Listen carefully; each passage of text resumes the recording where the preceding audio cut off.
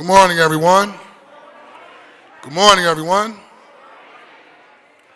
I note that the hour has come and the quorum of this council is present. Members, please take your seats. Visitors, please retire to the seats outside the rails. Before proceeding, I will ask all those present to please set your cell phones to silent and or vibrate.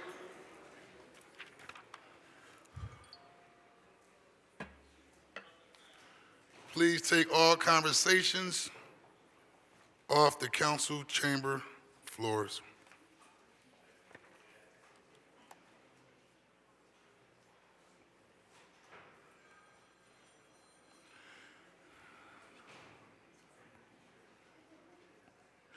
To give our invocation this morning, the chair recognizes Sufai Ahmed, Muhaddin of the Bawa Muhaddin Fellowship. He is here today as a guest of Councilmember Dr. Nina Ahmed. I will ask all members and guests to please rise.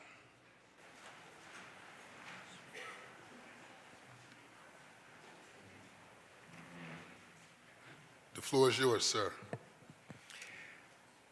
Council President Kenyatta Johnson, Councilwoman Nina Ahmed, my brothers and sisters of the blessed city of Philadelphia. In remembrance and trust in God, the God of compassion and mercy, that guides those who quicken their heart with supplication and prayer, let us be those whose hearts are so quickened. The history of this city is filled with people of virtue and wisdom. City of brotherly love, sisterly love, fatherly love, motherly love, and God's love. For example, founder William Penn, City for Liberty and Freedom. The wisdom of Benjamin Franklin, the inspiration of Pope Francis here, and the service of the Sufi Saint Bawa Muhammad. And by their actions, they showed their love for the light of God in every single person. Let us make sure that every person in Philadelphia, rich and poor, especially those most in need, can live with safety and dignity. And this city council, I know, is committed to that task. It's a task that seems impossible until it isn't. And that's what the power of God's grace can do. And that's why we turn to you, O God, and ask for your guidance in this very challenging time. Not long ago, each of us came into this world with very innocent and pure hearts. And that purity of heart is still available to all of us, but we have to dig deep for that. And that deep digging comes from turning toward the power of God's grace and the power of love, and never from the love of power. But that power can get us in touch with that. And it's in that same place where that heart of purity beats that the voice of conscience can be heard. And the voice of conscience can guide us to intelligent actions of wisdom that can meet these insurmountable challenges. Because with God's grace, what is impossible becomes possible. And that's what we need. None of us created this heartbeat or the next heartbeat, not this breath or the next breath. We share, all of us, in frailty and dependence on God's grace to live. Give us hearts of appropriate gratitude. Gratitude for the privilege of service. Gratitude for the privilege of being here together. Gratitude for making the world a little better place. Now, there's nothing wrong with being grateful for the Phillies winning or the Eagles winning or the Sixers winning, but that's very seasonal and short-lived. But gratitude for the gift of the privilege of service and fulfilling that privilege is profound and long-lasting and stretches out to others. It becomes an inspiration to the students. It becomes a balm of security for those in need. It becomes a signpost for those yet to come. And with God's grace, this city council will set that example, because this city council is turning toward those most in need, the people who've been forgotten, the people who are the least amongst us, where he said he could be found. What you do to the least amongst us. The rich and the poor have a right to live in safety and dignity in this city. And if we can do it here, just like America began here, we can begin to heal the wounds in our country. That's the task before us, and it begins in that purity of the conscience that resonates in our hearts. Dear God, separate from us that which separates us from one another. Prejudice, jealousy, pride, cynicism, anger, and the corrosiveness of forgetfulness. Awaken us with the open space of the light of love, compassion, justice, and the wisdom that emerges from these qualities. Surely as you watch over every sparrow, you will watch over us. Let our faith in the power of love overcome the arrogance of the love of power. May the rule of law overcome those who are now pursuing the law of power. Let our time and our work be a beacon for those who come after us. Only you, God, can fully appreciate the challenges we face and the hard work we do for others. Only you will give us the recognition. We look to no other recognition other than your grace in our hearts. Surely, as our hearts unfurl and the winds of your blessing fill the sails of our hearts, you will carry us to a shore of success. All praises are to you, the giver of consciousness, the giver of light, the giver of the love of family and community, the giver of our conscience, the giver of each other. Thank you, dear God, for bringing us together. All praises are yours. Amen. The chair thanks the Sufa Muhammedin for the invocation. Council will be at ease.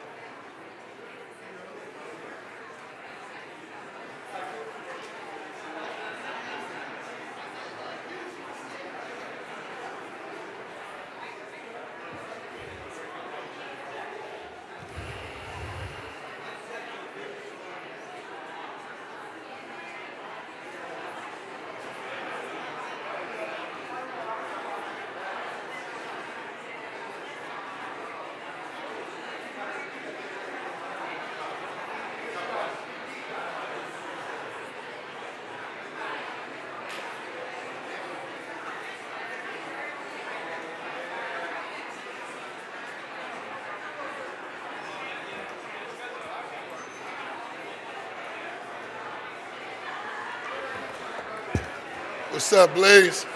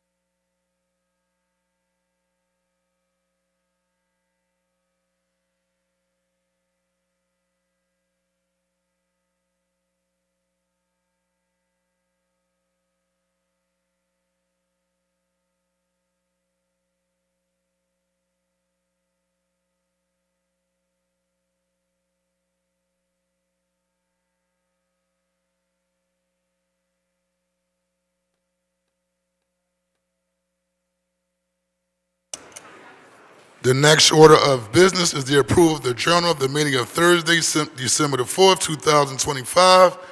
The chair recognizes Councilmember Cindy Baz. Thank you, Mr. President. I move that the journal of the meeting of Thursday, December 4th, 2025 be approved. It has been moved and properly seconded that the journal of the meeting of Thursday, December the 4th, 2025 stand approved. All those in favor will indicate by saying aye. Those opposed, the ayes have it, and the journal is approved. The next order of business is request for leave of absence, and the chair recognizes Councilmember Gilmore Richardson. Thank you, Mr. President. On behalf of the majority, there are no requests for leaves of absence today. The chair thanks the councilmember. The chair recognizes Councilmember Brooks. Thank you, Council President. On behalf of the minority, there are no requests for leave today. The chair thanks the councilmember. The chair now recognizes Councilmember Kathleen Gilmore Richardson for a motion concerning certain legislative matters that may arise during the course of today's session of council and that were not listed on the calendar circulated prior to today's council session. Thank you, Mr. President. I move that any of the following matters, if considered today, may be added to the agenda for this session of council and as required by law, subsequently published on an amended agenda after the consideration of those matters. Resolutions authorizing hearings, amendments to bills on first reading, the reconsideration of a bill vetoed by or recalled from the mayor, amendments to bills recalled from the mayor, resolutions taking substantive action to be voted on in this session, a motion to withdraw a bill or resolution that is not on the calendar, and a motion placing a bill or resolution on or returning a bill or resolution from the suspension calendar that is not listed on today's calendar. The purpose of this motion is to provide the public with notice concerning possible actions by council that arose too late to be included on the calendar that was published prior to today's session. It has been moved and properly seconded that the legislative matters stated by Councilmember Majority Leader Gilmore Richardson may be added to the agenda for today should those matters arise during the course of this session of council. All those in favor will indicate by saying aye. Those opposed, the ayes have it, and the motion carries. The chair will dispense with the regular order of business to recognize the guests and visitors joining us in chambers this morning. On behalf of all members of City Council, I welcome you to our council session. We appreciate your taking the time to join us as we attend to the legislative affairs of our great city. We certainly invite you to come again. The chair recognizes Majority Leader Kathleen Gilmore Richardson. Thank you, Council President, and thank you, colleagues. Today, I am thrilled to welcome to Philadelphia City Council a Philadelphia native and music industry leader. Have you ever heard of the Roots Picnic? Lil Wayne's Louisiana Festival? Mary J. Blige Strength of a Woman Festival, and I could go on and on. Brandon Pankey is a graduate of the Philadelphia Public School System by way of Julia R. Masterman Middle and High School, where we hosted a show together in middle school. He is also a graduate of Annenberg School of Communications at the University of Pennsylvania. Brandon has gone from producing to building a new era of artist-led storytelling, where he is creating space for artists to tell their own stories. And as described by Essence Magazine, he is the culture builder.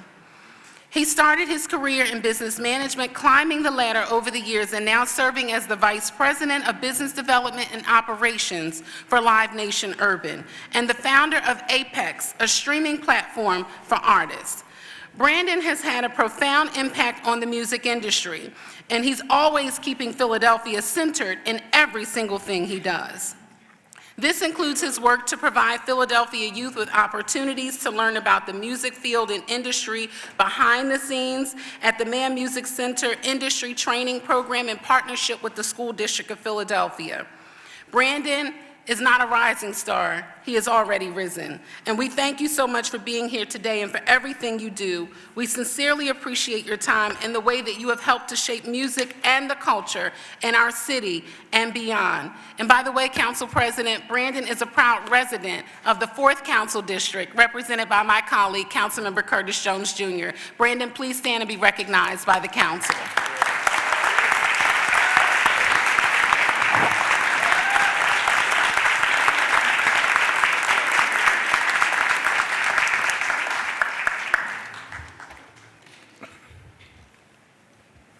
Thank you, Mr. President. You're welcome. Great job, Brandon. And Chair recognizes Councilmember Dr. Anthony Phillips. Good morning. Thank you, Council President, and happy holidays to everyone. And it's also great to be here with all of our colleagues. I am pleased and thrilled to welcome to the city of Philadelphia the Reverend Marshall Hatch Jr., who is my best friend from Bates College in Maine. When we were in dormitories, we used to talk about how we wanted to change the world. Little did I know that he always talked about what he wanted to do in Chicago, and I talked about what I wanted to do in Philadelphia. Today, he is visiting me from Chicago, and he is the co-founder of MyAlpha and the executive director, which is an organization that creates a space for young black men to reimagine themselves as leaders. It's a reentry program where they receive housing, workforce development, education, and he was recently named to Time Magazine's top 100 individuals in the nation. So Philadelphia, we have a model of excellence when it comes to faith-based re-entry programs into the world, and he's a University of Chicago Divinity School graduate as well. Philadelphia, please welcome the Executive Director of MAFA in the West Side of Chicago, the Reverend Marshall Hatch Jr.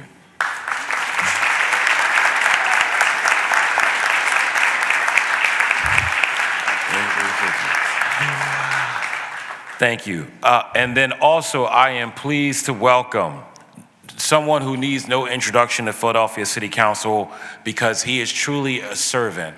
He is accessible, he is someone that is responsive, and he's also innovative. When there is a system or something that is not necessarily productive in his organization, he finds a way to fix it because he understands serving people matters. And so, Philadelphia, we are proud to see the changes in the Philadelphia Parking Authority, where not only they focus on enforcement, but they have been heavily focused on the quality of life of neighbors in our city. Richie Laser has found a way to address quality of life issues such as sidewalk parking, towing of tractor trailers, improving parking management for residents, because oftentimes residents are complaining about parking, overcrowding on their streets.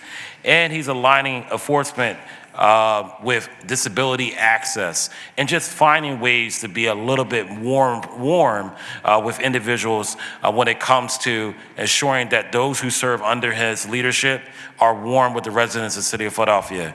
The Parking Authority is by far nowhere perfect, but what I will tell you is that it has grown significantly under the leadership of the executive director, Rich Laser, who is no bureaucrat. And so I wanted to honor him because Rich Laser is one of the best people the city of Philadelphia has ever seen. Without further ado, Philadelphia, welcome Rich Laser, the Parking Authority executive director.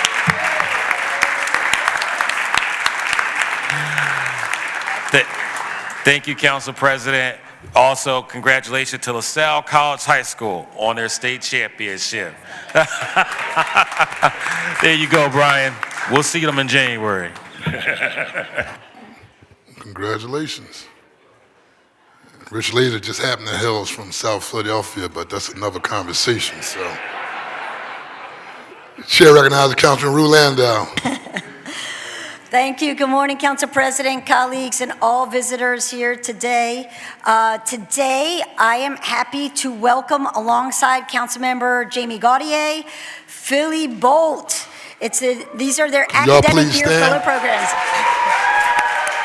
Stand up, Philly Bolt, stand up. There they are. There they go. Philly Bolt, this is an organization that cultivates and supports grassroots leaders driving community-led change. These are leaders who live in neighborhoods across the city, and we are welcoming a cohort of over 80 Bolt youth coaches and fellows today. They come from at least four public high schools: West Philly, Sayre, Palumbo, and Olney.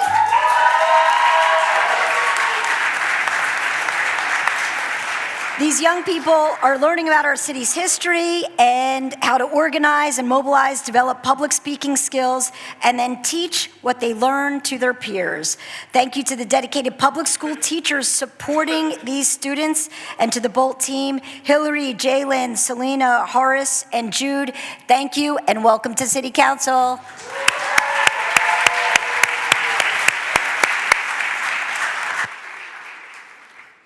Thank you very much. Also recognizing joining us today is the head of Labor's District Council 332, Mr. Sam Staton Jr. Thank you for joining us as well. As there are no presentations today, the next order of business is communications. The chair requests that the Sergeant at Arms deliver to the messages from the mayor to the chief clerk. Would the chief clerk please to read the messages from the mayor and any other communications in her possession? Chair recognizes Councilwoman Cindy Bass. Thank you, Mr. President. I also wanted to make acknowledgement today around someone that really needs no introduction here in the city of Philadelphia, Ms. Saudia Schuler, as we're going to be passing a Please stand. As we're going to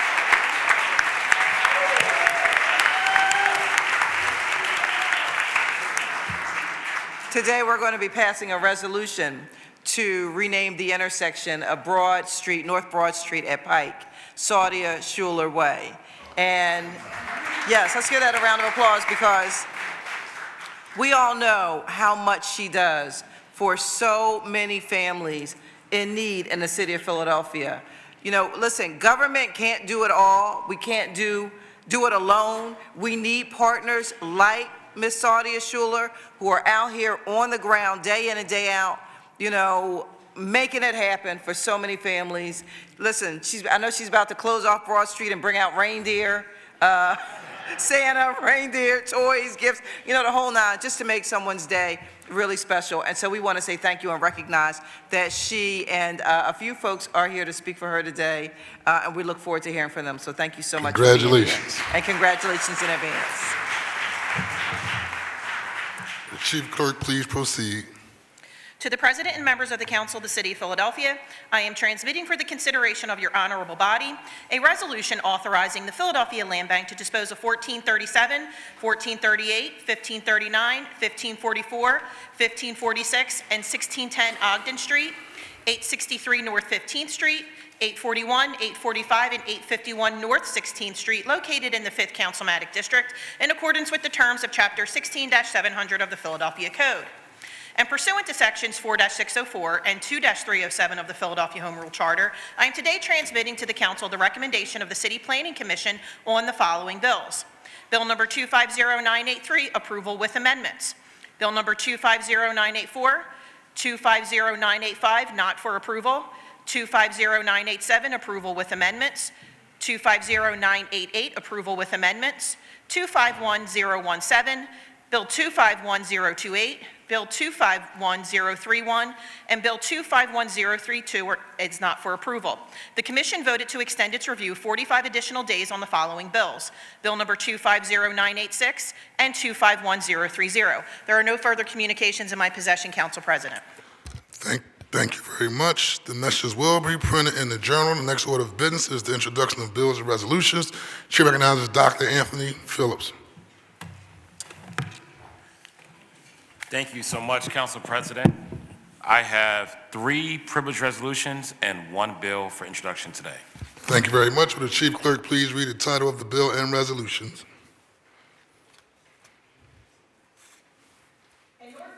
An ordinance amending Chapter 9-4400 of the Philadelphia Code entitled Responsible Business Operations to add illegal sales of tobacco products to minors and unlicensed tobacco retailing as nuisance behaviors, and require completion of a department-approved tobacco retailer education and compliance training as a condition of lifting a cease operations order, all under certain terms and conditions. This bill will be referred to the appropriate committee. And a privileged resolution recognizing and honoring Rich Laser, Executive Director of the Philadelphia Parking Authority, for strengthening the authority's operations, improving customer service, and addressing key quality of life issues that impact residents across the city of Philadelphia. This resolution will be placed on today's final passage calendar. And a privileged resolution honoring LaSalle College High School on winning the 2025 PIAA Class 6A State Football Championship. This resolution will be placed on today's final passage calendar. And a privileged resolution honoring and recognizing the MAAFA Redemption Project and its Executive Director, Reverend Marshall Hatch Jr., for creating a safe, healing, and disciplined pathway for young men to reimagine themselves as leaders and change agents, work that reflects the same fight for opportunity, safety, and dignity championed in Philadelphia's neighborhoods. This resolution will be placed on today's final passage calendar. Chair recognizes Majority Leader Kathleen Gilmore Richardson. Good morning, Council President. Good morning, colleagues. Today I offer 2 privilege resolutions. Thank you very much. Will the Chief Clerk please read the title of the resolutions? A privileged resolution recognizing, honoring, and congratulating Phi Beta Sigma Fraternity Incorporated on its 112th Founders Day and declaring January 9th Phi Beta Sigma Fraternity Incorporated Day in the city of Philadelphia. This resolution will be placed on today's final passage calendar. And a privileged resolution recognizing, honoring, and congratulating Zeta Phi Beta Sorority Incorporated on its 106th Founders Day and declaring January 16th Zeta Phi Beta Sorority Incorporated Day in the city of Philadelphia. This resolution will be placed on today's final passage calendar. Chair recognizes Councilmember Jamie Gaultier. Good morning, Council President. Today I have 1 non-privileged resolution and 1 bill. Thank you very much. Will the Chief Clerk please read the title of the bill and resolution?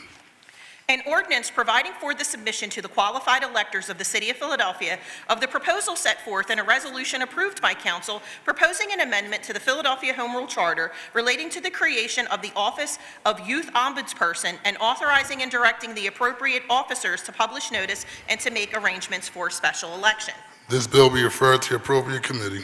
And a non-privileged resolution proposing an amendment to the Philadelphia Home Rule Charter, providing for the creation of the Office of the Youth Ombudsperson, and providing for the submission of the proposed amendment to the electors of Philadelphia. This resolution will be placed on the final passage calendar for consideration. This bill will be referred to the appropriate committee. Chair recognizes Councilmember Isaiah Thomas. Good morning, Council President. Good morning, colleagues. Good morning to the city of Philadelphia. Today I have 1 bill. Thank you, Council President. Thank you very much. Will the Chief Clerk please read the title of the bill? An ordinance amending Title 20 of the Philadelphia Code entitled Officers and Employees to provide for compensation of the Director of Office of Prison Oversight and members of the Philadelphia Prison Community Oversight Board, and amending Title 21 of the Philadelphia Code entitled Miscellaneous to add a new chapter providing for the powers and duties of Office of Prison Oversight and Philadelphia Prison Community Oversight Board, and the manner in which other officers, employees, and agencies shall fulfill their respective responsibilities with respect of the office and board, all under certain terms and conditions. This bill will be referred to the appropriate committee. Chair recognizes Councilmember Curtis Jones Jr. Thank you, Mr. President. Today I offer one privileged resolution on your behalf. Would the chief clerk please read the title of the privileged resolution? A privileged resolution authorizing the Committee of the Whole to hold hearings examining the history and purpose of the Philadelphia's Minority Women and Disabled-Owned Business Enterprises, MWD-SBE, contracting programs, the current federal and judicial landscape affecting diversity, equity, and inclusion DEI policy, and the Parker's administration's revised approach to participation ranges and procurement strategy. This bill will be referred Privileged resolution. to the, this resolution will be placed on the day's final passage calendar. Chair recognizes Councilman Rue Landau. Good morning again, Council President. Today I have one privileged resolution I'm introducing along with Councilmember Gaudier. Would the chief clerk please read the title of the resolution? A privileged resolution celebrating the fourth cohort of Philly Bolt grassroots leaders in the city of Philadelphia, recognizing the students of Philly Bolt Academic Year Fellowship Program for their dedication to community-led change and leadership development. This resolution will be placed on today's final passage calendar. Chair recognizes Councilman Ketty Lozada. Thank you, Council President. Today I have no bills and no resolutions. Thank you. Chair recognizes Councilmember Jeffrey J. Young Jr. Thank you, Mr. President. Today I offer two bills for introduction. Thank you very much. Would the chief clerk please read the title of the bills? An ordinance authorizing the Commissioner of Public Property on behalf of the City of Philadelphia to enter into an amendment to a sublease agreement with the Philadelphia Municipal Authority for use by the city of all or a portion of the premises located at 1600 through 26 John F. Kennedy Boulevard under certain terms and conditions. This bill will be referred to the appropriate committee. And an ordinance amending Chapter 14-500 overlay zoning districts of the Philadelphia Code to add a new section establishing the Vine Street Expressway Overlay District, all under certain terms and conditions. This bill will be referred to the appropriate committee. The chair recognizes Councilman McKendra Brooks. Thank you, Council President. I have one privileged resolution today that I'm introducing with Majority Leader Catherine Gilmore Richardson. Thank you very much. Would the chief clerk please read the title of the privileged resolution? A privileged resolution recognizing, honoring, and celebrating the wardrobe on the occasion of its 30th anniversary of opening. This resolution will be placed on today's final passage calendar. The chair recognizes Councilmember Jim Harity. Good morning, Council President. I have nothing today. Thank you very much. Would the chief clerk please? Chair recognizes Councilmember Nicholas O'Rourke. Thank you, Mr. President. I have two privileged resolutions to introduce today. Thank you very much. Will the chief clerk please read the title of the privileged resolutions? A privileged resolution welcoming the FIFA World Cup 2026 teams playing in Philadelphia and celebrating the World Cup's contribution to Philadelphia's global economy. This resolution will be placed on today's final passage calendar. And a privileged resolution recognizing December 21st, 2025 as Homeless Persons Memorial Day in the city of Philadelphia, acknowledging the lives of all unhoused people we have lost over the past year and bringing attention to housing insecurity across the city. This resolution will be placed on today's final passage calendar.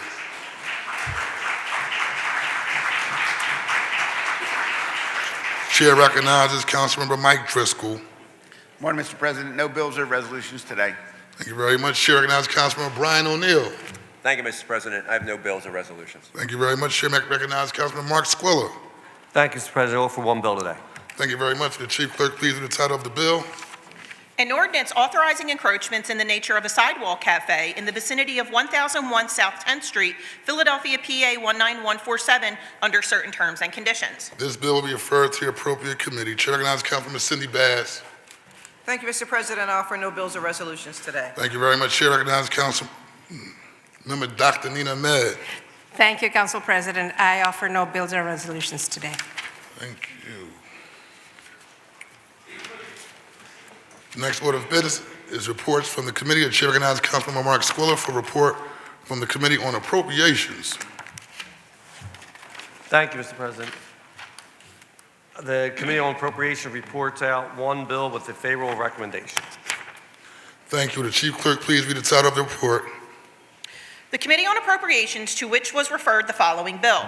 Bill number 251027, an ordinance authorizing transfers and appropriations for fiscal year 2025 from the General Fund, the Water Residual Fund, the Grants Revenue Fund, the Aviation Fund, and the Transportation Fund, all from certain or all city offices, departments, boards, and commissions, to the General Fund, the Water Residual Fund, the Aviation Fund, and the Transportation Fund, all to city or all city offices, departments, boards, and commissions, respectfully reports it has considered and amended the same and returns the attached bill to council with a favorable recommendation. There are no further bills to report out from the Committee on Appropriations, Council President. Chair recognizes Mark Squilla for a motion. Thank you, Mr. President. I move the rules of council be suspended to permit first reading this day. The bill just read into the record by the Chief Clerk. It has been moved and properly seconded that the rules of council be suspended to suspend the consideration of this bill just read by the Chief Clerk at today's session of council. All those in favor of the motion will signify by saying aye. Those opposed, the ayes have it. The motion carries. This bill will be placed on our first reading calendar for the day. The chair recognizes Councilmember Ketsi Lozada for a report from the Committee on Public Property and Public Works. Thank you, Council President. The Committee of Public Property and Public Works reports one bill with a favorable recommendation. Thank you very much. Will the Chief Clerk please read the report? The Committee on Public Property and Public Works, to which was referred the following bill. Bill number 250807, authorizing the Commissioner of Public Property to acquire, on behalf of the city, fee simple title or a lesser interest by purchase, dedication, donation, condemnation, agreement in lieu of condemnation or otherwise, for the purpose of making, enlarging, connecting, extending, operating, and maintaining public parks for recreational use, certain parcels of land generally bounded by and located between Vine Street, Fairmount Avenue, 8th Street, and 12th Street, together with all improvements thereon, and all associated easements and appurtenances, and to lease the property or a portion thereof to Center City District, all under certain terms and conditions, respectfully reports it has considered and amended the same, and returns the attached bill to council with a favorable recommendation. There are no further bills to report out from the Committee on Public Property and Public Works, Council President. Thank you very much. The chair recognizes Councilman Ketsi Lozada for a motion. Thank you, Mr. President. I move that the rules of council be suspended to permit first reading on this day of the bill just read into the record by the Chief Clerk. It has been moved and properly seconded that the rules of council be suspended so as to permit the consideration of this bill just read by the Chief Clerk at today's session of council. All those in favor of the motion will signify by saying aye. Those opposed, the ayes have it. The motion carries. This bill will be placed on our first reading calendar for the day. The chair recognizes Councilmember Dr. Ahmed for a report from the Committee on Public Health and Human Services. Thank you, Council President. The Committee on Public Health and Human Services reports out one bill with a favorable recommendation. Thank you very much. Will the Chief Clerk please read the report? The Committee on Public Health and Human Services, to which was referred the following bill. Bill number 250990, amending Chapter 9-1100 of the Philadelphia Code, entitled Fair Practices Ordinance, Protections Against Unlawful Discrimination, to add protections against employment discrimination on the basis of human trafficking victim status, all under certain terms and conditions, respectfully reports it has considered the same and returns the attached bill to council with a favorable recommendation. There are no further bills to report out from the Committee on Public Health and Human Services, Council President. Chair recognizes Councilman Dr. Ahmed for a motion. Thank you, Mr. President. I move that the rules of council be suspended to permit first reading this day of the bill just read into the record by the Chief Clerk. It has been moved and properly seconded that the rules of council be suspended so as to permit the consideration of this bill just read by the Chief Clerk at today's session of council. All those in favor of the motion will signify by saying aye. Those opposed, the ayes have it. The motion carries. This bill will be placed on our first reading calendar for today.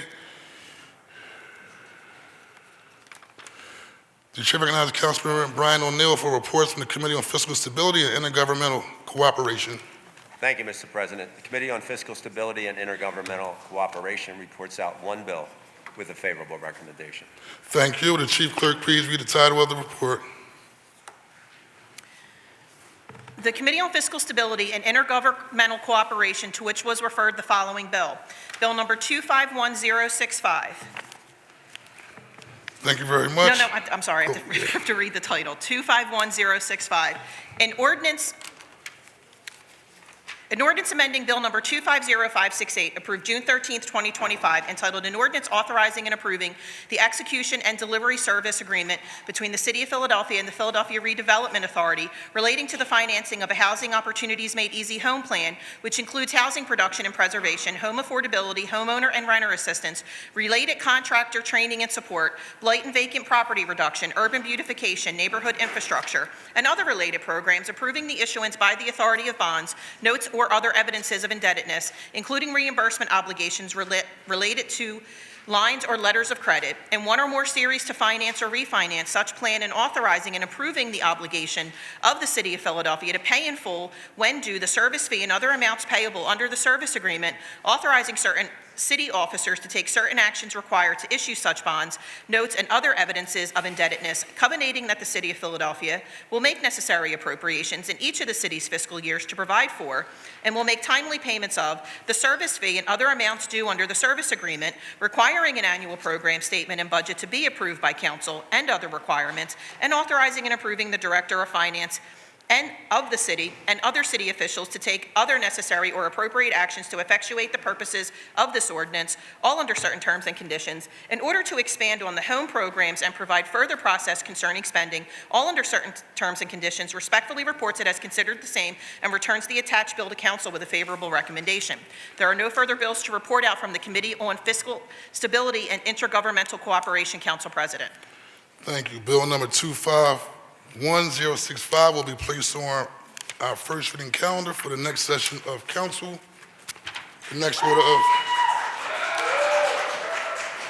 order of business is the consideration of the calendar. I note that the bills just reported from the committees with suspension of the rules have been deemed to have had a first reading. These bills will be placed on the second reading and final passage calendar for the next session of council. As there are no additional bills on the first reading calendar, the chair recognizes Majority Leader Kathleen Gilmore Richardson for a motion concerning the resolutions on the final passage calendar. Thank you, Mr. President. I move that the rules of council be suspended to permit the use of a consent agenda to consider the following resolutions on the final passage calendar. Numbers 251077, 251078, 251079, 251080, 251081, 251085, 251086, 251087, 251088, 251089, 251090, 251091, and 251092. The following resolutions on the calendar are being held: 250303. Is there a second? It has been moved and properly seconded that the rules of council be suspended to permit the use of a consent agenda to consider the resolutions just read by Councilmember Majority Leader Gilmore Richardson. All in favor will signify by saying aye. Those opposed, the ayes have it. The motion carries, and we will consider the resolution consent agenda shortly. The chair again recognizes Councilmember Majority Leader Gilmore Richardson for a motion concerning the bills on the second reading and final passage calendars. Thank you, Mr. President. I move that the rules of council be suspended as to permit the use of a consent agenda to consider the following bills on the second reading and final passage calendars. Numbers 250534, 250573, 250574, 250606, 250717, 250771-A, 250801, 250805, 250809, 250832, 250839, 250840, 250841, 250842, 250846-A, 250847, 250888-A, 250913, 250914, 250920, 250946, 250947, 250954, 250982, 250983, 250984, 250985, 250987, 251017, 251023, and 251028. The following bills on the calendar are being held: 250843, 250986, and 251025. Good job, Majority Leader. I'm talking about. It's the last That's day. a lot of bills. He said we ain't working. Is there a second, Councilman Jamie Gaultier? It has been moved and properly seconded that the rules of council be suspended to permit the use of a consent agenda.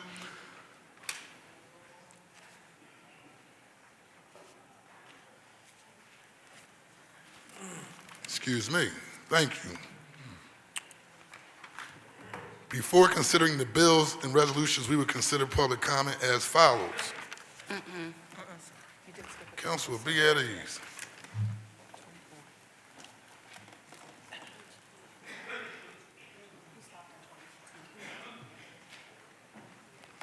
I don't know if y'all watch Stranger Things. Sometimes I feel like I'm in an upside-down world, but it has been moved and properly seconded that the rules of council be suspended to permit the use of a consent agenda to consider the bills just read by majority of Captain Gilmore Richardson. All those in favor will signify by saying aye. Aye. Those opposed, the ayes have it. The motion carries, and we will consider the bills on the consent agenda shortly. The chair recognizes majority of Gilmore Richardson for the purpose of calling up any additional bills and resolutions on the regular second reading and final passage calendars.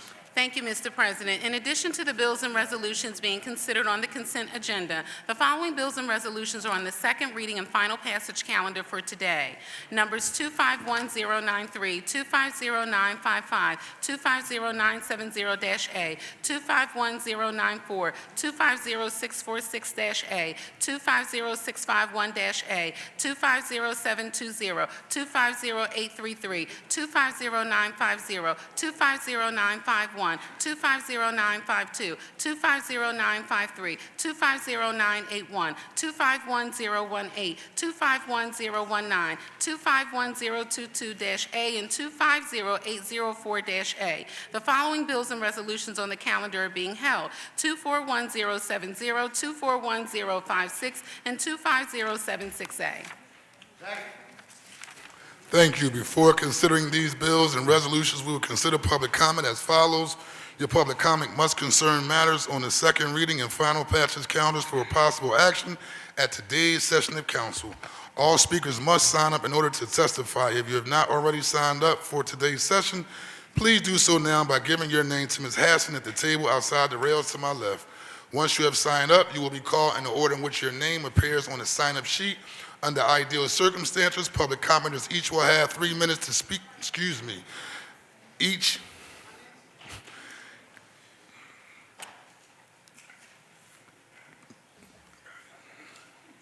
Each public commenter will have up to 2 minutes to speak.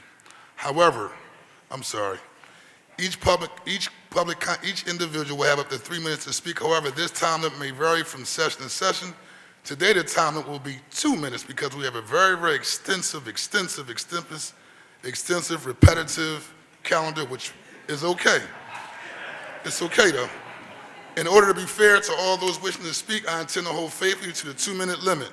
When you begin speaking, you will see a green light on the podium. When there are only 30 seconds remaining to your time, the light will turn yellow, which is your reminder to conclude your remarks. Once 2 minutes have passed, the light will turn red, and the sergeant at arms will disconnect the microphone. Now, he's just doing his job, y'all. So give him a little bit of grace. I also reserve the right, pursuant to our rules of council, to limit repetitious comments on the same subject matter. Also want you to know that when your light turns red and the sergeant at arms will disconnect that microphone, just be supportive of the next person who has to speak after you. I will now ask the chief clerk to please read the name of our first speaker. Okay.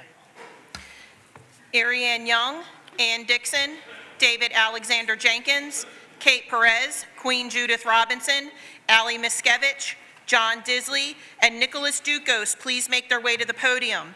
Ariane Young, Ann Dixon, David Alexander Jenkins, Kate Perez, Queen Judith Robinson, Ashley Miskevich, John Disley, and Nicholas Dukos.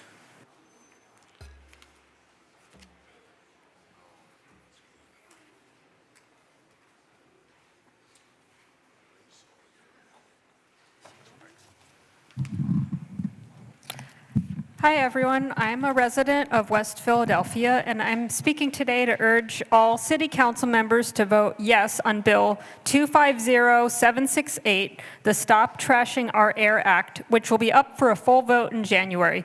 Right now, our federal and state governments are going backwards when it comes to cleaning up our air and environmental justice at large.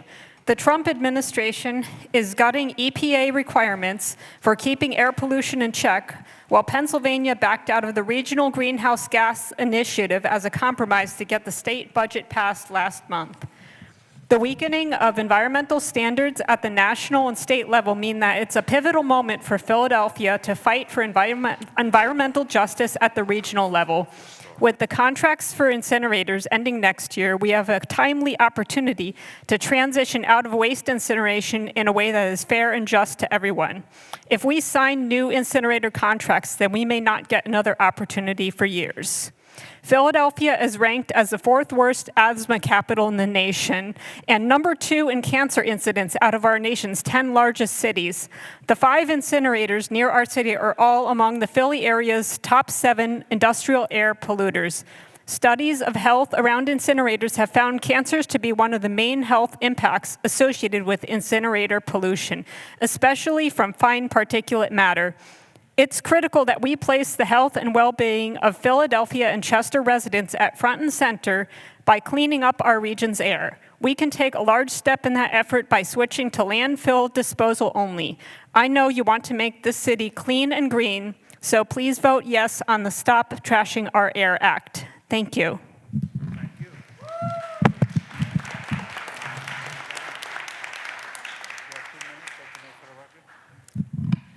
Ann Dixon. So many good reasons for passing the Stop Trashing Our Air Act were given at the Committee on the Environment hearing on November 17th. If you haven't seen it, I strongly suggest you go online to watch it. Landfilling is a better, less toxic alternative than incineration. The amount the city sends to incinerators is about 180,000 tons per year, according to Carlton Williams, director of the Office of Clean and Green. This is less than a third of the waste the city manages and works out to under 500 tons per day. Republic, the world's 2nd largest waste corporation, has 2 transportation stations in the city with a combined capacity of 1,900 tons per day. Nearly 4 times what would be needed. They have the capacity to handle this additional trash and to bring it to their nearby landfills in Berks and York counties, which each have enough capacity to handle the amounts we currently burn. There is no reason not to pass this important act. Landfilling creates more jobs than incineration, and rumor has it that the incinerator workers at ReWorld have recently unionized through the operating engineers and are a part of a local that includes Philly. I hope that City Council is looking at the big picture of how beneficial stopping incineration is and won't just capitulate to the lobbying dollars of a few. Thank you.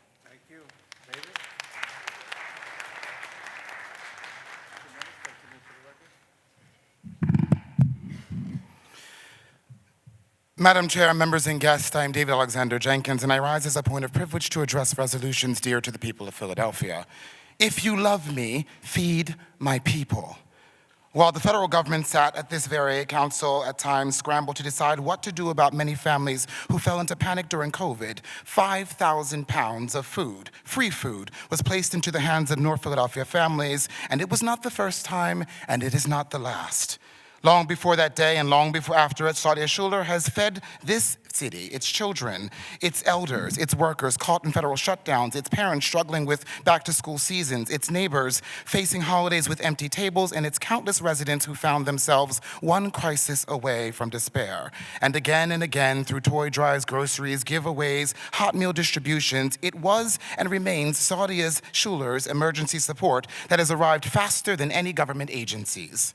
During the federal worker shutdowns, back-to-school seasons, when parents had nothing left to give. During holidays, when despair sat in the doorways of our neighborhoods, thousands can testify that they made it to one more day because one woman carried within her an ancient command.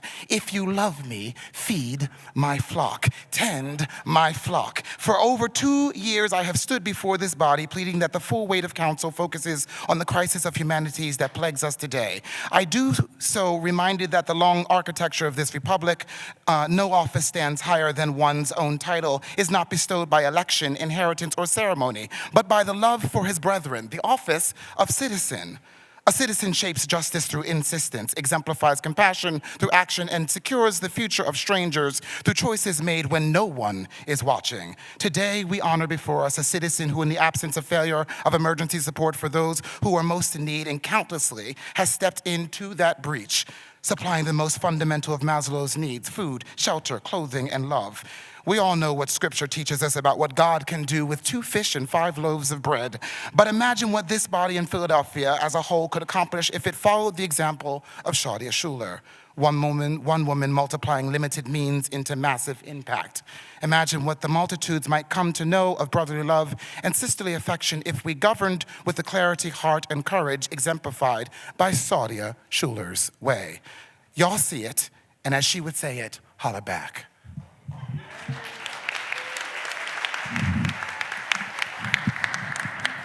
have 2 minutes. State your name for the record, please. Good morning, all. Queen Judith Robinson here to testify on 250955, floating a bond to manage poverty. When politicians are hell-bent on an agenda, ain't no stopping them. Listening only to those who they assume agree with them, using PR and poor people as props, paying rent, moving expenses. I'm asking about sustainability of these issues. Paying security deposit on the layaway as we have it now. Homelessness, as the homelessness budget has ballooned over many years, I don't hear any talk about reducing that homeless budget as we talk about finding a way home. It's not easy. It's not easy. It shouldn't be easy. As a real estate professional, we always pre-qualify folks, and it's always based on income, debt, and savings. So I'm just here to give you a little reminder. Black women are 70% of Philadelphia yearly evictions. Many families are in shelters. We don't have any kind of details about how that will be reduced, okay? Meanwhile, Philadelphia Housing Authority, PHA, is the clog in the wheel, which I don't hear you talking about. And if we do not deal with that, we will have problems to be continued. They have a 10-year waiting list, which is closed. They do not help with security deposit, and they have vacant and abandoned properties all over the whole city of Philadelphia in every single neighborhood. So I asked the question, what are we going to do about those things? So another reminder is MV Realty has a lien on homeowners' properties. Will any of the resources for Tangled Titles be used to make those people whole, to pay off that lien? And then I'm going to close with this after wishing you all a happy holiday season.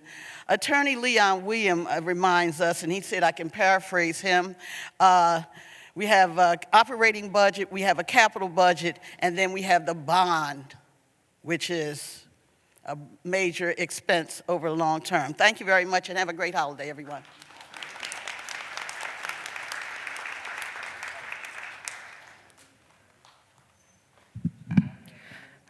Good morning, Majority Leader, members of council. My name is Ashley Miskovich, and I am Senior Manager of Local Government Advocacy at the Chamber of Commerce for Greater Philadelphia, and I'm here today in support of Bill number 251022.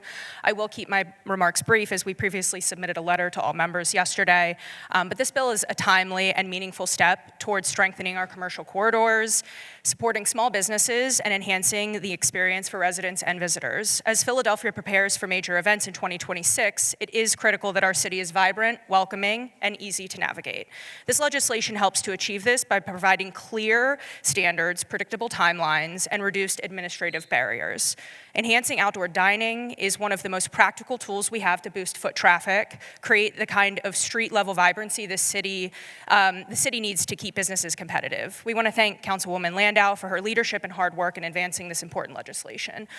Before closing, I also want to acknowledge the package of bills for the Philly Saves program. I know Council President has left, but we want to thank him and Councilman Driscoll on their leadership for this initiative. It is exactly the type of bold, forward-looking policy rooted in collaboration with the business community that helps expand economic mobility and long-term financial security for workers across the city.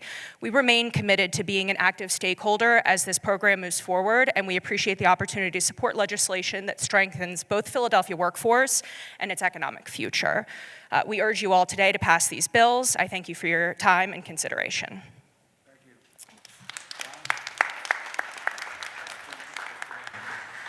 We have John Disley, Nicholas Dukos, May Alfred Klosterman, Con Miller, Jeremy Blatstein, Kelly Flannery, and Michael Nees also make their way to the podium.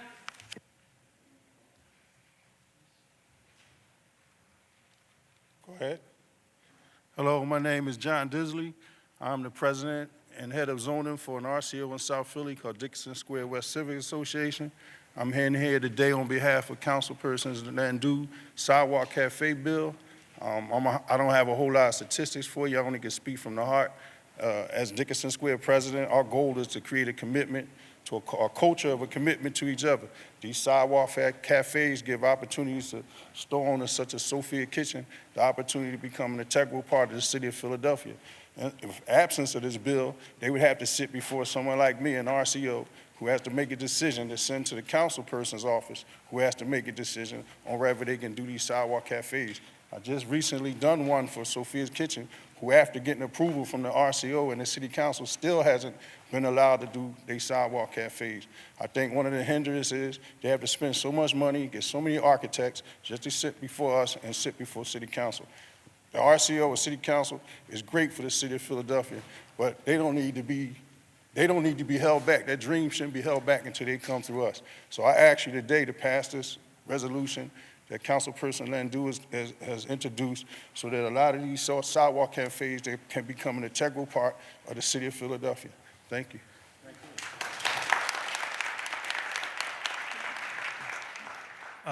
Good morning, and thank you, council members, for being here. Sticking on the sidewalk cafe topic, my name is Nicholas Dukos. I am one of the owners of Mural City Cellars with my wife. We're Philadelphia's first urban winery in the Fishtown neighborhood. We've been in business for 5 years, and we have a small but mighty team. But for the last year, we've been trying to get a sidewalk permit through the city to legally place 4 picnic tables on a 14-foot wide sidewalk. We have worked across multiple departments, including L&I, the Streets Department, 2 neighborhood association votes, RCO, City Council approval for encroachment ordinance. We've been directed to engage in an architect that has cost us upwards of $1,500, have encountered dead links on the city's website, and we've also been requested to provide paperwork via a CD-ROM through the city system through Eclipse. We have done most things we've needed to do to get a business open here in the city of Philadelphia, and we've done it by ourselves without a lawyer. We're not afraid of hard work. There are a lot of things difficult about running a business in Philadelphia, but this should not be one of them. Thank you.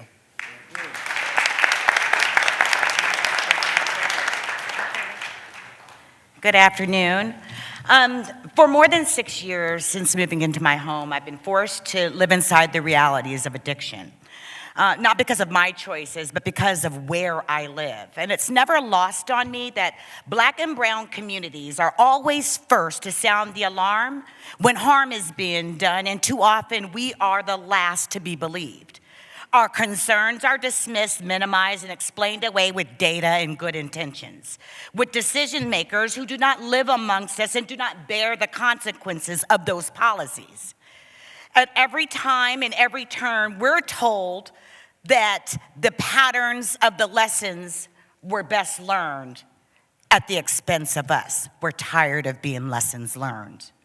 So let me, as a woman of color, say this plainly. We do not want mobile provider services in our community. Not because of lack of compassion and not because we recognize that there's a need for addiction and that it is a real crisis, but because we've already carried this burden. No community, especially one that's been so long underserved, should carry.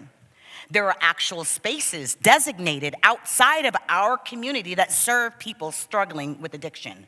Our parks, blocks, playgrounds, sidewalks cannot continue to be treated as default staging grounds for suffering. We should not have to wait for someone to be ready for treatment for our families to live with a basic human dignity. In the meantime, we avoid spaces that are meant for us. We stay inside for fear for what lies outdoors, and we simply have resigned ourselves to be prisoners in our own homes. We deserve a reprieve. We deserve safety. We deserve the right to shape what happens in our own community, and we've been held captive long enough, waiting, grieving, and sometimes losing hope that anything will ever change. Bill 250-720 finally gives us a meaningful tool to reclaim our neighborhood, our voice, and our future. I support this bill with my whole heart, and I urge you to do the same for the sake of our children, justice, and for every resident who has waited far too long to be heard. Thank you.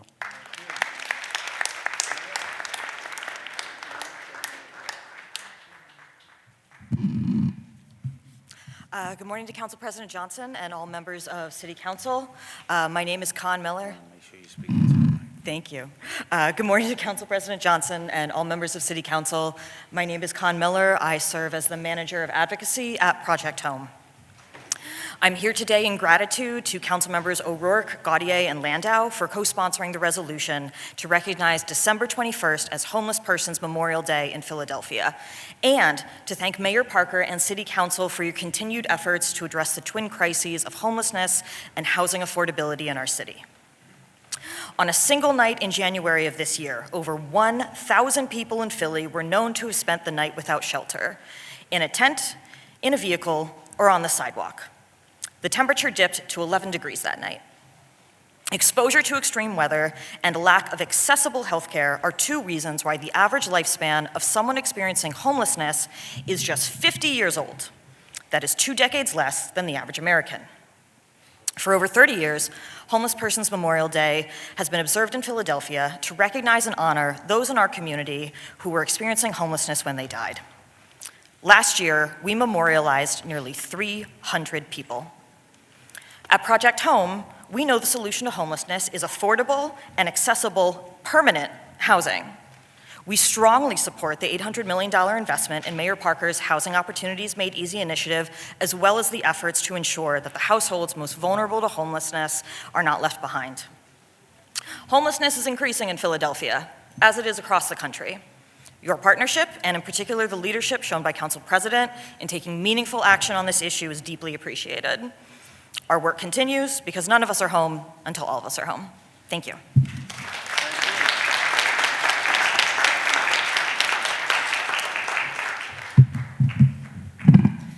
Hello, and thank you for the opportunity to provide public comment today. I'm Kelly Flannery, the Policy Director at Positive Women's Network, a national network of cis and trans women and gender diverse people living with HIV in the U.S.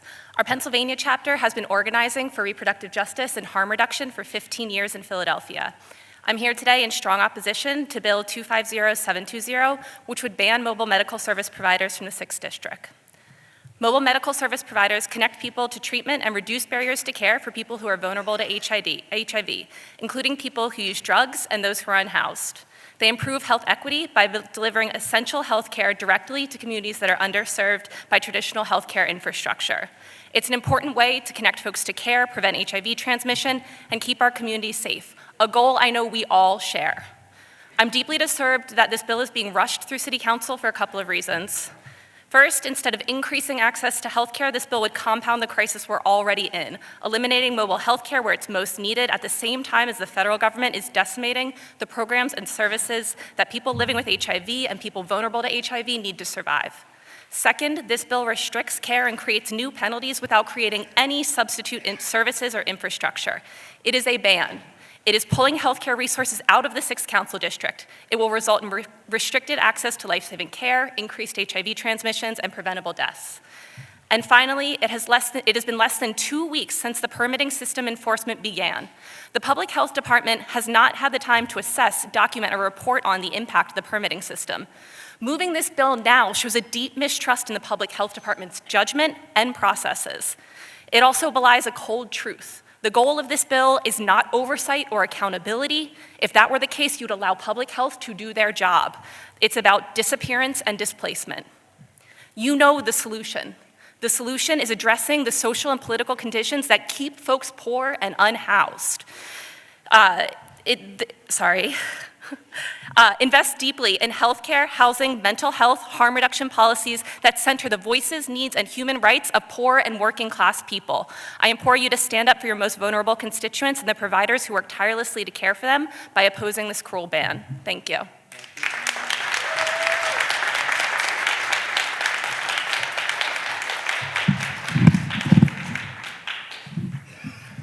Hello, my name is Jeremy Blatstein.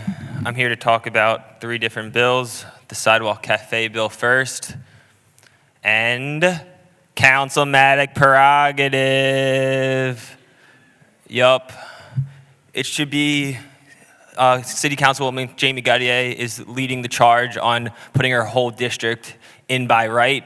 It shouldn't be piecemeal together. This is a simple thing to help small businesses. There's still the regulation, the oversight, and enforcement that would go along with this bill.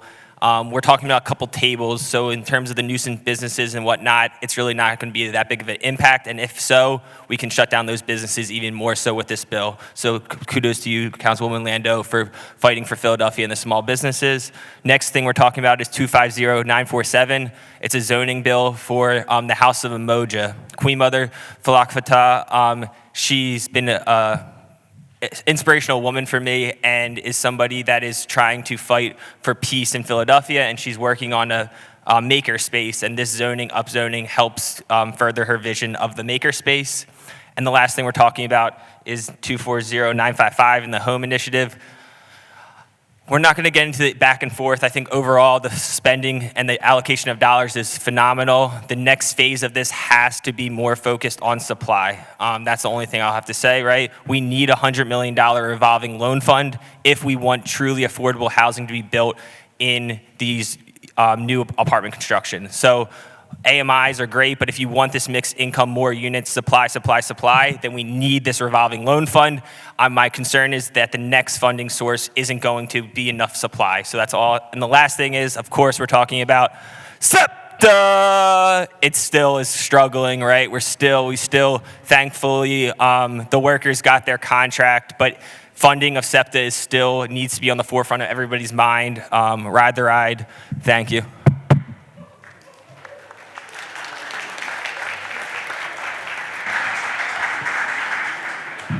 We had Michael Ness, Samantha Pfeiffer, Betsy Way, and Mike Ewall make their way to the podium, please.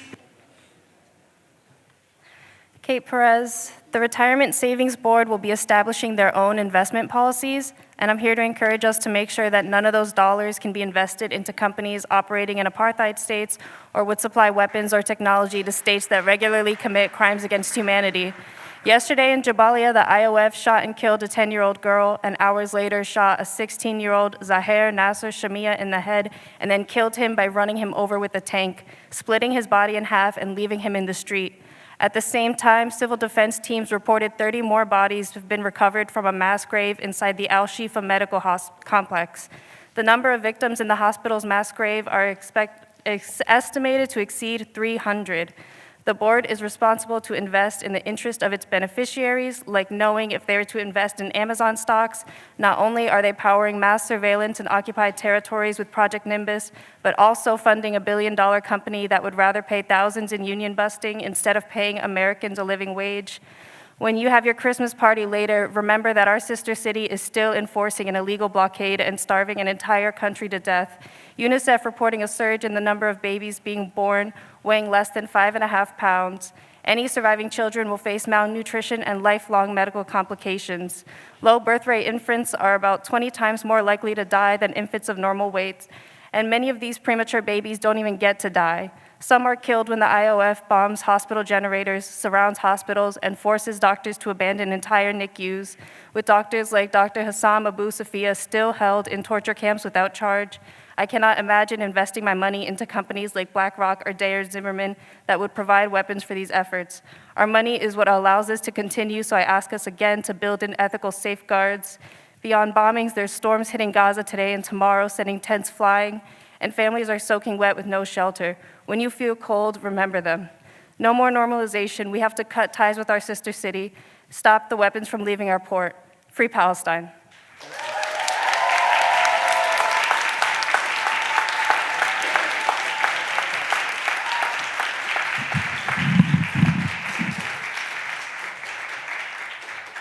Good morning. My name is Betsy Way. I'm here with respect to Resolution 251080, which is a redevelopment contract for a parcel of land on Kenilworth Street in South Philadelphia, otherwise known as Hawthorne Community Garden. And I'm here today to thank the council, Councilwoman Gautier, Council President Johnson. It's been a long time to put the garden in place, and your actions today really made a big difference. Thank you.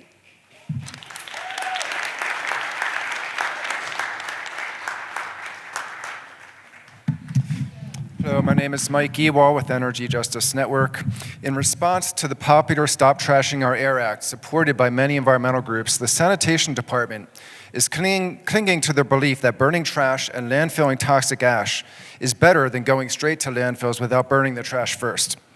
Carlton Williams of the Office of Clean and Green has been pointing to an inverted triangle image published years ago by the Environmental Protection Agency to justify his preference for incineration over landfilling. EPA admitted in early 2022 that they have no documentation to back up their placement of incineration over landfilling in that graphic. And in July 2022, they put a disclaimer on it, saying that they plan to revisit it based on the latest data and information. This has been a slow process that's likely on hold under the current Trump administration. However, the city has been taking this EPA waste hierarchy as gospel without acknowledging EPA's lack of any documentation to back it up.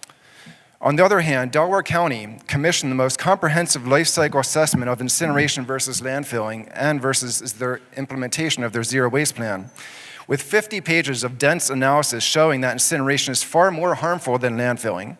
In fact, this recent 2023 study found that climate impacts are 69% worse from incineration than landfilling, and that the more localized human health impacts are a whopping 23 times worse for us than using landfills. This study is specific to the main incinerator that we're using, the one in Chester, Pennsylvania, and the landfill analysis is based on the waste composition of Philadelphia's trash. One couldn't get a more recent, comprehensive, and locally specific study of our waste disposal options. Despite this, Carlton Williams and the Sanitation Commissioner have called for more studies by a supposedly objective consultant. Clearly, they don't like the results from the Delaware County study, so they want their own pro-incinerator contractor to redo it, pretending that they're objective. That contractor doesn't have the tool that it takes to do this kind of study, and they only have a flawed analysis tool available to them. So if we want to stop feeding our trash to the largest air polluters in our region, we need to take action in time to impact the waste contracts that start in July and probably go for another 7 years. We don't have time to play around with revisiting studies because sanitation doesn't like what the best science already says. Thank you. Thank you.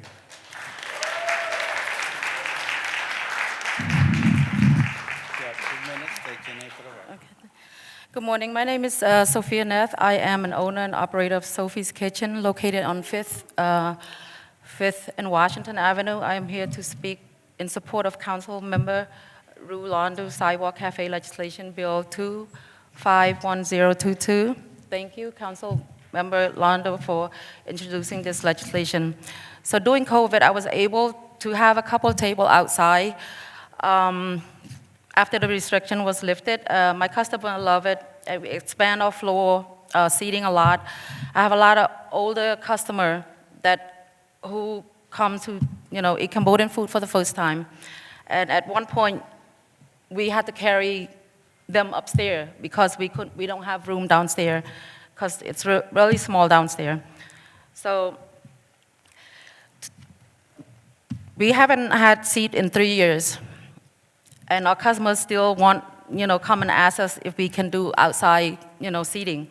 At the beginning of this year, I decided to apply again, and the process has been very confusing and, expensive. At one point, they told me that Washington Avenue business are not allowed to have sidewalk at all. So in May, I paid $1,200 for an architect to do a blueprint on the sidewalk, and still nothing. And I had to go sit in front of the RCO member, still nothing, I couldn't get it. I am supportive of this legislation because I know this will make it easier for me as a small business owner to get permit and additional seating. It will make my customer happy, and it will make the sidewalk of Washington Avenue very inviting. Thank you.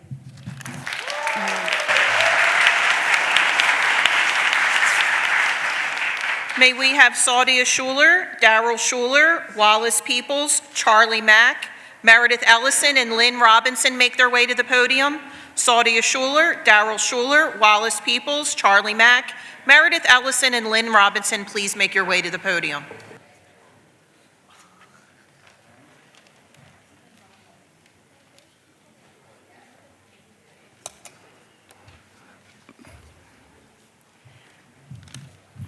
Good morning, my name is Lynn Robinson. I'm a retired Philadelphia public school teacher, and I'm speaking in support of Bill 250768, the Don't Trash Our Air Act. Thank you, City Council Environment Committee, for raising it up. I'm going to talk about how passing this act will bring jobs to Philadelphia. The Institute for Local Self-Reliance is a national research and advocacy organization. Their most recent report on jobs produced by landfills versus incinerators shows that pound for pound of waste, landfills in our region create 83% more jobs than incinerators do. Some of those jobs have to do with sorting recycling materials or making materials out of recycled products like Newman and Company in Bridesburg does. The Stop Trashing Our Air Act would create better paying union jobs. The city could switch from a non-union transfer station that sends trash to be burned to a Teamsters union transfer station that would send trash to landfills. After we pass the bill, Philly Clean and Green can focus on reducing the volume of trash, reducing methane in landfills, and creating thousands more local jobs. In flat numbers, if Philadelphia meets a 75% recycling goal, it will bring over 11,000 new jobs to our city, according to the American Sustainable Business Council. Here's 3 things we can do right away. Number 1, 30% of our trash is organics. Mayor Parker's Future Track program sends workers block to block to sweep leaves into large paper bags and then dumps them into the trash. Residents buy paper bags and fill them with weeds and leaves, but they're also thrown into the trash. Please, let's revive processing the collected organics at Philly's Organic Recycling Center. 2, let's imitate New York City's food scraps curbside collection for composting, which will get 8 to 9 times more local jobs than for those same organic materials. And 3, to garner 60 to 300 times more jobs, Philly needs to separate out other reusable materials. For example, we should require deconstruction rather than demolition of buildings that would enable reuse and recycling. I think my 2 minutes are up. Thank you.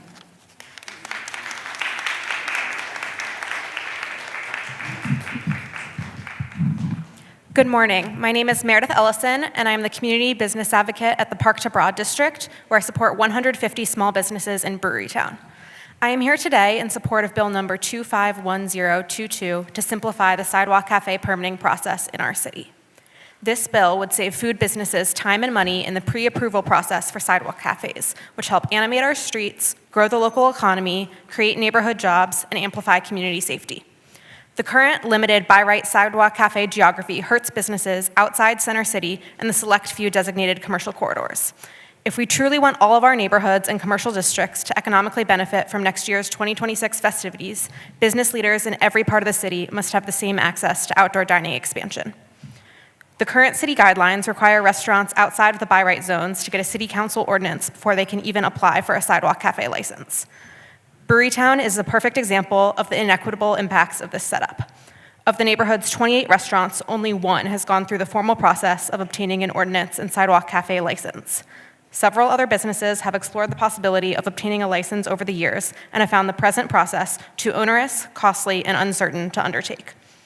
As a result, Brewerytown restaurants either miss out on outdoor dining entirely or provide it informally and risk fines from licenses and inspections. Both of these groups lack the capacity to formalize their outdoor dining operations and need assistance from City Council. Bill number 251022 is an excellent first step in creating more equitable small business growth in our city. However, there are crucial neighborhoods missing that cannot be left behind again.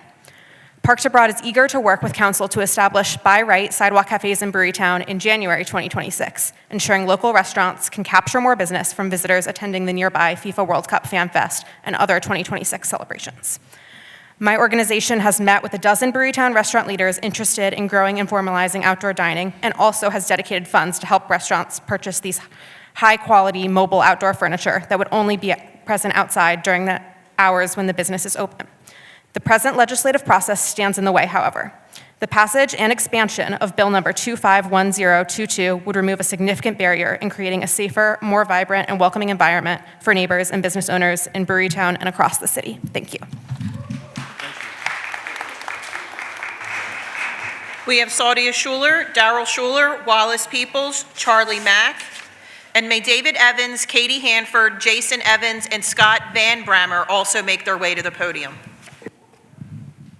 Good morning, Council. Good morning, President. My name is Sam Staton, Jr. I'm here to say a few words for Saudia Schuler. My first encounter with her was that I was driving down Broad Street late for a meeting in Center City, and I got around Wyoming, and traffic started backing up. And I kept saying, must be an accident, because they were backed up. Later on that evening, when I got home and saw the news, I saw why the traffic was backed up. And I said to my wife, that's why I was late for my meeting, because of what's going on there. I instantly became a admirer for Saudia, because when you talk about people with her heart, her tenacity, her grace about people, and making sure they're good, just remind me of an old spiritual. Anybody here know Mahalia Jackson? Had a song that says, if I can help somebody as I travel on my way. If I can help somebody as I travel on my way, then my living will not be in vain. So when I think about her, I think about the work, the happy faces, and the people that she changed lives for. She's gonna be ever blessed for what she's doing, as long as we continue to support her. Somebody said earlier, it's not a one person's job. There's so many people that's not as fortunate as we are that need help. She did give me a letter. I answered the letter because I understand. And she also knows the children and needs my heart. And I want to say to her, be encouraged. You got a lot of backing, you got a lot of support, and God will continue to bless you to do the good work that you do. Thank you.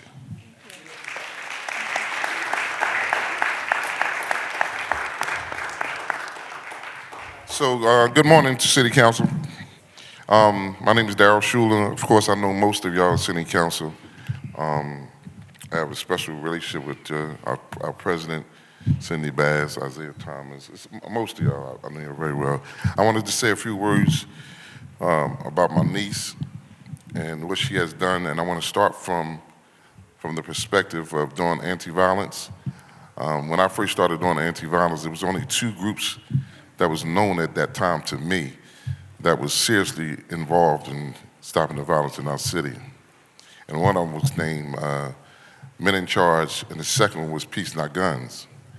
And then we formed a group, the next group that I know of that was effective in our city was called Put It Down. And so Peace Not Guns and Put It Down actually collaborated and did a lot of good work in our city.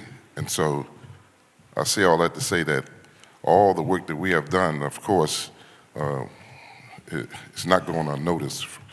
But my niece has surpassed us. It's different ways of anti-violence. And what I do know is when you feed somebody, right, they'll listen to you. And so the work that she has done for the last 10 years at least. It's really, it speaks for itself.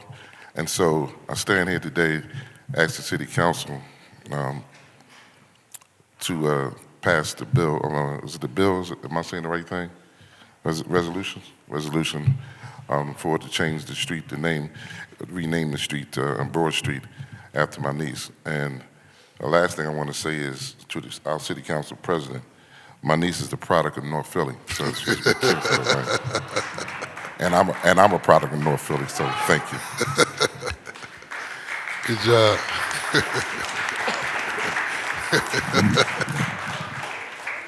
My name is Wallace Peoples. I'm a member of the Philadelphia community. I love my city. I'm here to speak for Saudia Shuler today. Let me tell you something. I'm gonna get straight to it. You can't teach what you don't know. You can't lead where you don't go. If they homeless, she show up. Domestic violence, she show up. Kids that don't know their way, she show up. You know, and a lot of times we don't get the support we need in Philadelphia because we don't got the complexion for the connection. Let's be real. But I'm here to be real for her today because when there's no support from City Hall, when people is hungry out there, when people is abused out there, when people trying to figure out life and don't know where to go, they go to Saudia Shuler Way. See, I'm speaking about the way right now because the way already exists before we decide to give her a street. See, a way is an energy. A way is a mindset. A way is a feeling. And that's what she is. She been the way before we decide to say, let's name something after her. See, energy don't lie. Actions don't lie. Demonstration don't lie. People do and words do. But she don't do that. I don't care what's going on, what ain't going on, she's going to come through for the people. And I don't know how she find these people sometimes. Sometimes she like an investigator because she will find somebody that's going through a hardship and she would make them smile. Let me talk to you. We talking about love here. We're not talking about some social media. We're not talking about no clout. We talking about a real human being in a place and a time where people don't know how to be human no more. Where people is really going through stuff. We living in a world right now where we don't know what's going to happen tomorrow, but I know when tomorrow come, it's going to be beautiful because Saudia Shuler is from Philadelphia and we got her, and she got us. That's what it's about.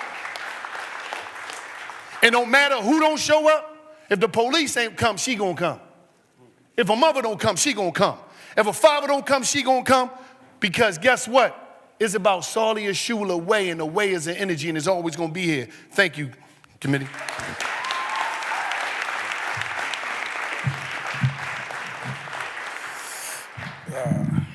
Good morning, City Council President, and also Councilwoman Cindy Bass, and distinguished members of council. My name is Charles Alston, also known as Charlie Mack. It's my privilege to stand AKA Mr. Philadelphia. It's my privilege to stand before you to honor a woman whose heart, leadership, service has transformed North Philadelphia for more than a decade, Saudia Auntie Saudia Shuler. Saudia is a proud single mother of her son, JJ, and the founder of beloved North Philly soul food establishment, Country Cooking. But it's her service, not the storefront, that has made her a legend in the city. For over a decade, Saudia has poured into children, our families, with levels of consistency, compassion, and generosity that this is very rare in this world. She's organized back-to-school book bag drives that equip thousands of students. She's hosted holiday giveaways that deliver joy and dignity to families in need. She's also provided scholarships to help young people continue their dreams. And she's created prom send-offs that allow young kings and queens to shine on one of the biggest nights of their lives. These acts were never for recognition. They were for the people. They were for the acts of love. Saudia has already been honored with the honorary sheriff badge, a symbol of her courage, her community leadership, and today, the street naming, City of Philadelphia, is cementing her legacy with a very vibrant fabric of North Philly. Street names are reserved for individuals who live and have made a permanent impact. Saudia Shuler has done that, boldly, humbly, and consistently. Saudia has fed hungry, supported families, inspired youth, and showed up for all of us, like served through full and fearless heart. Our city is stronger because of her. Our children are blessed because of her. And generations to come will walk the street and know her name. So today, on behalf of everyone who has ever been touched by her kindness, lift her up in the spirit and feed by her hands, I'm honored to present Sordia Schuler, the Treasurer of Philadelphia.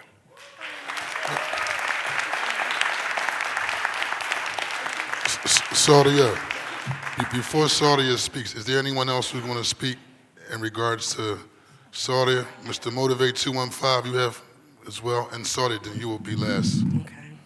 Hello. Hey, how's everybody doing today? My name is Sister Talia Taylor. I'm president of the City of Dreams Coalition, but also director of community engagement at Level Up Philly. I just want to say it's an honor. Councilman Bass, she knows how I feel about extraordinary women doing dynamic things in this city. And it's not just that. I am here as another woman, as a community activist extraordinaire, but I am here because she heals this city. Not just in North Philly, but citywide, and people from the surrounding areas watches the love that she gives onto our people when we're hungry, when we don't have clothes, when things are going straight in our neighborhoods. She walks up to the bat with no problems, and I watch her do this over and over and over again. So I just wanted to come here today and honor to speak on behalf of Sordia Schuler. I salute you, Queen. I look up to you. Thank you for all you do for Philadelphia. Come on, Philly. Come on, Philly. Come on, Philly.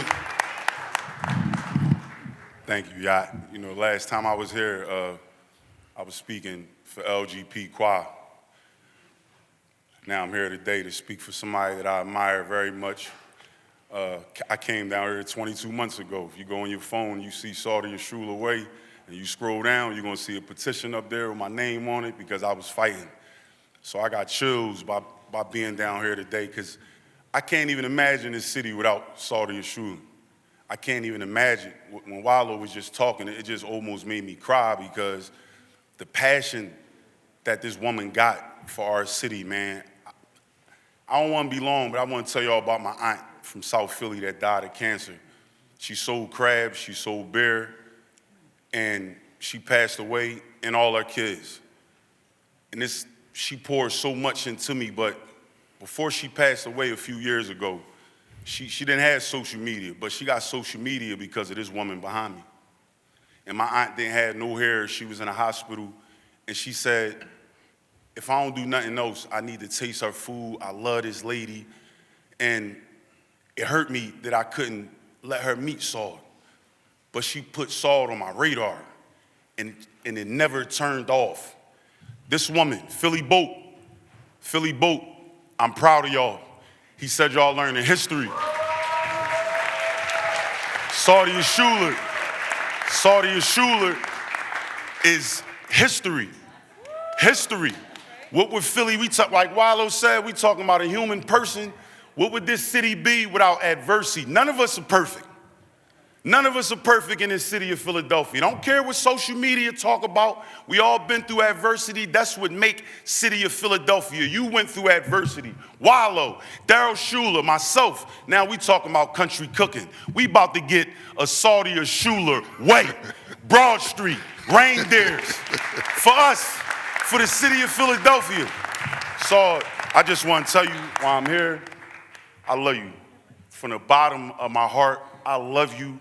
I love you. I love you. As you can see, y'all got some of the biggest men, some of the biggest influencers in here to step behind a woman that steps for us. Rain, sleet, hell, snow, when nobody's there. Sordia Schuler is here. She's going to continue to be here, whether that street was named or not. But now she just don't own the building. She about to own the street. Come on, Philly. Sheriff Rochelle Bilal. Mr. President, taking a personal privilege to step up here today. I'm here on the behalf of the street naming of Sordia Schuler. Let me say this. People see me giving badges around this city. And trust me, you can't ask for them. You have to show that you are about this city. You have to show that you are doing things in this city to make this city better for those who live in this city. Sordia Schuler is one of those people amongst many, because the ones back here, all of your honoraries, step up here with me. I mean security today. That's my security today. It's my other security today. got our badges. That's my other security over there. That's OG. And that's my big brother security. Just to let you know, they didn't get them badges because they never asked for them. They got them because they're doing the work in the city for the citizens of this city. When I gave her badge, it's because look, I can't even give you the little stories that she's done in reference to me calling her saying, I can't get there, can you? Which she has. Giving her this honor says to the millions of people around the country that help support her in what she does without a penny coming from the city says a lot. I want to say thank you. Thank you. Thank you, because she does this on the strength of her and everybody else that helps her with this. She deserves it. And as one of my honorary deputy sheriffs, and you better get your paperwork in there, I tell her put that badge in a drawer and leave it there, but she continues trying to lock people up. I'm just saying. Thank you, thank you, thank you. She deserves it. We will now hear from guest of honor, Saudia Schuler. Y'all see it. So if y'all know me, I'm Saudia Schuler. I'm gonna say this. The things that I do, I wouldn't be able to afford to do the things that I do without my friends, my family, my volunteers, like everybody. I would like to say that I bring our city together. Because people come from North Philly, West Philly, Southwest. They come from all over the city to, get into the things that they need or what they want. I'm talking about all over, so it's not just a North Philly thing, even though I'm from North Philly. It's not a North Philly thing. I just want to say thank you. People always say, oh, you don't get regular. I'm like, child, I don't do it for that. Them kids know where this stuff is coming from. Them kids know Auntie love them, and that's it. There's so many things that I do behind the scenes that I just cry about and wish I could just help so many people. But my mate, Keisha, I call her Keisha, but she be like, babe, I know you want to do everything, but we can't do everything, but we try. And then I'd be like, crying, I see a kid in line, and like at a food drive or something, like the last food drive we had, seen probably about 13, 14 kids. I said, Keisha, I need you to go do something. I know we spent a lot of money, but I need you to go do something. I said, can you just go get them some sneakers? Their shoes is like, and they boys. So imagine if you don't have, your sneakers is this much off of your feet, and you walking on the back of your shoes. How you gonna go to school? You know they picking with you. You know they tease them. So I try to kind of like do things that I know that our city need and stuff that our people think. So that's what's dear to my heart. And I want to say thank you, Cindy Bass. Thank you to all the council people. Thank you, President, for voting me to get this Saudia Schuler's way. I'm so excited about that because y'all know I wanted Broad Street I wanted the building on Broad Street for over 10 years. And so everything just going in line. So hopefully that'll help me get so many other kids and get people, to come together. Because I have a gift of getting people to come together to do what I need them to do. Especially this one, all of them. As a matter of fact, I just made Charlie Mack pay for somebody's college just the other day. I not made you, Charlie, but you know what I'm saying. I bossed him around even though he big. Wallow seen me crying on the thing the other day. Nobody didn't show up to my Christmas party. Came down, bought me a $25,000 check.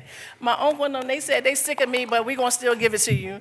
It's like so many people. It's a citywide thing, and I would like to say, they say, oh, it's not the city of brotherly love. Yes, it is, because we all come together and do that together. So it's like so many kids. We give over 5,000 kids a year. I hope all of y'all can come out so y'all can see how beautiful it is with the reindeers and how happy the kids will be just to get a big present. Somebody got offended the other day because I was like, I don't want the Five Below toys, so I don't want the thing. They's like, oh, she's being ungrateful. I'm like, this is the one time a year my kids know that they're going to get a big present and they're going to be really happy about it if they don't get nothing else the rest of the year.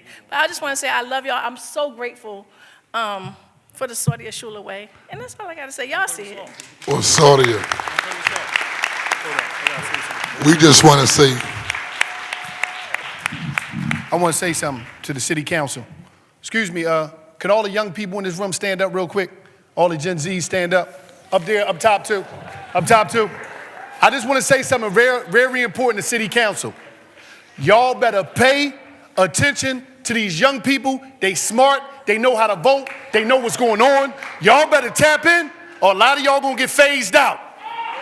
They gonna phase y'all out. Listen to what they saying, listen to their needs, listen to what they talk about, or they gonna put their people in, and a lot of y'all gonna be getting pushed out. Don't disregard Mr. these Wallow. young people. Pay attention. I love y'all. I love y'all. Ms. Saudia Pay Schuler. attention. Ms. Schuler, we just want to say thank you for your hard work. Thank you for your dedication.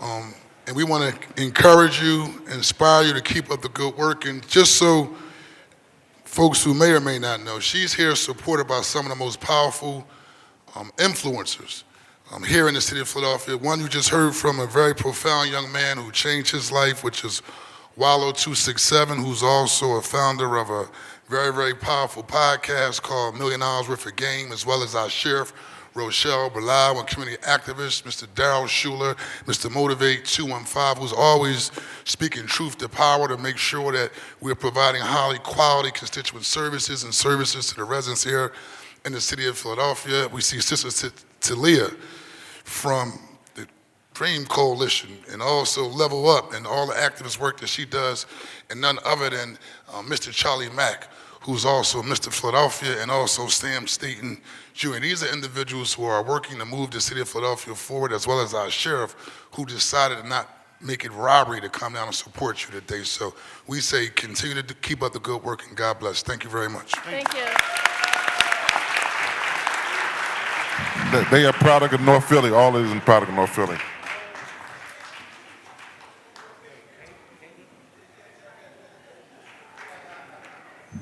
Yeah, we support North Philly. We have David Evans, Katie Hanford, Jason Evans, Scott Van Brammer, May Thomas Pfeiffer, John Lindsay, Catherine Andriel, Emily Doley, and Becca Richards also make their way to the podium.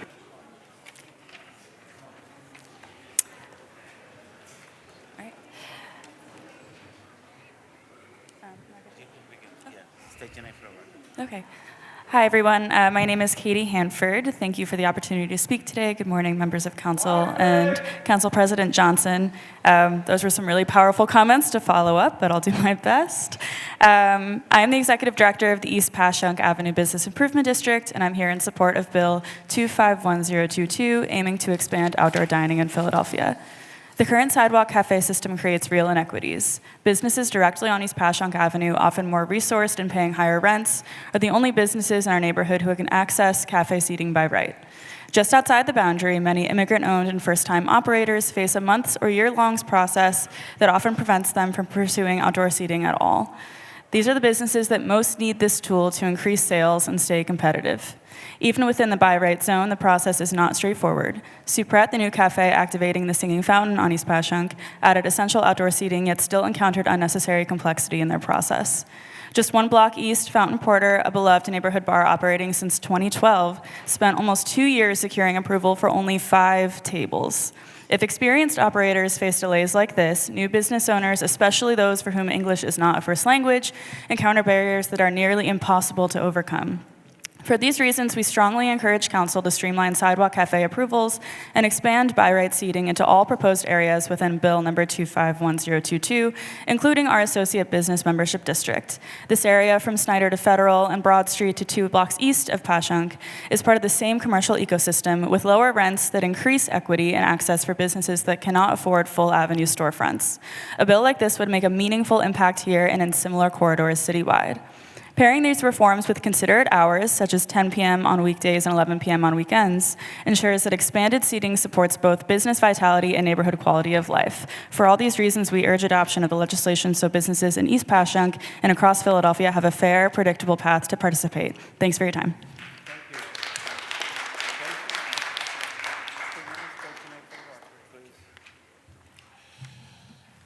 Good afternoon. My name is Jason Evans, founder and owner of JD Evans Solutions, a Black and LGBTQ plus owned business here in Philadelphia representing several bars and restaurants in the city of Philadelphia. Thank you for your time today, President Johnson and esteemed council members. I come to you today in support of Councilmember Landau's Sidewalk Cafe Bill number 251022. From 2020 to 2022, I was part of the city's outdoor dining pilot program, representing a few bars in the neighborhood with great success, also working with Councilperson Dom on the original outdoor dining bill. On April 5th, 2024, I testified in front of this council along with Ben Felecha and Sean McGranahan from the Pennsylvania Restaurant and Lodging Association to inform council of the delays businesses faced to obtain any type of outdoor license. We have had some successes, but we still have a way to go. This bill is important to me for many reasons. For the small mom and pop business like Stina in South Philly that made it through one of the greatest global challenges our generation has ever seen. For those like Sean, who is no longer with us but made it his life's work to advocate supporting bars and restaurants here in Philadelphia. Let's be clear, we are talking about tables and chairs that are removable. I'm aware of concerns from members and constituents regarding stop and goes and the nuisance establishments. I would like to offer my assistance to create policy or legislation to keep neighborhoods safe from bad actors while not penalizing the law-abiding establishments who have and continue to work with the city to not just make our immediate businesses thrive, but to keep Philly businesses growing well into the future. We are rebuilding the Philadelphia economy together. Please do not stop this progress, but instead work collaboratively. Thank you, Councilperson Landau, for furthering this legislation and all of your support. Please pass Bill 251022. Thank you for your time and consideration, and go Birds.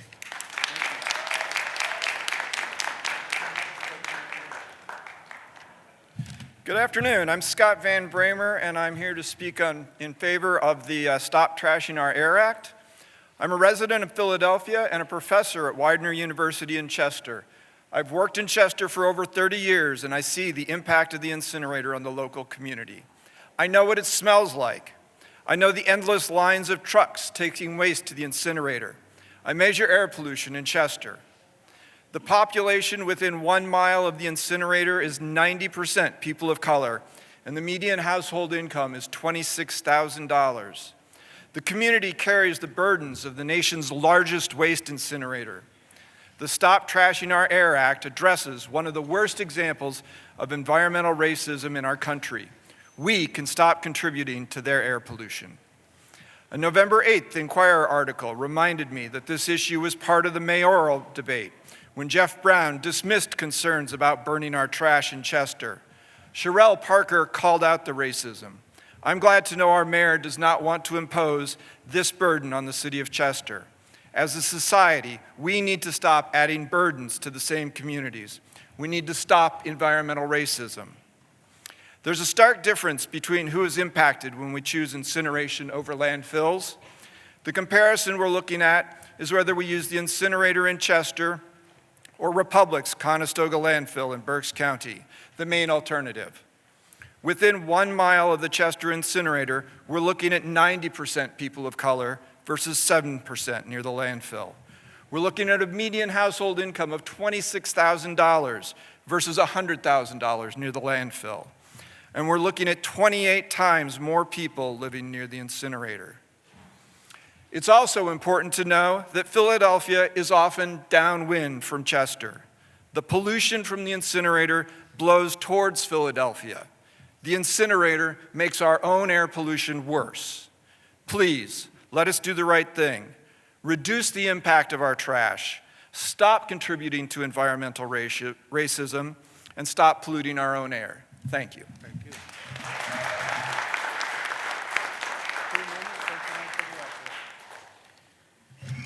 My name is John Lindsay from the Wyoda Street Community Garden. We speak into the mic. Excuse me. We started the Wyoda Street Community Garden in 1984. It has been an important part of the neighborhood ever since. We want to thank everyone who helped make today's events possible. We will do our best to keep the garden going and getting better. Thank you.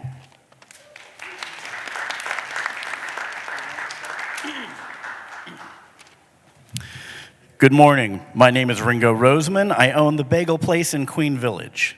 Philly is a great town because of its people and its small businesses. The vast majority of businesses here are locally owned and reflect the needs and the makeup of the community. Our restaurant scene in particular continues to grow, develop, succeed, and win international awards, even amidst ongoing major economic issues. But if you ask most small business owners, they will tell you their success is in spite of local government assistance, not because of it, and that's a real shame. The Sidewalk Cafe license is a prime example of this. I can tell you my experience when I opened my restaurant. Getting this license was harder than getting my food license, my certificate of occupancy, or any other license. From the date I submitted my application to my approval took over a year, and that was with the assistance from my councilman's office to navigate the red tape. For a struggling new business, this is an especially difficult time where every small thing matters, and it felt like the city was fighting me instead of helping me. Outdoor seating ranges from helpful to necessary depending on the circumstance. Adding seats for diners is only a part of it. It also adds ambiance and the feel of vibrance and community involvement when people pass by on foot or on the road and see a cozy and accessible place to feel at home in their own neighborhood. For those who bring their dogs or who have trouble being inside of a packed small city space, either because of sensory issues or space for a stroller, it often becomes the only option. And it serves as one of the best forms of marketing, aside from word of mouth, to see the visual of outdoor seating where we might otherwise not know a restaurant was even there, let alone accessible and inviting. During COVID, we learned that we can make these processes easier out of necessity and still respect the desires of the neighborhood, the needs of the city, and of course respect all ADA requirements. I implore the council to make things easier, not harder, for our struggling locally owned small businesses to provide options for our patrons and to improve our cityscape. Thank you. We have Thomas Pfeiffer, Catherine Andriel, Emily Dooley, Becca Richards, Makiana Herndon, Chabab Abgorin, Caitlin Green, Angela Okeki, Lamdra Pegaro, Camilla Lamar, and Amani Smith also make their way to the podium. I am here to speak in opposition to Bill 250720. City Council is well aware that the original mobile services ban in District 7 only became enforceable 10 days ago, meaning we have absolutely no data available on the efficacy or impact of the original bill. What we do have, however, is the testimony of hundreds of community members, medical professionals, harm reductionists, and recipients of mobile services, stating their concern that limiting services will deprive thousands of individuals access to life-saving care. Mobile service providers allow the most vulnerable members of our community to access wound care, medication-assisted treatment, overdose prevention, harm reduction services, meals, hygiene supplies, and seasonal items like hand warmers, blankets, and coats that allow them to survive the winter. I can't help but notice all of the well-deserved props going out to Sadia Schuler today. The things that she's doing are the same things that these mobile services bans seek to criminalize. If Councilmember Driscoll wants to address the needs of everyone in the 6th District, he could install more garbage cans or implement more regular trash pickup. If he's worried about people sitting or sleeping on the sidewalk, he could have the streets department fix the broken sidewalks that are impassable for strollers or wheelchairs.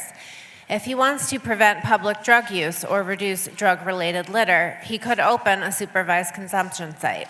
We made these suggestions to Councilmember Lozada before her mobile services ban, but she declined.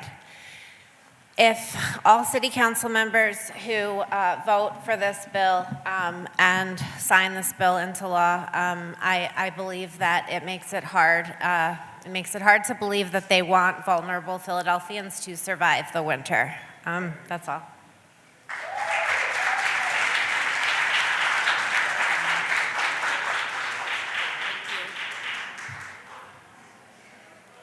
Good afternoon. I thought it was morning. Been here a while. Thank you for the opportunity to speak. My name is Emily Doley, and I am the Deputy Director of Neighborhood Gardens Trust. I am here in support of resolutions number 251080 in the 2nd District and 251079 in the 3rd District. These bills authorize the Philadelphia Redevelopment Authority to finalize agreements with the Neighborhood Gardens Trust for the preservation of Wyoda Street Community Garden in West Philadelphia and Hawthorne Community Garden in South Philadelphia. This action will secure over 20,000 square feet of protected community-managed green space in our neighborhoods. Preserving our neighborhoods includes protecting community gardens alongside investing in affordable housing and other crucial quality of life improvements. We have to remember that most of Philly's 400+ community gardens around the city were cultivated by neighbors on abandoned land in neighborhoods that had been disinvested in through redlining and urban renewal and forgotten.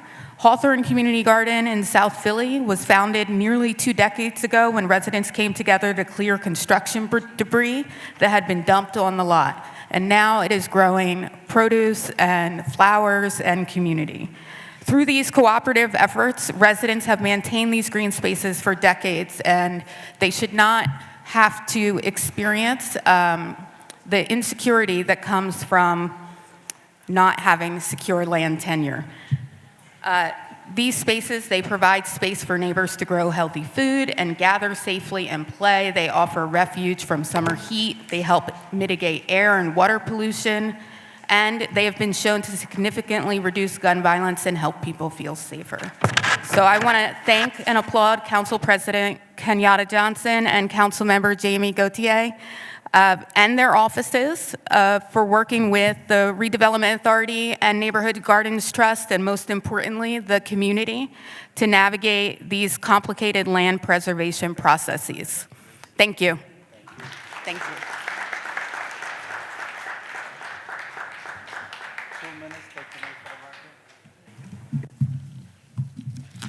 Hi, good afternoon, council members and everyone who's joined us this morning.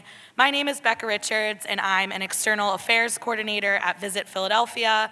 Today, I am speaking in support of Bill number 251022, sponsored by Councilmember Landau. Visit Philadelphia's mission is to build Philadelphia's image, drive visitation, and spur the economic vitality of the region. This bill is a catalyst for economic equity and an essential preparation for our city's moment on the global stage in 2026. Making it easier for neighborhood businesses to open sidewalk cafes drives local vitality and increased foot traffic, which helps local businesses grow. This legislation levels the playing field by making it dramatically easier and more equitable for small businesses to add seating capacity. For many of these small establishments, an expanded footprint means increased sales, more stable staffing, and ultimately greater financial resilience. Together, we can transform our streets into a destination. This legislation ensures that as people explore Philadelphia beyond Center City and our historic core, they find a lively atmosphere and hospitality in the neighborhoods. This bill will help ensure that the economic impact of 2026 is distributed throughout the city, reaching neighborhood businesses that might otherwise be overlooked. Visit Philadelphia strongly urges council to vote in favor of Bill number 251022. Thank you. Thank you. Just one moment. Before the Philly Bolt Group, may we have Olivia Williams and then the Philly Bolt Group, and then may Dennis Lee also make their way to the podium. Thank you.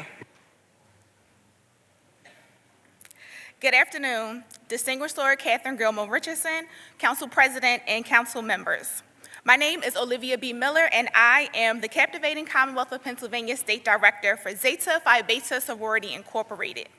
On behalf of the sorors in the Commonwealth, I extend our sincerest gratitude for this meaningful resolution acknowledging our 106th Founders Day. Founded in 1920 on the principles of scholarship, service, sisterhood, and finer womanhood, Zeta has proudly served communities across the Commonwealth. Right here in the city of sisterly affection, we have 2 graduate chapters and 4 undergraduate chapters. Our sorors advance the extraordinary power of SHE through social, health, and economic justice programs that support youth and strengthen neighborhoods and families. Being recognized by this body is both an honor and a reminder of the responsibility we joyfully carry. Thank you for celebrating the legacy of our 5 founders and the continued work our members, auxiliaries, and community partners do. We are committed to promoting the mission of Zeta and being a steadfast partner in service to this great city. We appreciate this recognition and look forward to continuing to make a positive and lasting impact in Philadelphia and across the Commonwealth. Thank you.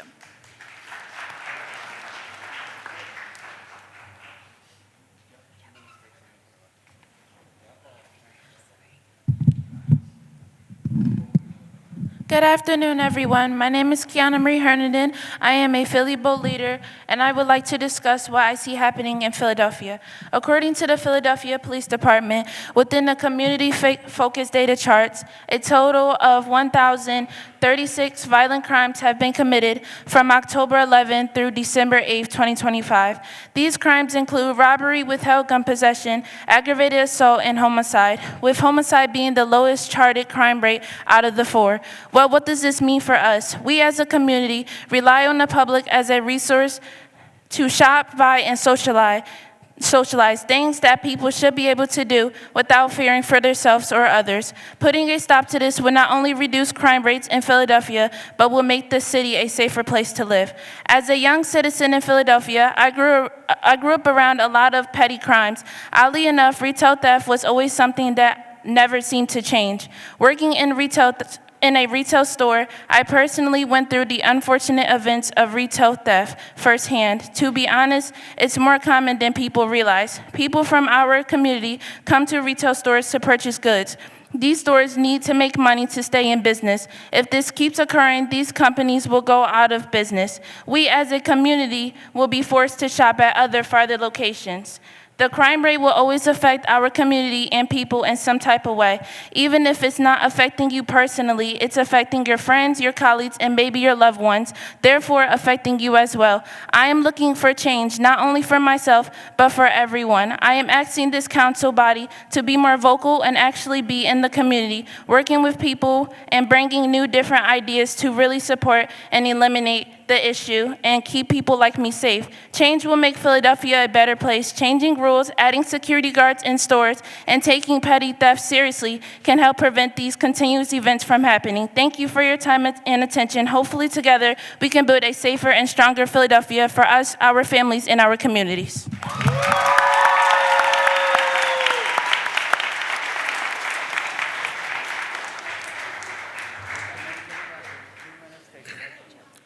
Hello, everyone. My name is Shahab Abogoran from Philly Bolt Youth Program and student at West Philly High. Today, I will be advocating for housing affordability and homelessness. The problems that this creates are renters using nearly 30% or more of their income on housing.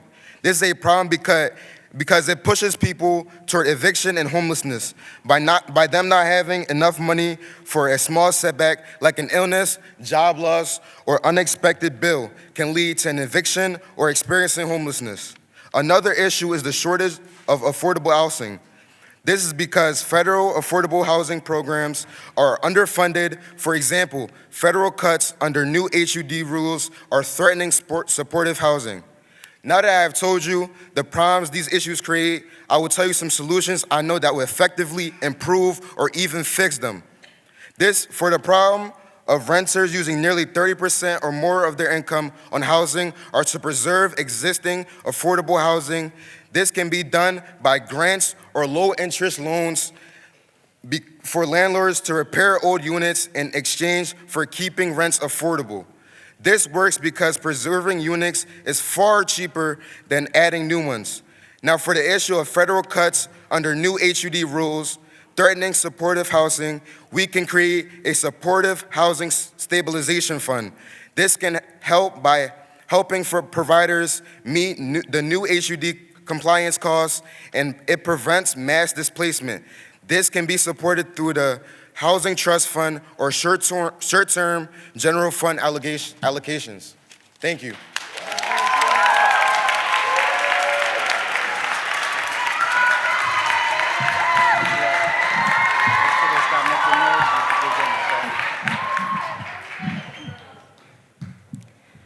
Good morning, members of the City Council. My name is Caitlin Green. I'm a student at Academy at Palumbo, as well as a Balt Fellow. I'm here to share a story of my mom's experience with food insecurity and why we need to expand funding for it. My mom grew up in a low-income household. She and her sisters relied on food assistance and faced constant financial instability. Because of this, my mom missed out on many key childhood experiences, like not having enough funds to go on a school trip and not being able to attend a school dance. My mom has worked hard in order to provide me with the opportunities she didn't have. Not every parent has the ability or the resources to do the same. That was more than 20 years ago, yet the same struggles my mom faced decades ago are the same battles thousands of children face in Philadelphia today. The recent federal shutdown showed how fast support could dissipate. When SNAP benefits were paused, countless households struggled to put food on the table. Local food banks and hunger relief programs lacked sufficient funds to provide aid to everyone. And even if the food banks had enough to help, they were only short-term solutions to what could have been a long-term problem. Because the federal government is taking a step back, it's important that we come together as Philadelphians to fill that gap. I appreciate that the city has taken initial strides in that direction, such as the One Philly SNAP program, but there needs to be more funds allocated towards food banks and similar programs. I ask you to take action so that no Philadelphian experiences food insecurity. Life is unpredictable, and families in Philadelphia deserve a life of stability. Thank you.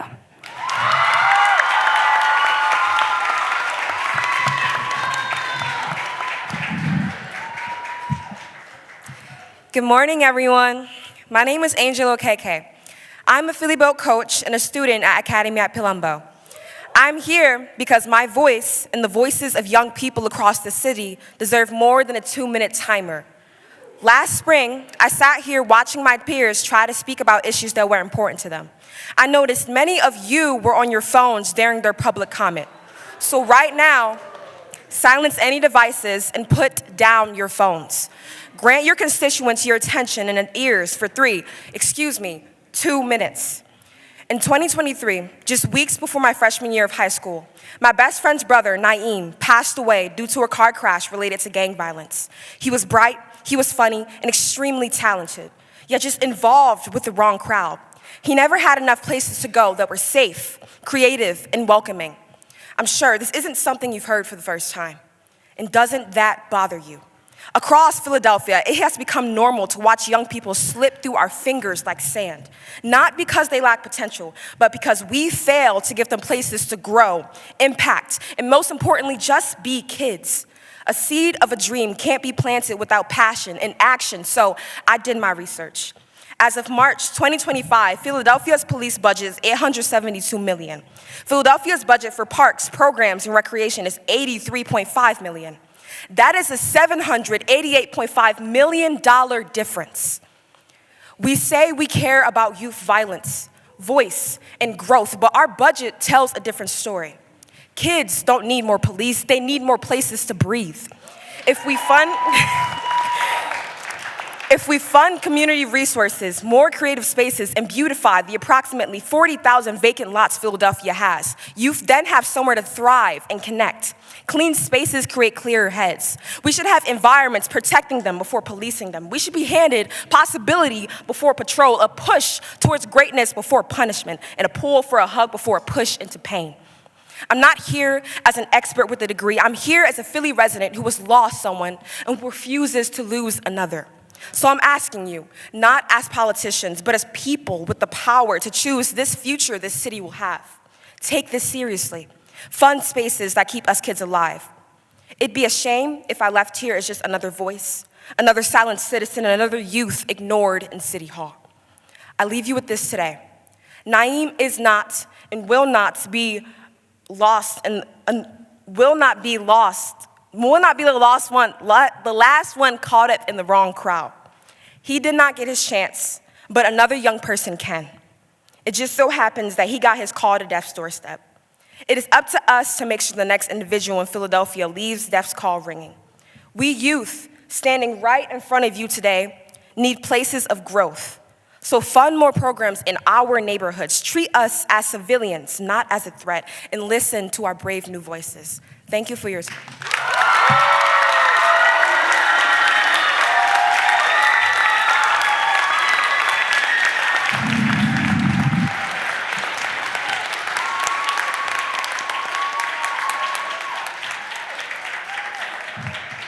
Greetings, everyone. My name is Yamdra Peguero Perez, a student of the Philip Bolt Youth Program at Olney High School.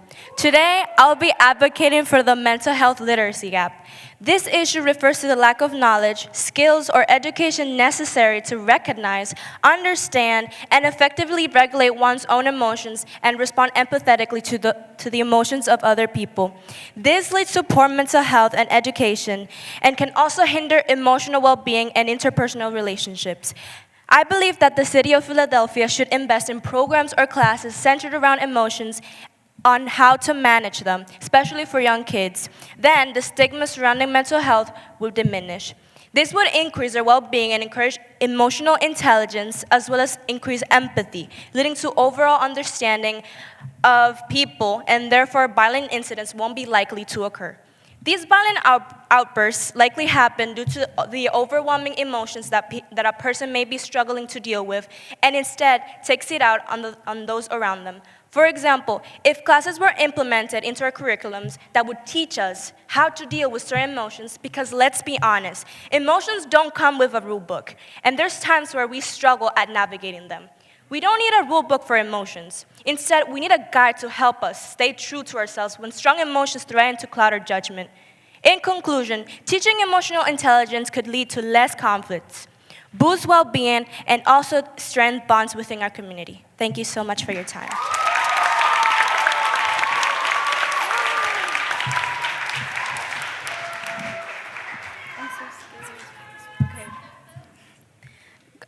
Good afternoon. My name is Camille Lamar, and I'm a Philly Bolt coach. And I'm here today because my school, Sayre High School, and others are struggling not just with resources, but with the recruitment and retention of teachers. We don't have enough educators to support all the classes we need, which means fewer electives, fewer engaging courses, and fewer opportunities for students to grow. This impacts us every single day. When schools can't attract and keep strong teachers, students lose motivation, creativity, and chances to discover their strengths. We don't fall behind because we lack potential, we fall behind because we lack access. I'm asking the council to prioritize teacher recruitment and create pathways that bring more qualified and committed educators into our schools. When we invest in teachers, we invest in students, in our community, and our future.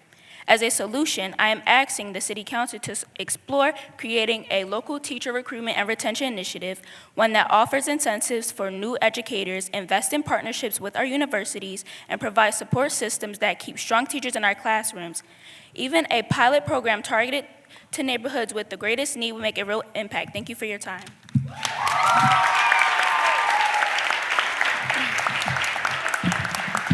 Okay. Good afternoon, everyone. My name is Amani Smith. Currently, I'm in my junior year attending Sayre High School. I am also a Philly Bolt coach. I'm here to voice my peers and I concerns about the environment of our school. I also want to address the school district of Philadelphia as a whole. For example, in our school, we see rodents everywhere. The bathrooms for the girls and boys do not work properly, poor academic outcome for students, failure to care for students' mental health, and the lack of extracurricular courses.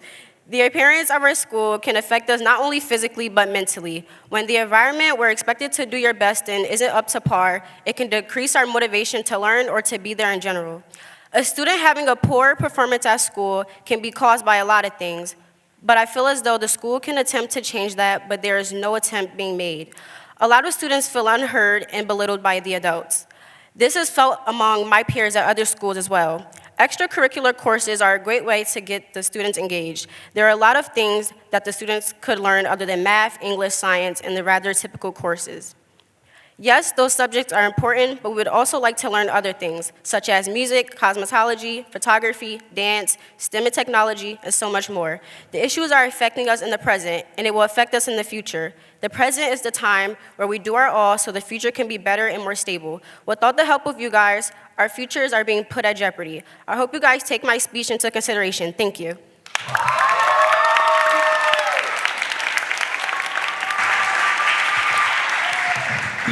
We have Dennis Lee, May Melissa Montz, E.E. Durbin, Katie Glick, Billy Boyer, and Kenny Golson also make their way to the podium. Can we give them another round of applause, please? Yes. Yes. Good afternoon, Council Member Cindy Bass. Good afternoon to members of the council. Good afternoon to all of those in this great hall of decision makers. I come to you today to thank— Dennis, I'm sorry. Can we pause for one moment? Councilor, be at ease while we allow our visitors and guests to exit so that we can so we can hear you.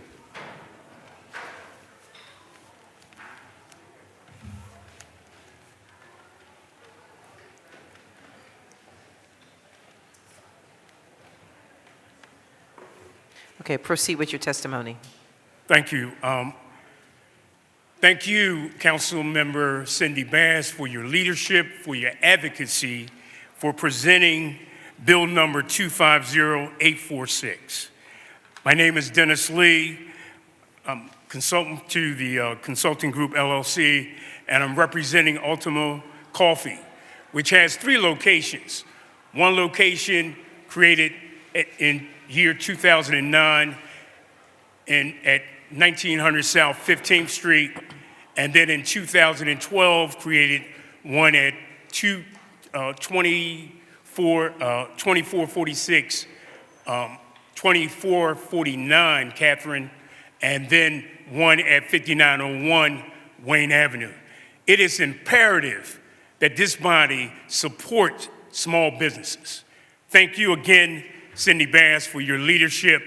And the time that the cafe was created on 5901 Wayne Avenue, it was 2019, just before the pandemic. Sidewalk cafes are lifelines.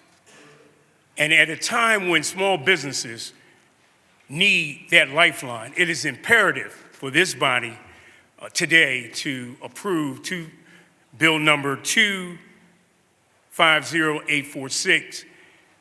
This concludes my testimony. Thank you. Thank you. Thank you for your testimony.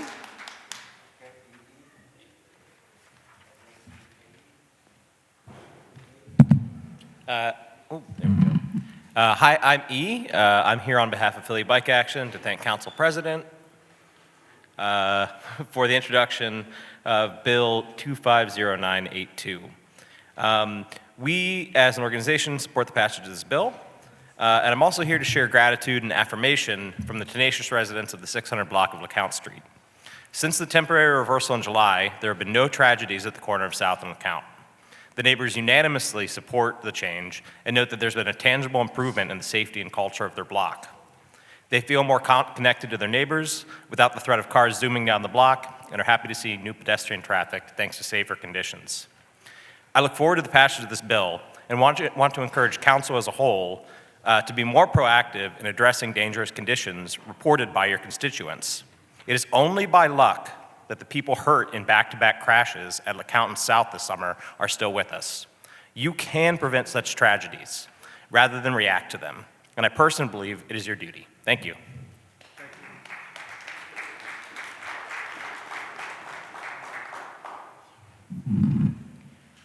Good afternoon, council members. My name is Katie Glick, and I'm here to urge you to vote no on Bill 250720, which will restrict mobile services in District 6. I'm a nurse who's worked with people who are unhoused and who use drugs, and I'm now pursuing a medical degree to continue serving all Philadelphians. I live in Kensington, in walking distance of District 6, and I've personally reversed overdoses while walking around my neighborhood. By making it more difficult to provide mobile medical and social services, you'll be directly harming our community, my community. Mobile service providers do life-saving work through distributing food, testing people for communicable diseases, treating wounds, prescribing necessary medications, and connecting people to social services. As a medical student, I work on a mobile services van in Strawberry Mansion and see firsthand the benefits we provide. depriving people of mobile services by restricting the locations and duration of service provision, including forcing providers to work overnight at a time we cannot provide appropriate wraparound care, will push more people into already crowded emergency rooms and hospitals, making healthcare less accessible for all Philadelphians. More broadly, restrictions like these will not end the opioid crisis. They will not make anyone in Kensington or District 6 safer. They will not end the housing crisis in our city or change homelessness in Kensington. In fact, removing services will only deepen these crises. It will prevent people who use drugs from receiving Suboxone, medication that can help them stop using. It will hinder them from accessing services that can help them get housed. Instead, these restrictions will disable and kill people. Minimizing these services may contribute to displacing unhoused people. But if that happens, it will only further gentrification and rising costs in Kensington and nearby neighborhoods, which harms current residents. Restrictions like these will only harm us and will not bring the safety they promise. All Philadelphians, including our unhoused neighbors, deserve timely, accessible, and empathetic services that meet them where they are. Further restrictions on mobile services are a disservice to District 6 and Philadelphia as a whole. Thank you for your time.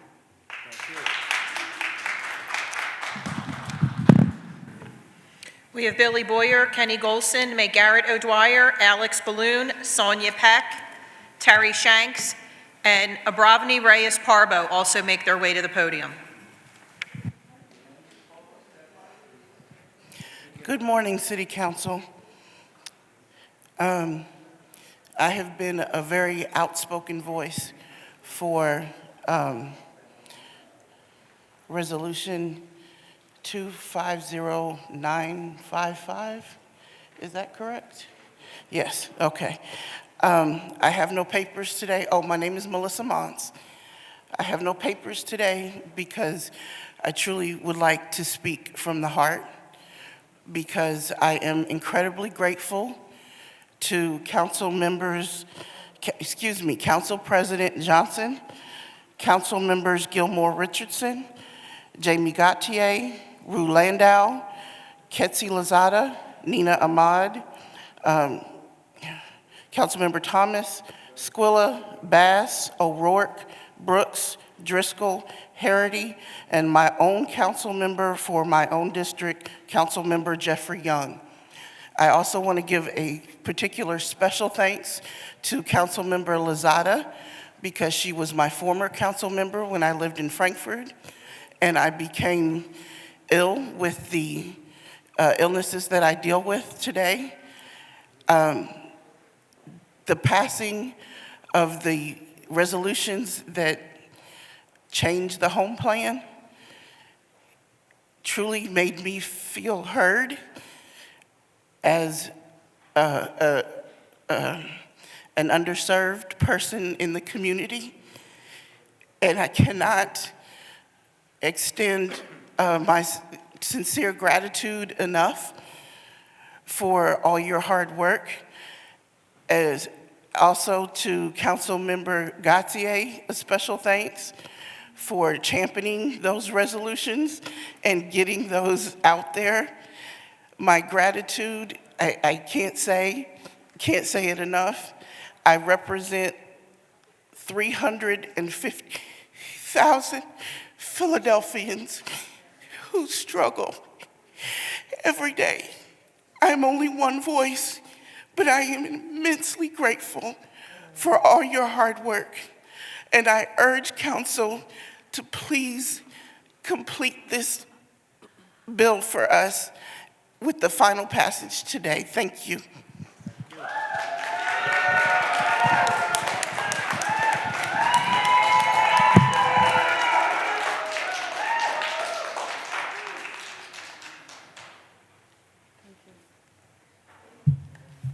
Good afternoon, council members. My name is Billy Boyer, and I'm speaking in opposition to Bill number 250720. I have to say I feel somewhat dismayed giving this testimony without Councilmember Driscoll present, whose bill this is and it's up for a vote today. But I will continue anyways. I am a proud Philly resident and educator, and I have been doing street outreach across the Kensington neighborhood, meeting people where they're at every week for the last 8 years. I have watched as the drug supply has become more and more contaminated and unpredictable, as many of my loved ones have died of medical neglect, precipitated withdrawal, and preventable overdose, as the city has decided that unhoused people who use drugs are disposable subhumans whose lives can be used like pawns for individual political agendas, less important than the lives of others in our city. So many of us are constantly grieving, and I'm sick of it. A ban on providing basic services and resources to people who need them most is so obviously not the solution to all of this suffering. On the most basic level, and as others have already pointed out today, I cannot understand the decision to rush an expansion of the original bill applying to the 7th District to the 6th District when the policies have been in place for less than 2 weeks. What data do you have that this bill has increased safety in the 7th District in the last 10 days? What evidence have you been able to glean that this expansion has credible grounds? Using your office given to you by the people of this city to create more barriers to the resources that offer the city's most vulnerable residents a chance at survival is confounding.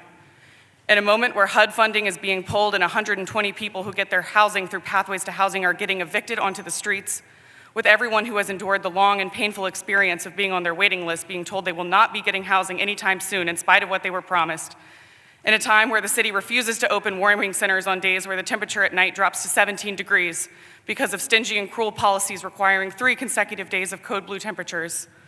In a time where sensationalistic FBI drug busts target dealers and market a success, as this approach makes the drug supply increasingly contaminated and volatile for the people whose chemical dependencies cannot simply change in one day. In this time where everything is more expensive and unstable, and this council uses its power to criminalize the most basic thing a person can do, try to help someone else make it to tomorrow. I fear that this expansion bill in the 6th and original mobile services bill in the 7th District will have their success measured when the last sick, disabled, unhoused person has been disappeared off the streets of these districts, not through accessing supportive treatment or stable housing or reuniting with their loved ones, but through death by overdose, sepsis, forced lethal withdrawal in a jail cell, or freezing to death on the streets of your districts. Passing this bill is a shameful rejection of evidence-based practice. With no data to show that the original bill has made a meaningful impact on safety, mortality, or any of the things you purport to want for the residents of your districts, which are things we all want, how can we justify its rushed expansion? I urge you to vote no on Bill 250720 or risk an ever-increasing amount of blood on your hands. Thank you.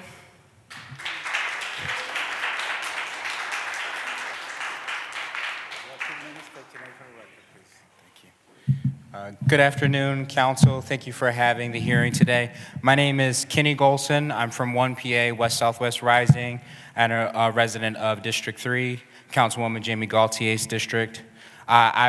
He is not here, but I would like to thank Council President Johnson for his attention to the home budget. I'm speaking today about Bill 250955. I want to thank the council members for voting yesterday in the best interest of longstanding residents of Philadelphia. I thank you for remaining steadfast in your decision and vote to amend the Home Initiative budget for the first year in its operation. The amended home budget is good for all poor and working class Philadelphians. It prioritizes resources to low-income people and expands access to people who were just over the old income limits. The narrative about putting the have-nots against the have-littles was dangerous and a false divide among working class people. By putting people before developer corporations, we give ourselves a chance to solve the housing crisis in this city. The city can take care of all working class people first. We have the resources. This amended budget takes care of both working class people and those just above the income threshold. As early as I can remember, I've heard stories of king-sussing neighbors selling or abandoning their homes because they could not afford maintenance on their properties. I've seen neighbors pass on, properties go up for sale, and homes that once housed generations of black working class people become too costly to purchase. And when they were bought out, rents raised to exorbitant prices no one can afford. Now, with this billion-dollar investment, the city has a chance to reverse this narrative and no longer leave working class neighborhoods in jeopardy. There is still much work to be done to ensure that these resources reach our most vulnerable residents. I implore this administration and council to be strategic and targeted outreach in our working class neighborhoods. I want to thank council members who voted yes for the amended budget for doing the right thing, standing steadfast in your decision to finally support working class Philadelphians and putting them first above billion-dollar developer corporations who have not served historically the neighborhoods that they build and profit off of. Thank you so much.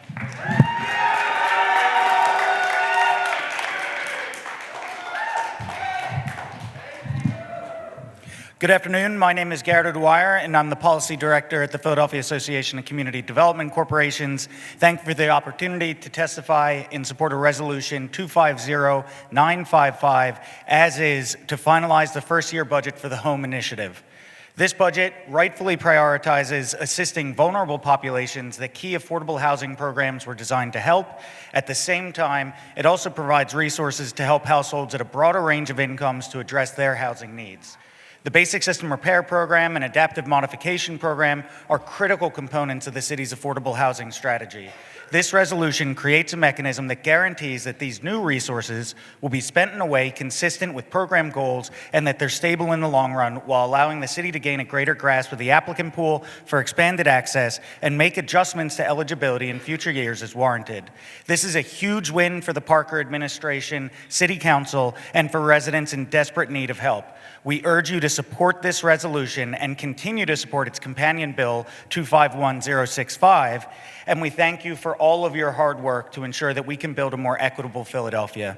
Now let's get this done and get home resources to those urgently waiting for help. Thank you.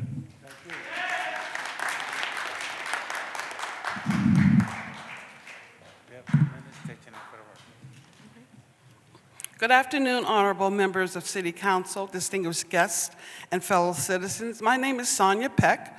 I'm the Education Director of Philadelphia Reparations Coalition, and I am here to speak on behalf of something that's very, very, very important to us.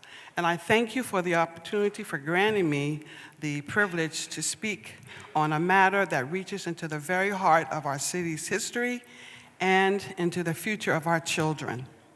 Resolution 250781. I'll say it again.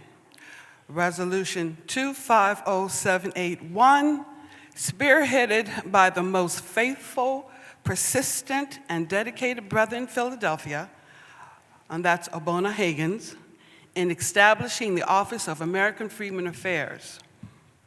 This message was given to me, but I'm going to pass it on to him.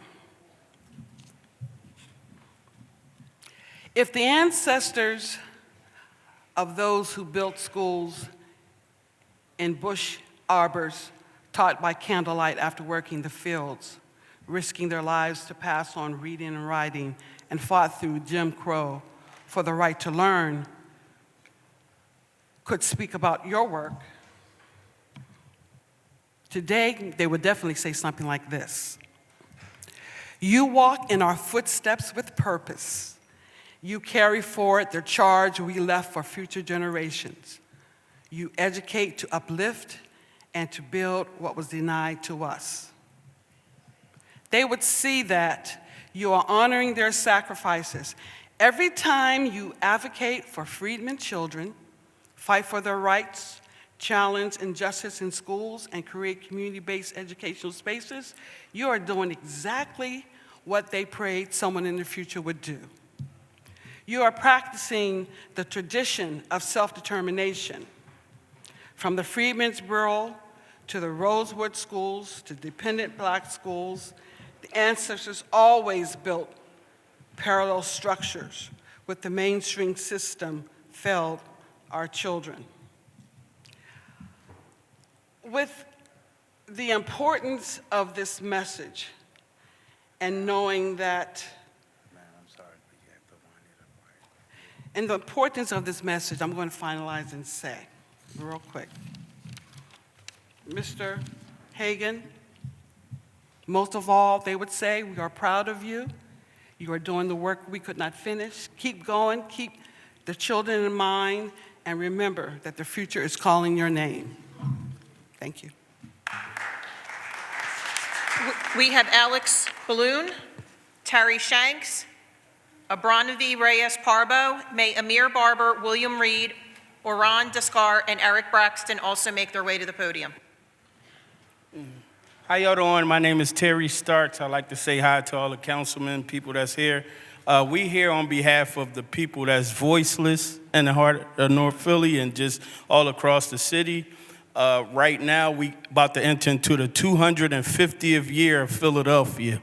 And still the black communities are still disenfranchised. So we created the Philadelphia Renaissance Project. This Renaissance Project is for the voiceless. Often the voiceless are not being heard across the city. And right now we have a literacy program and they're studying the Harlem Renaissance.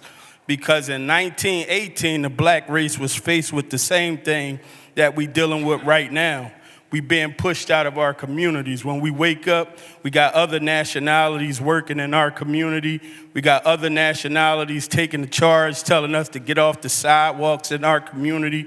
We got elderly, can't get to their stores and they're on the block in their community. So we want to create our own dollar. We want to deal with our community, and we want the help of council to work with y'all. We saying that we want to build our own economy. We want to teach our own people. We tired of asking y'all for anything. So we want to work as a group, as a cohesive group, to get some stuff done in our community, because Philadelphia is about to celebrate 250 years.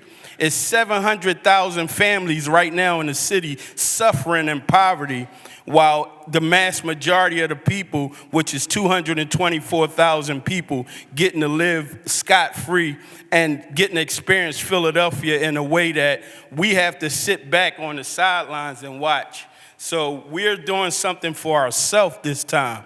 And this home bill that we advocating for is just saying we lived here too. We lost our family members. I lead the city in the fight against gun violence. I watched over 1,000 dead people in the city of Philadelphia. I had to put a casket in the middle of the street in Philadelphia. And we stopped fighting violence and start realizing that the real violence is the black race being taken out of the economy, the economic part. So what we created was the Philadelphia Renaissance, and we saying match our dollar. My name is Terry Starks. Thank you. Hi, City Council. My name is Anton McCullough, and the program that we in, like this year alone, behind closed doors, I done stopped about 35 murders. Like when beef is going on, they come to us. I don't see them going to no other organization. Just me and the people that that's in our organization, we stop a lot of crimes and violence. And Terry Starks, he helped a lot of people out in the community. He gives them food, and we do a lot for the community. Thank you for your time.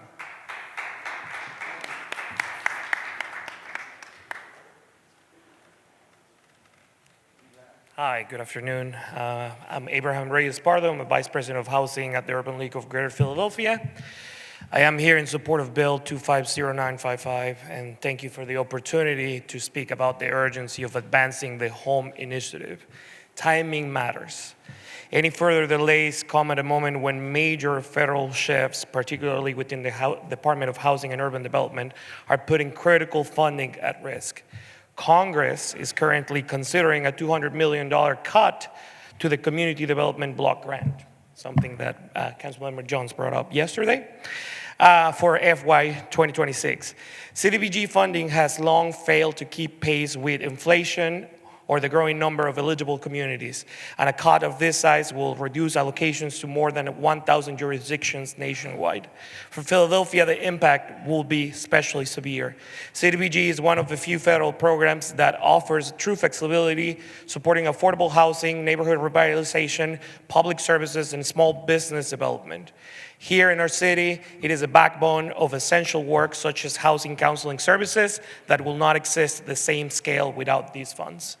CDBG is also a powerful financial multiplier. Every $1 invested brings more than $5 from other sources. If cuts move forward, more than $1 billion in local investment will be lost nationwide, and Philadelphia will feel that loss acutely. This is why delaying key home processes is not just a local administrative setback, it is a strategic risk. Delay weakens Philadelphia's readiness to draw down federal dollars in a more competitive environment and undermines our eligibility for complementary federal programs that require timely, coordinated local planning. Postponement puts our most vulnerable neighborhoods and our long-term affordable development pipeline at a disadvantage. Philadelphia must ensure our local infrastructure and budgets are aligned, approved, and ready to secure and maximize every federal dollar available to us. Thank you. We have Amir Barber, William Reed, Aron Descar, Eric Braxton, Obona Hagins, Catherine Andriel, Ty Kane, Sonia Bingham, and Zach Pisak. Good morning. My name is Obona Hagins, fourth-generation chattel slavery survivor. I'm the president of the Philadelphia Reparations Coalition for American Freedmen. We're about raising the estate of the American freedmen as per the 39th Congress. I am here today to address a narrow but critical legal issue. The use of the term minority-owned within the city procurement policy and why that language is treated by courts as a racial classification that automatically triggers strict scrutiny under the Equal Protection Clause. This is not a political argument. This is a constitutional one. Why minority-owned is legally understood as racial classification. Under equal protection doctrine, the courts do not look at the intent behind a program. They look at the classification the government uses. When a program defines eligibility based on categories such as Black, Latino, Asian, Native American, or the umbrella term minority, when defined by race, the government is making decisions because of race. The Supreme Court has been unequivocal on this point. Any racial classification, regardless of who benefits or who is burdened, triggers strict scrutiny. This principle comes from cases such as Adarand, Croson, and Parents Involved, where the court held that racial classifications as inherently suspect, even when adopted for remedial or economic purposes. The legal trigger is not harm. The legal trigger is race. Thus, when the plan uses minority-owned as a category for program eligibility, it is, in the eyes of the court, a racial classification. The plan is ambitious and well-intentioned, but if its implementation relies on the term minority-owned as basis for eligibility, then the city absolutely is placing the entire program under strict scrutiny. In the current judicial climate, you can kiss this plan goodbye. It is not about Mayor Parker. It is not about City Council. It's about how to get this done. We, the Philadelphia Reparations Coalition, we offer our consultation services to the city of Philadelphia. Obona Hagins, over and out.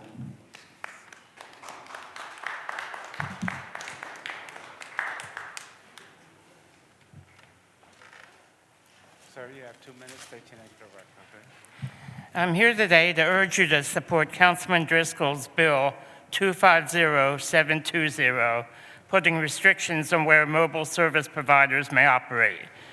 With the controls already in District 7, there's a real fear these providers will simply cross the avenue into District 6. The proposed rules are just common sense, recognizing that residents of Kensington and Harrogate have put up with far too much for far too long. We residents support treatment for the drug users living on our streets, but we simply have to be freed from the chaos these mobile service providers and your clients often bring. Our residential blocks and commercial areas must remain free of these services. While progress is slow, we hope the wellness court will lead to the drug users entering treatment or returning to their home counties. In the meantime, though, we need all the relief council can provide. The children in our community grow up seeing sights unimaginable by those who live in other communities. They see people injecting drugs and publicly defecating while going to or from school. Some simply aren't allowed out to play. We have to create safer places where these children can live a more normal life. Let them ride their bikes or play ball on their blocks. Let them run free at playgrounds. Our community has long been treated as less than others, and children bear the brunt of this. Children here need to be treated as well as children elsewhere in our city. We all deserve better. Thank you. Thank you.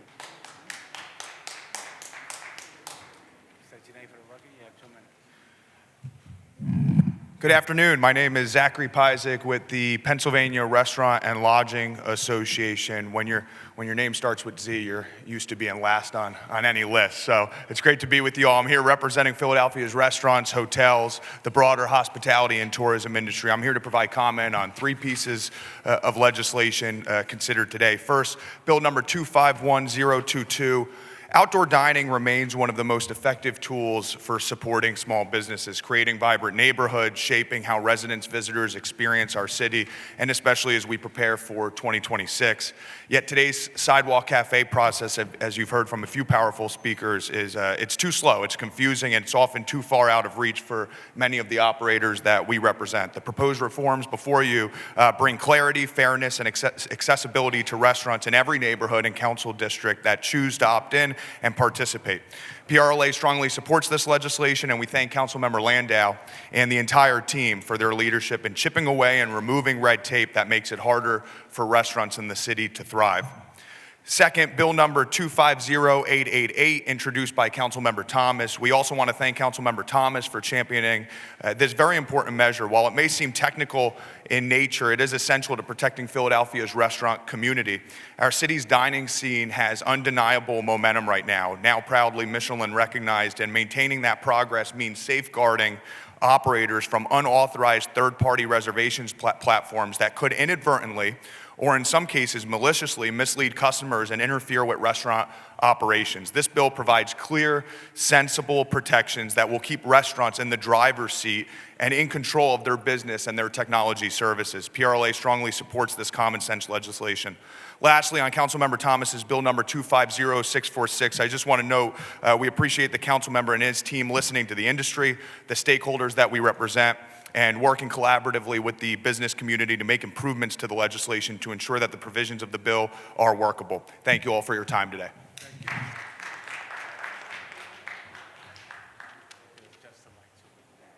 Thank you.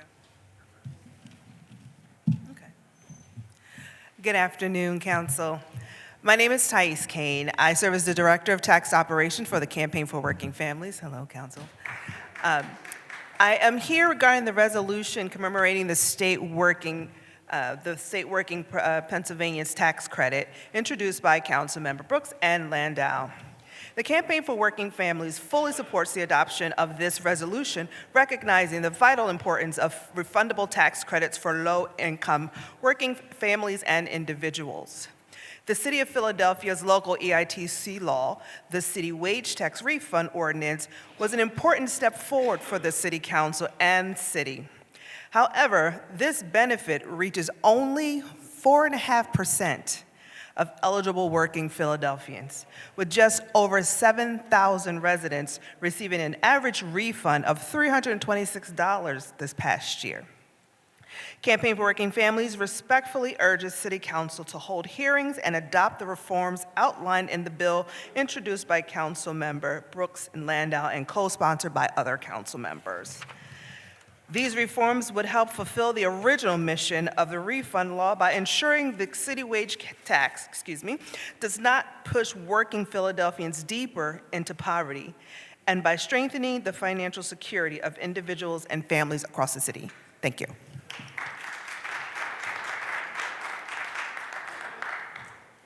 Council President, there are no further names for public comment. That concludes public comment.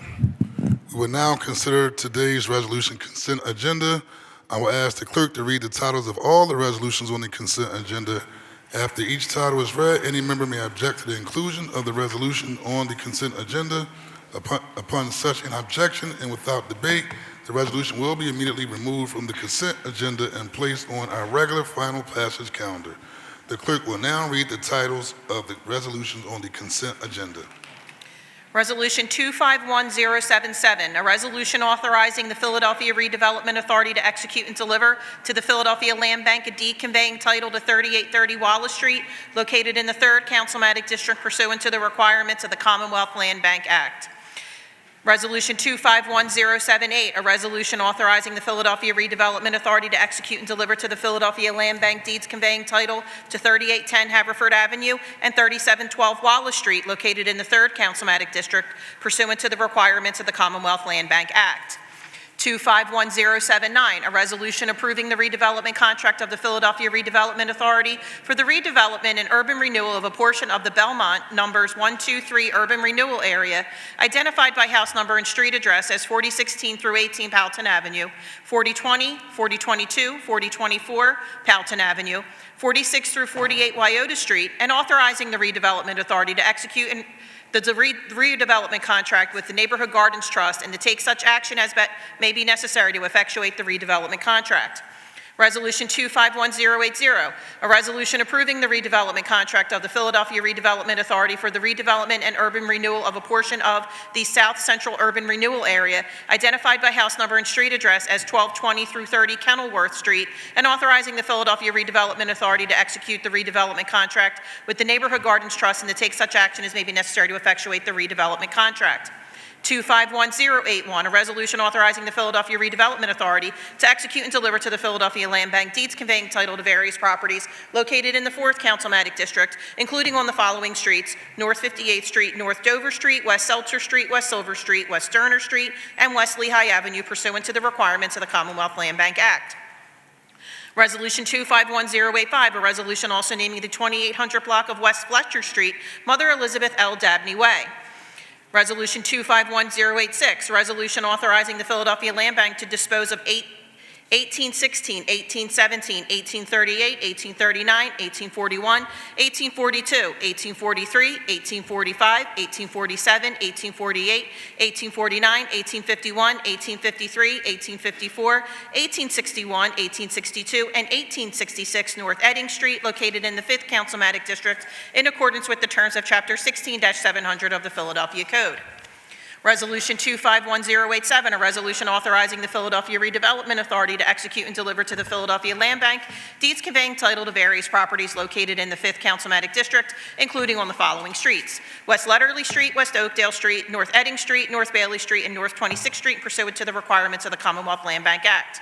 Resolution 251088, a resolution authorizing the Philadelphia Land Bank to dispose of 2423, 2425, 2437, 2446, 2501, 2502, 2504, 2505, 2506, 2513, 2516, 2517, 2526, 2529, 2539, 2542, 2556, 2567 North Stanley Street, 2420, 2438, 2442, 2456, 2648, 2650, 2651 North Corley Street, 2519, 2600, 2603, 2611, 2640, 2931, 2935, 3019, 3021, 3027, 3029, 3031, 3039 Oakdale Street, located in the 5th Councilmatic District, in accordance with the terms of Chapter 16-700 of the Philadelphia Code. 251089, a resolution authorizing the Philadelphia Land Bank to dispose of 1725, 1726, 1729, 1747, 1749, 1832 North 26th Street, 1808, 1809, 1810, 1812, 1819, 1824, 1828, 1837, 1838 North Bailey Street, 1735, 1747, 1765 North 27th Street, 2525, 2611 Cecil B. Moore Avenue, located in the 5th Councilmatic District in accordance with the terms of Chapter 16-700 of the Philadelphia Code. 251090, a resolution also naming Latimer Street between 12th and Camac Streets as Pierre Robert Way to honor the life and legacy of the legendary humanitarian DJ and entertainer Pierre Robert. 251091, a resolution authorizing the Philadelphia Land Bank to dispose of 2758 through 60 and 2762 Helen Street, located in the 1st Councilmatic District, in accordance with the terms of Chapter 16-700 of the Philadelphia Code. 251092, a resolution authorizing the Philadelphia Redevelopment Authority to execute and deliver to the Philadelphia Land Bank deeds conveying title to 92 Column Street, 98 Column Street, 5128 Wakefield Street, located in the 8th Councilmanic District pursuant to the requirements of the Commonwealth Land Bank Act. There are no further resolutions on the consent agenda, Council President. Thank you very much. The chair recognizes Councilmember Kathleen Gilmore Richardson for a motion to adopt each of the resolutions on the resolution and consent agenda. Thank you, Mr. President. I move for the adoption of each of the resolutions on the resolution consent agenda. It has been moved and properly seconded that each of the resolutions on the consent agenda be adopted. All those in favor will signify by saying aye. Aye. Those opposed, the ayes have it, and each of the resolutions on the consent agenda has been adopted. We will now consider today's bill consent agenda. I will ask the clerk to read the titles of all the bills on the consent agenda. After each title is read, any member may object to the inclusion of the bill on the consent agenda. Upon such an objection and without debate, the bill will be immediately removed from the consent agenda and placed on our regular second reading and final passage calendar. The clerk will now read the titles of the bills on the consent agenda. Bill number 250534, an ordinance continuing the Mayfair Business Improvement District beyond its termination date in an area that generally includes both sides of Frankfort Avenue from the north side of Harbison Avenue to the south side of Sheffield Street and certain blocks of streets that intersect that portion of Frankfort Avenue, approving a change of the boundaries of the district to include 6700 Roland Avenue to the service area, approving a change in boundaries of the district to remove from the service area 4014 through 4034 Robin Street, as well as 3501 through 3539 Ryan Avenue, continuing the Mayfair Business Improvement District Incorporated, a Pennsylvania nonprofit corporation, as a neighborhood improvement district management association for the district, approving a plan for and report concerning the district, authorizing the Director of Commerce on behalf of the city to execute an agreement with the Mayfair Business Improvement District, Inc., relating to the district, and reauthorizing the Mayfair Business Improvement District, Inc., to assess property owners within the district a special property assessment fee to be used in accordance with the approved plan, all in accordance with the provisions of the Community and Economic Improvement Act under certain terms and conditions. 250573, an ordinance authorizing the Commissioner of Public Property on behalf of the City of Philadelphia to enter into an amendment to a lease agreement with 2401 Walnut LP for use by the city of all or a portion of the premises located at 2401 Walnut Street, Philadelphia, Pennsylvania, under certain terms and conditions. 250574, an ordinance amending Chapter 19-1700 of the Philadelphia Code entitled Finance, Taxes, and Collections to allow for refunds of the realty transfer taxes to victims of deed fraud, all under certain terms and conditions. 250606, an ordinance authorizing Howard Foreman to install, own, and maintain a proposed fence encroachment at 1338 through 44 Rising Sun Avenue, Philadelphia, PA 19141, under certain terms and conditions. Bill 250717, an ordinance renaming and designating the property commonly referred to as Wissinoming Park, located at 5801 Frankfort Avenue, as Margaret Tartaglione Park in the city of Philadelphia. Bill 250771-A, an ordinance authorizing 3419 Kensington Partners or a subsequent owner to install, own, and maintain an encroachment at 3423 Kensington Avenue, Philadelphia, PA 19134, under certain terms and conditions.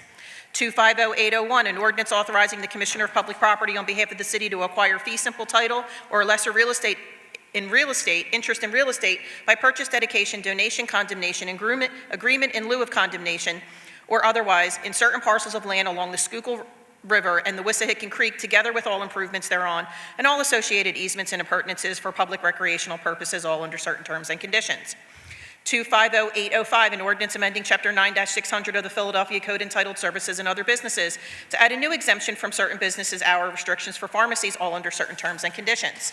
250809, an ordinance authorizing various encroachments in the vicinity of 113 through 17 Washington Avenue, Philadelphia, PA 19147, under certain terms and conditions. 250832, an ordinance formally renaming Winfield Branch Library, located at 5325 Overbrook Avenue, Philadelphia, PA 19131, as the Reverend Louise Williams Bishop Library to honor the dedication and service of former Pennsylvania State Representatives Louise Williams Bishop. 250839, an ordinance authorizing encroachments in the nature of a sidewalk cafe in the vicinity of 3467 Richmond Street, Philadelphia, PA 19134, under certain terms and conditions.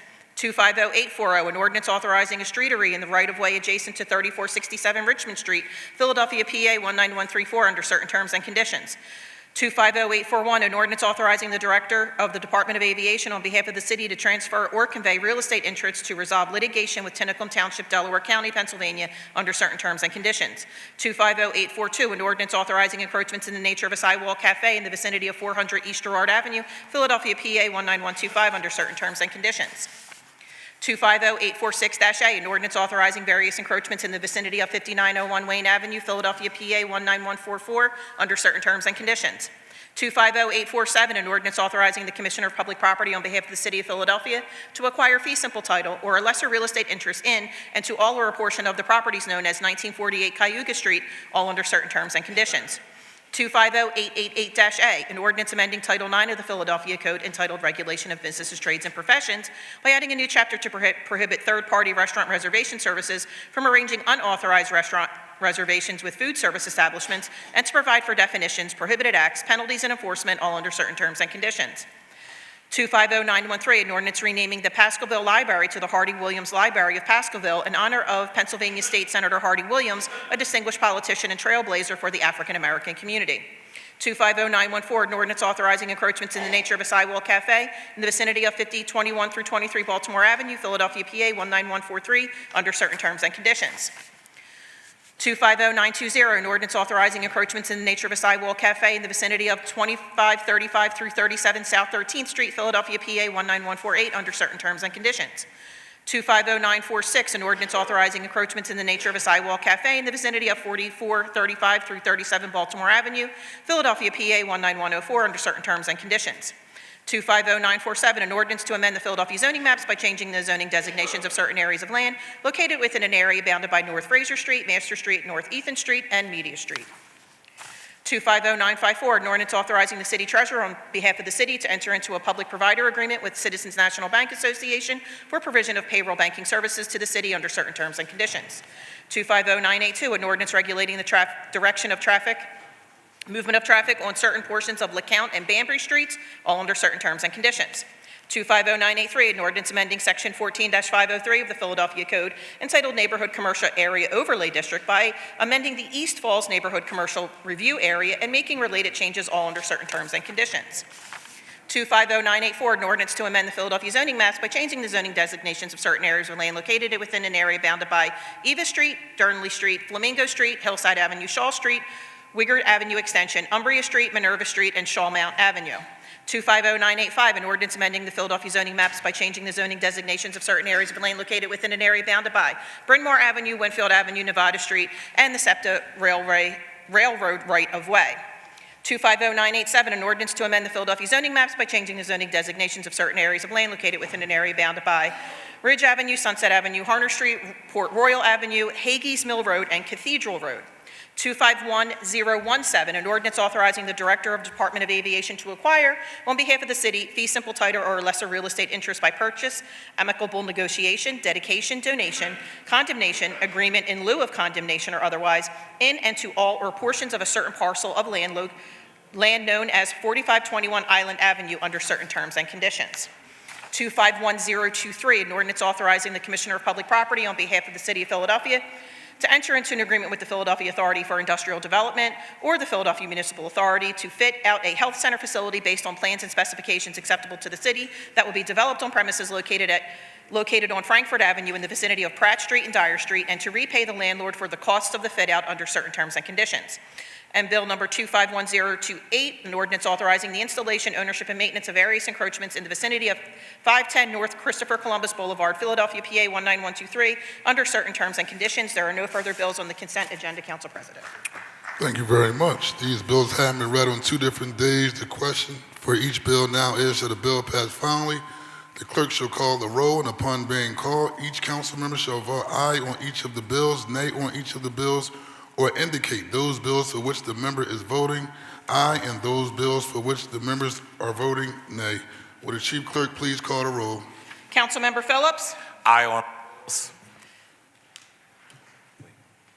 Councilmember Gilmore Richardson? Aye on all bills. Councilmember Gautier? Aye on all bills. Councilmember Thomas? Aye on all bills. Councilmember Jones? Aye on all bills. Councilmember Landau? Aye on all bills. Councilmember Losada? Aye on all bills. Councilmember Young? Aye on all bills. Councilmember Brooks. Aye on all bills. Councilmember Harity. Aye on all bills. Councilmember O'Rourke. Aye on all bills. Councilmember Driscoll. Aye on all bills. Councilmember O'Neill. Aye on all bills. Councilmember Squilla. Aye on all bills. Councilmember Bass. Aye on all bills. Councilmember Ahmed. Aye on all bills. And Council President Johnson. Aye on all bills, the majority of all the members having voted in the affirmative for each of the bills on the consent agenda are passed. We will now consider the bills and resolutions on the regular second reading and final passage calendars. Will the Chief Clerk please read the title of resolution number 250955? A resolution approving the 2025 through 2026 Housing Opportunities Made Easy Home Program Annual Program Statement and Budget, which addresses expenditures by various agencies in the first year of the home program. Chair recognizes Councilman Jamie Gaultier for a motion regarding resolution number 250955. Thank you, Council President. I move for the adoption of the resolution. It has been moved and properly seconded that resolution number 250955 be adopted. All those in favor will signify by saying aye. Aye. Those opposed? The ayes have it. The motion carries and the resolution is adopted. Would the clerk please read?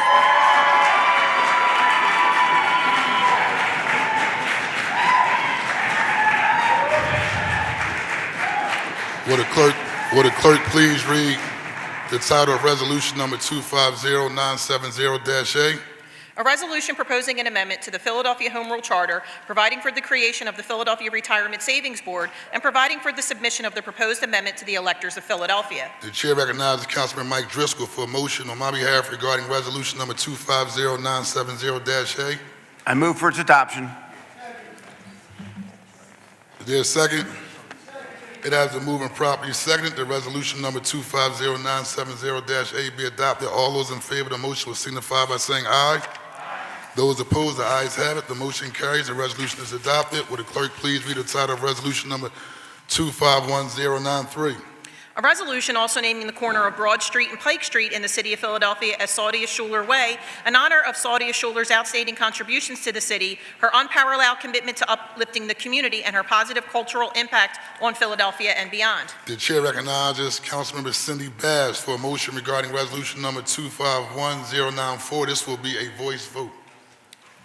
Thank you, Mr. President. I was going to say I would like to have a voice vote on this matter, and I move for the adoption of this resolution. Second. Will the chief clerk please call the roll?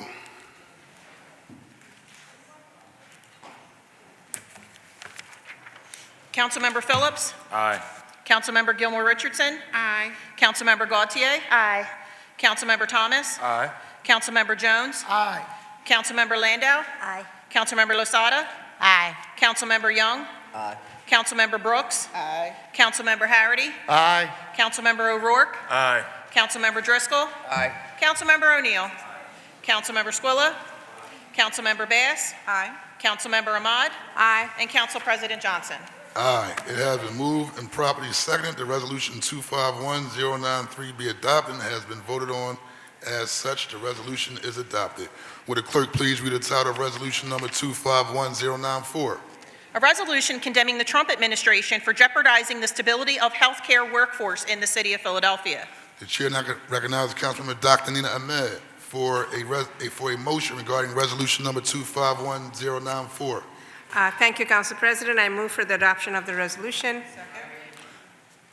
It has been moved and properly seconded that resolution number 251094 be adopted. All those in favor of the motion will signify by saying aye. Aye. Those opposed, the ayes have it. The motion carries. The resolution is adopted. Will the clerk please read the title of bill number? Yes. The home one as well? What resolution? Donald Trump resolution? Okay. It will be duly noted that Councilmember Brian O'Neill, a nay on 251094. Will the clerk please read the title of bill number 250646-A? An ordinance amending Title IX of the Philadelphia Code entitled Regulation of Businesses, Trades, and Professions by adding a new chapter entitled Minimum Training for Security Officers.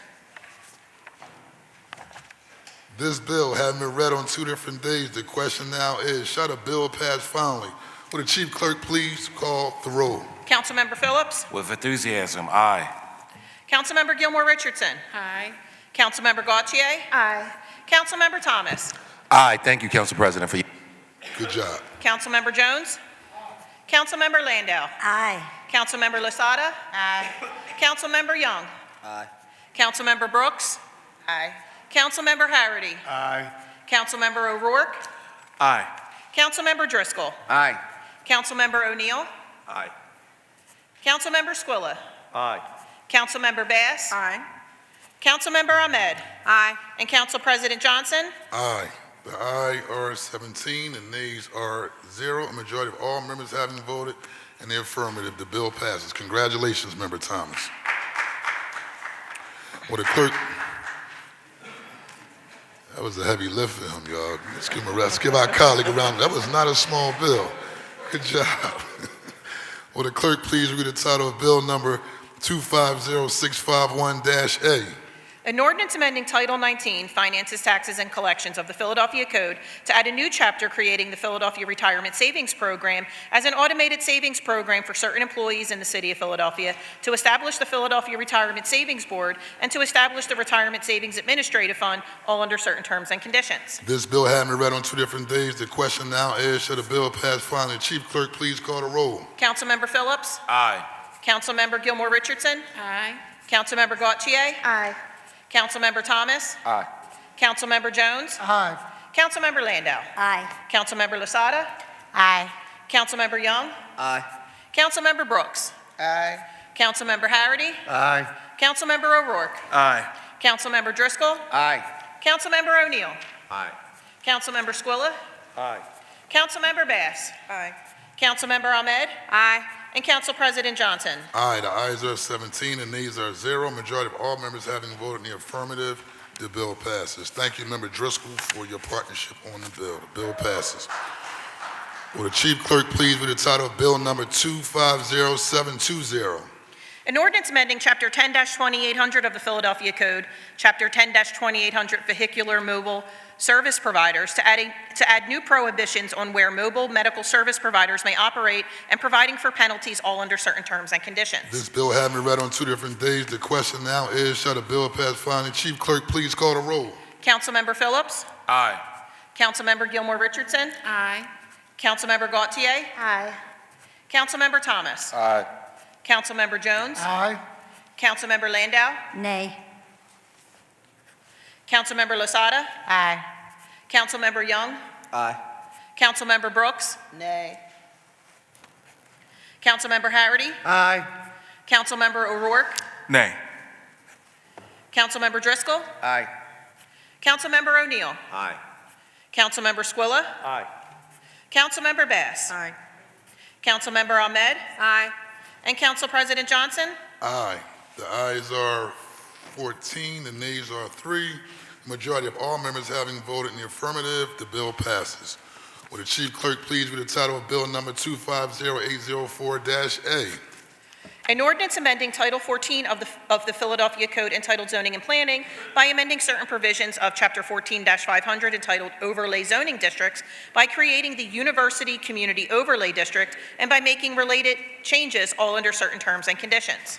This bill having been read on 2 different days, the question now is, should the bill pass finally? Will the Chief Clerk please call the roll? Councilmember Phillips. Aye. Councilmember Gilmore Richardson. Aye. Councilmember Gautier. Aye. Councilmember Thomas. Nay. Councilmember Jones. Aye. Councilmember Landau. Aye. Councilmember Lasada. Aye. Councilmember Young. Aye. Councilmember Brooks. Aye. Councilmember Harity. Aye. Councilmember O'Rourke. Aye. Councilmember Driscoll. Aye. Councilmember O'Neill. Aye. Councilmember Squilla. Aye. Councilmember Bass. Aye. Councilmember Ahmed. Aye. And Council President Johnson. Aye, the ayes are 16, the nays are 1. A majority of all members of City Council having voted in the affirmative, the bill passes. Will the Chief Clerk please read the title of Bill number 250833? An ordinance amending Title 16 entitled Public Property to add a new chapter to explicitly require the Philadelphia Land Bank to submit an annual report to council that details the disposition of all land subject to the land bank under certain terms and conditions. This bill having been read on 2 different days, the question now is, shall the bill pass finally? Chief Clerk, please call the roll. Councilmember Phillips. Aye. Councilmember Gilmore Richardson. Aye. Councilmember Gautier. Aye. Councilmember Thomas. Aye. Councilmember Jones. Aye. Councilmember Landau. Aye. Councilmember Losada. Aye. Councilmember Young. Aye. Councilmember Brooks. Aye. Councilmember Harity. Aye. Councilmember O'Rourke. Aye. Councilmember Driscoll. Aye. Councilmember O'Neill. Aye. Councilmember Squilla. Aye. Councilmember Bass. Aye. Councilmember Ahmed. Aye. And Council President Johnson. Aye, the ayes are 17 and these are 0. Majority of all members having voted in the affirmative, the bill passes. Will the clerk please read the title of Bill Number 250950? An ordinance providing for the submission to the qualified electors of the City of Philadelphia of the proposal set forth in a resolution approved by council proposing an amendment to the Philadelphia Home Rule Charter relating to the creation of the Philadelphia Retirement Savings Board and authorizing and directing the appropriate officers to publish notice and to make arrangements for special election. This bill having been read on 2 different days, the question now is, shall the bill pass finally? Chief Clerk, please call the roll. Councilmember Phillips. Aye. Councilmember Gilmore Richardson. Aye. Councilmember Gautier. Aye. Councilmember Thomas. Aye. Councilmember Jones. Aye. Councilmember Landau. Aye. Councilmember Losada. Aye. Councilmember Young. Aye. Councilmember Brooks. Aye. Councilmember Harity. Aye. Councilmember O'Rourke. Aye. Councilmember Driscoll. Aye. Councilmember O'Neill. Aye. Councilmember Squilla. Aye. Councilmember Bass. Aye. Councilmember Ahmed. Aye. And Council President Johnson. Aye, the ayes are 17 and these are 0. Majority of all members having voted in the affirmative, the bill passes. Will the Chief Clerk please read the title of Bill Number 250951? An ordinance amending Title 12 of the Philadelphia Code entitled Traffic Code by revising certain definitions, adding a new section 12-926 entitled Fee for Use of Bus Loading Zones and Facilities to impose a fee on certain activities by intercity buses, authorizing the installation and use of camera-based monitoring systems for administration of the fee system, and authorizing an agreement with the Philadelphia Parking Authority for enforcement and collection of certain fees for intercity buses, all under certain terms and conditions. This bill having been read on 2 different days, the question now is, shall the bill pass finally? Chief Clerk, please call the roll. Councilmember Phillips. Aye. Councilmember Gilmore Richardson. Aye. Councilmember Gautier. Aye. Councilmember Thomas. Aye. Councilmember Jones. Aye. Councilmember Landau. Aye. Councilmember Losada. Aye. Councilmember Young. Aye. Councilmember Brooks. Aye. Councilmember Harity. Aye. Councilmember O'Rourke. Aye. Councilmember Driscoll. Aye. Councilmember O'Neill. Aye. Councilmember Squilla. Aye. Councilmember Bass. Aye. Councilmember Ahmed. Aye. And Council President Johnson. Aye, the ayes are 17 and these are 0. Majority of all members having voted in the affirmative, the bill passes. Will the clerk please read the title of Bill Number 250952? An ordinance amending Section 14-602 of the Philadelphia Code entitled Use Tables by defining building types and clarifying uses permitted in the R2A-2 Residential Two-Family Attached Base Zoning District, all under certain terms and conditions. This bill having been read on 2 different days, the question now is, shall the bill pass finally? Chief Clerk, please call the roll. Councilmember Phillips. Aye. Councilmember Gilmore Richardson. Aye. Councilmember Gautier. Aye. Councilmember Thomas. Aye. Councilmember Jones. Aye. Councilmember Landau. Aye. Councilmember Losada. Aye. Councilmember Young. Aye. Councilmember Brooks. Aye. Councilmember Harity. Aye. Councilmember O'Rourke. Aye. Councilmember Driscoll. Aye. Councilmember O'Neill. Aye. Councilmember Squilla. Aye. Councilmember Bass. Aye. Councilmember Ahmed. Aye. And Council President Johnson. Aye, the ayes are 17 and these are 0. Majority of all members having voted in the affirmative, the bill passes. Will the Chief Clerk please read the title of Bill Number 250953? An ordinance authorizing the Procurement Department on behalf of the City of Philadelphia to enter into an agreement with the Philadelphia Energy Authority for implementation and evaluation of energy conservation capital measures designed to reduce energy, water, wastewater, or other consumption or operating costs at specified city properties under certain terms and conditions. This bill having been read on 2 different days, the question now is, shall the bill pass finally? Chief Clerk, please call the roll. Perfect. Councilmember Phillips. Aye. Councilmember Gilmore Richardson. Aye. Councilmember Gautier. Aye. Councilmember Thomas. Aye. Councilmember Jones. Aye. Councilmember Landau. Aye. Councilmember Losada. Aye. Councilmember Young. Aye. Councilmember Brooks. Aye. Councilmember Harity. Aye. Councilmember O'Rourke. Aye. Councilmember Driscoll. Aye.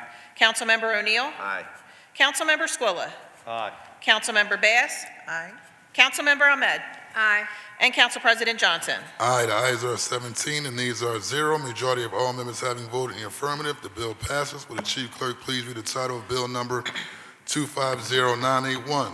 An ordinance authorizing and approving the execution and delivery of a service agreement between the City of Philadelphia, Pennsylvania, and the Philadelphia Energy Authority relating to the finances of the construction, equipping, installation, and implementation of energy conservation improvements and other measures designed to reduce energy, water, wastewater, or other consumption or operating costs at specified properties owned or leased and operated by the city, approving the issuance by such authority of bonds, notes, or other evidences of indebtedness in one or more series to finance or refinance the cost of such project, and authorizing and approving the obligation of the city to pay in full when due the service fee and other amounts required to issue such bonds, notes, or other evidences of indebtedness, covenanting that the city will make the necessary appropriations in each of the city's fiscal years to provide for and will make timely payments of the service fee and other amounts due under the service agreement, and authorizing the city officials to take necessary or appropriate actions to effectuate the purposes of this ordinance, all under certain terms and conditions. This bill having been read on 2 different days, the question now is, shall the bill pass finally? Councilmember Phillips. Aye. Councilmember Gilmore Richardson. Aye. Councilmember Gautier. Aye. Councilmember Thomas. Aye. Councilmember Jones. Aye. Councilmember Landau. Aye. Councilmember Losada. Aye. Councilmember Young. Aye. Councilmember Brooks. Aye. Councilmember Harity. Aye. Councilmember O'Rourke. Aye. Councilmember Driscoll. Aye. Councilmember O'Neill. Aye. Councilmember Squilla. Aye. Councilmember Bass. Aye. Councilmember Ahmed. Aye. And Council President Johnson. Aye, the ayes are 17, and nays are 0. Majority of all members having voted in the affirmative, the bill passes. Will the Chief Clerk please read the title of Bill Number 251018? An ordinance approving the amendment of the fiscal year 2026 capital budget, providing for expenditures for the capital purposes of the Philadelphia Gas Works, including the supplying of funds in connection therewith, subject to certain constraints and conditions, and acknowledging the receipt of the revised forecast of capital budgets for fiscal years 2027 through 2031 as amended. This bill having been read on 2 different days, the question now is, shall the bill pass finally? Chief Clerk, please call the roll. Councilmember Phillips. Aye. Councilmember Gilmore Richardson. Aye. Councilmember Gautier. Aye. Councilmember Thomas. Councilmember Jones. Aye. Councilmember Landau. Councilmember Losada. Aye. Councilmember Young. Councilmember Brooks. Aye. Councilmember Harity. Aye. Councilmember O'Rourke. Aye. Councilmember Driscoll. Aye. Councilmember O'Neill. Aye. Councilmember Squilla. Aye. Councilmember Bass. Aye. Councilmember Ahmed. Aye. And Council President Johnson. Aye, the ayes are 17, and nays are 0. Majority of all members having voted in the affirmative, the bill passes. Will the Chief Clerk please read the title of 251019? An ordinance amending Bill Number 250103, approved June 13, 2025, entitled Authorizing the Procurement Commissioner on behalf of the City of Philadelphia to enter into an agreement with the Philadelphia Energy Authority for coordination of a guaranteed energy savings contract for implementation and evaluation of energy conservation measures designed to reduce energy, water, wastewater, or other consumption or operating costs at specified city properties, all under certain terms and conditions, to clarify the scope of the guaranteed energy savings contract and to make related technical changes, all under certain terms and conditions. This bill having been read on 2 different days, the question now is, shall the bill pass finally? Chief Clerk, please call the roll. Councilmember Phillips. Aye. Councilmember Gilmore Richardson. Aye. Councilmember Gautier. Aye. Councilmember Thomas. Aye. Councilmember Jones. Aye. Councilmember Landau. Aye. Councilmember Losada. Aye. Councilmember Young. Aye. Councilmember Brooks. Aye. Councilmember Harity. Aye. Councilmember O'Rourke. Aye. Councilmember Driscoll. Aye. Councilmember O'Neill. Aye. Councilmember Squilla. Aye. Councilmember Bass. Aye. Councilmember Ahmed. Aye. And Council President Johnson. Aye, the ayes are 17, and nays are 0. Majority of all members having voted in the affirmative, the bill passes. Will the Chief Clerk please read the title of Bill Number 251022-A? An ordinance amending Section 9-208 of the Philadelphia Code entitled Sidewalk Cafes to revise standards and requirements associated with sidewalk cafes, all under certain terms and conditions. This bill having been read on 2 different days, the question now is, shall the bill pass finally? Chief Clerk, please call the roll. Councilmember Phillips. Aye. Councilmember Gilmore Richardson. Aye. Councilmember Gautier. Aye. Councilmember Thomas. Aye. Councilmember Jones. Aye. Councilmember Landau. Aye. Councilmember Losada. Aye. Councilmember Young. Aye. Councilmember Brooks. Aye. Councilmember Harity. Aye. Councilmember O'Rourke. Aye. Councilmember Driscoll. Aye. Councilmember O'Neill. Aye. Councilmember Squilla. Aye. Councilmember Bass. Aye. Councilmember Ahmed. Aye. And Council President Johnson. Aye, the ayes are 17, the nays are 0. A majority of all members having voted in the affirmative, the bill passes. Congratulations. Would the clerk please read any additional resolutions on today's calendar? A privileged resolution recognizing and honoring Rich Laser, Executive Director of the Philadelphia Parking Authority, for strengthening the authority's operations, improving customer service, and addressing key quality of life issues that impact residents across the city of Philadelphia, introduced by Councilmember Phillips. Chair recognizes Councilmember Phillips for a motion on the resolution. Thank you, Council President. I move for the adoption of the resolution. It has been moved and properly seconded that the resolution be adopted. All those in favor will signify by saying aye. Those opposed, the ayes have it, and the resolution is adopted. Will the Chief Clerk please read the title of the next resolution? A privileged resolution honoring LaSalle College High School on winning the 2025 PIAA Class 6A State Football Championship, introduced by Councilmember Phillips. Chair recognizes Councilmember Dr. Anthony Phillips for a motion on the resolution. Thank you, Council President. I would love for Councilman O'Neill to provide the second. I move for the adoption of the resolution. I was waiting for it.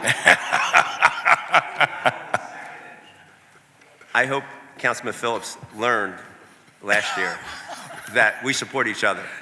He voted no on mine. I'm voting an enthusiastic yes on his.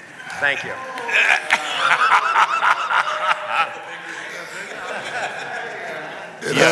Yes, we learned, and I'll support you next time. It has If there been is moved one. and properly seconded that the resolution be adopted. All those in favor will signify by saying aye. Those opposed, the ayes have it, and the resolution is adopted. Would the Chief Clerk please read the title of the next resolution? A privileged resolution honoring and recognizing the MAAFA Redemption Project and its Executive Director, Reverend Marshall Hatch Jr., for creating a safe, healing, and disciplined pathway for young men to reimagine themselves as leaders and change agents, work that reflects the same fight for opportunity, safety, and dignity championed in Philadelphia's neighborhoods, introduced by Councilmember Phillips. Chair recognizes Councilman Dr. Anthony Phillips for a motion on the resolution. Thank you, Council President. I move for the adoption of the resolution. It has been moved and properly seconded that the resolution be adopted. All those in favor will signify by saying aye. Those opposed, the ayes have it, and the resolution is adopted. Would the Chief Clerk please read the title of the next resolution? A privileged resolution recognizing, honoring, and congratulating Phi Beta Sigma Fraternity, Incorporated, on its 112th Founders Day and declaring January 9th Phi Beta Sigma Fraternity Incorporated Day in the city of Philadelphia, introduced by Councilmember Gilmore Richardson. The chair recognizes Councilmember Majority Leader Catherine Gilmore Richardson of Zeta Phi Beta of the Divine Nine. Thank you, Mr. President. And even though I am donning red today in our council holiday tradition, on behalf of the founders and also the president of the Nu Sigma chapter, my husband, David Richardson, I move the adoption of the resolution. It has been moved and properly seconded that the resolution be adopted. All those in favor signify by saying aye. Aye. Those opposed, the ayes have it, and the resolution is adopted. Will the Chief Clerk please read the title of the next resolution? A privileged resolution recognizing, honoring, and congratulating Zeta Phi Beta Sorority Incorporated on its 106th Founders Day and declaring January 16th Zeta Phi Beta Sorority Incorporated Day in the city of Philadelphia, introduced by Councilmember Gilmore Richardson. Chair recognizes Councilmember Majority Leader Catherine Gilmore Richardson for a motion. Thank you again, Council President. And on behalf of our triumphant founders of Zeta Phi Beta Sorority Incorporated, all of the chapters represented here across the city of Philadelphia, and my newest team member, also a member of Zeta Phi Beta Sorority Incorporated, hailing from Zeta Alpha chapter at North Carolina A&T State University, Tolly Farmer, I move the adoption of the resolution. It has been moved and properly seconded that the resolution be adopted. All those in favor signify by saying aye. Anyone opposed? The ayes have it, and the resolution is adopted. Will the Chief Clerk please read the title of the next resolution? A privileged resolution authorizing the Committee of the Whole to hold hearings examining the history and purpose of Philadelphia's Minority Women and Disabled-Owned Business Enterprises, MWDSBE, contracting programs, the current federal and judicial landscape affecting diversity, equity, and inclusion DEI policy, and the Parker administration's revised approach to participation ranges and procurement strategy, introduced by Councilmember Jones on behalf of Council President Johnson. The chair recognizes Councilmember Curtis Jones Jr. for a motion on the resolution. Thank you, Mr. President. On your behalf, I move for the adoption of the resolution. It has been moved and properly seconded that the resolution be adopted. All those in favor will signify by saying aye. Aye. Those opposed, the ayes have it, and the resolution is adopted. Will the chief clerk please read the title of the next resolution? A privileged resolution celebrating the 4th cohort of Philly Bolt grassroots leaders in the city of Philadelphia, recognizing the students of Philly Bolt Academic Year Fellowship Program for their dedication to community-led change and leadership development, introduced by Councilmember Landau. Chair recognizes Councilman Rue Landau for a motion on the resolution. Thank you, Council President. I move for the adoption of the resolution. It has been moved and properly seconded that the resolution be adopted. All those in favor will signify by saying aye. Those opposed, the ayes have it, and the resolution is adopted. Will the chief clerk please read the title of the next resolution? A privileged resolution recognizing, honoring, and celebrating the Wardrobe on the occasion of its 30th anniversary of opening, introduced by Councilmember Brooks. Chair recognizes Councilmember Brooks for a motion on the resolution. Thank you, Council President. I move for the adoption of the resolution. It has been moved and properly seconded that the resolution be adopted. All those in favor will signify by saying aye. Those opposed, the ayes have it, and the resolution is adopted. Will the chief clerk please read the title of the next resolution? A privileged resolution welcoming the FIFA World Cup 2026 teams playing in Philadelphia and celebrating the World Cup's contribution to Philadelphia's global economy, introduced by Councilmember O'Rourke. The chair recognizes Councilmember Nicholas O'Rourke for a motion on the resolution. Thank you, Mr. President. I move for the adoption of the resolution. It has been moved and properly seconded that the resolution be adopted. All those in favor will signify by saying aye. Those opposed, the ayes have it, and the resolution is adopted. Will the chief clerk please read the title of the next resolution? A privileged resolution recognizing December 21st, 2025 as Homeless Persons Memorial Day in the city of Philadelphia, acknowledging the lives of all unhoused people we have lost over the past year, and bringing attention to housing insecurity across the city, introduced by Councilmember O'Rourke. Chair recognizes Councilman Nicholas O'Rourke for a motion on the resolution. Thank you, Mr. President. I move for the adoption of the resolution. It has been moved and properly seconded that the resolution be adopted. All those in favor will signify by saying aye. Aye. Those opposed, the ayes have it, and the resolution is adopted. Will the chief clerk please read the title of the next resolution? Council President, there are no further resolutions in my possession.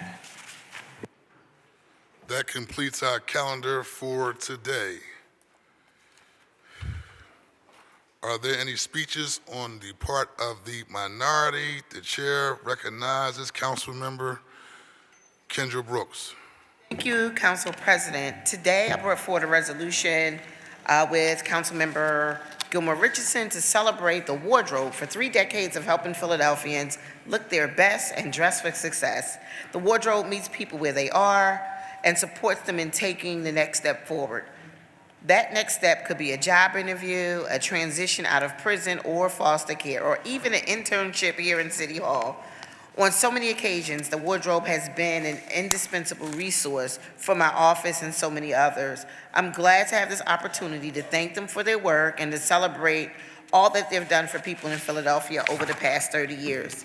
And since this is our last session before winter break, I want to wish everyone a safe and happy holiday and encourage you to check out some of the many Kwanzaa celebrations that will be taking place in our city over the next few weeks. 2 years ago, my office led an effort to bring Kwanzaa to the heart of our city with the 9-foot Kinara sculpture created by Mama Maisha of the Kwanzaa Collective. With the support of Visit Philadelphia and Wawa Welcome America, I look forward to the ceremonial lighting of the Kinara here in City Hall on December 26th, as well as a range of family-friendly activities across Philadelphia during the 7 days of Kwanzaa. Thank you so much, and everyone enjoy their time. Thank you very much. Chair recognizes Councilman Nicholas O'Rourke. Thank you, Mr. President. There is another word from the minority today, and that's an actual quote from B.R. Ambedkar. For a successful revolution, it is not enough that there is discontent. What is required is a profound and a thorough conviction of the justice, necessity, and importance of political and social rights. A couple of things I want to hit on today in that keyword thorough. One is that as a result of the passing of the amendments, we have now approved in the home plan funding for the anti-displacement fund. Let me share an example that demonstrates why, in this particular instance, we moved this bill. You all may remember the story of Lindley Towers. You know that's in the 9th Councilmanic District, I do believe, member Dr. Phillips. You may recall that in 2022, the 7th floor facade of Lindley Towers fell smooth off the building. And thank God, nobody was injured. L&I declared the building imminently dangerous, which led to the forced relocation of around 100 tenants. The building's management, chiefly one Philip Pulley, insert boo, who's one of Philly's worst slumlords, the same guy who sold some West Philly properties just days before they were destroyed in what our fire department has described as an act of arson. That's the Philip Pulley I'm talking about. It took a court order for him to respond to the needs of his displaced tenants, and the court ordered that he pay for a 28-day stay in the Red Roof Inn in Bensalem and transportation to the inn, and to return their first and last month's rent along with any security deposit. That was the ruling. That is a good start. But it's still a massive challenge for people having to search for housing on short notice, now further from their jobs as they sort out the possessions that they can keep and those they'll have to buy again. One tenant who was part of the settlement told the press, "Of course people want the money, but at least they get the money that you can live off of." The anti-displacement fund now has the power to offer tenants in emergency situations support from the city beyond whatever their landlord is, or obviously in this case isn't, actually ordered to give them. Unfortunately, too many tenants still face cease operations orders and more likely would in an environment where they felt safe calling L&I.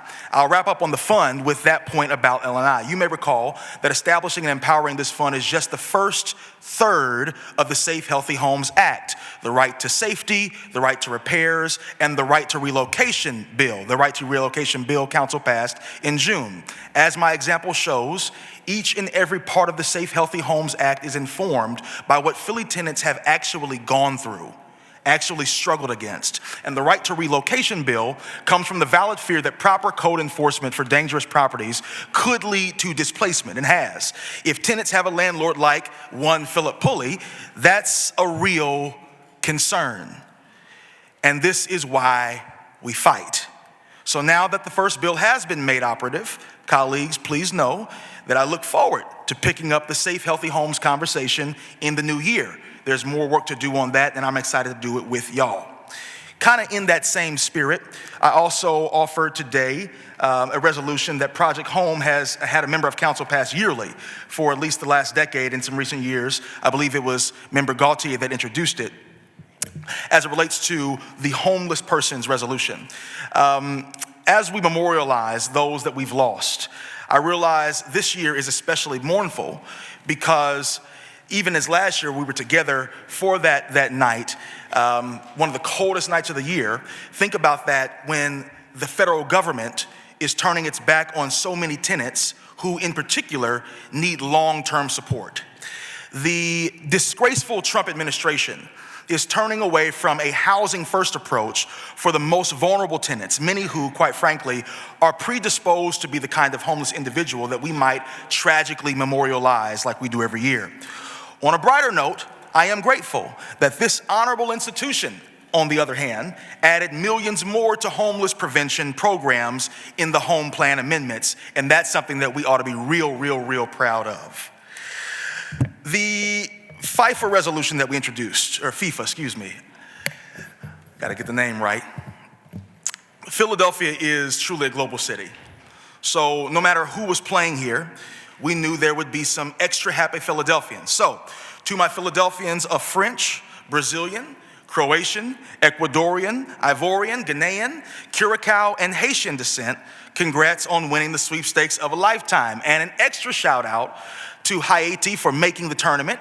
It's an amazing story. The Haitian diaspora has had to face so much, and I'm so excited for the joy that Haitian Philadelphians will feel when match day comes. You know they're going to turn it up real good, and I'm looking forward to that day with them.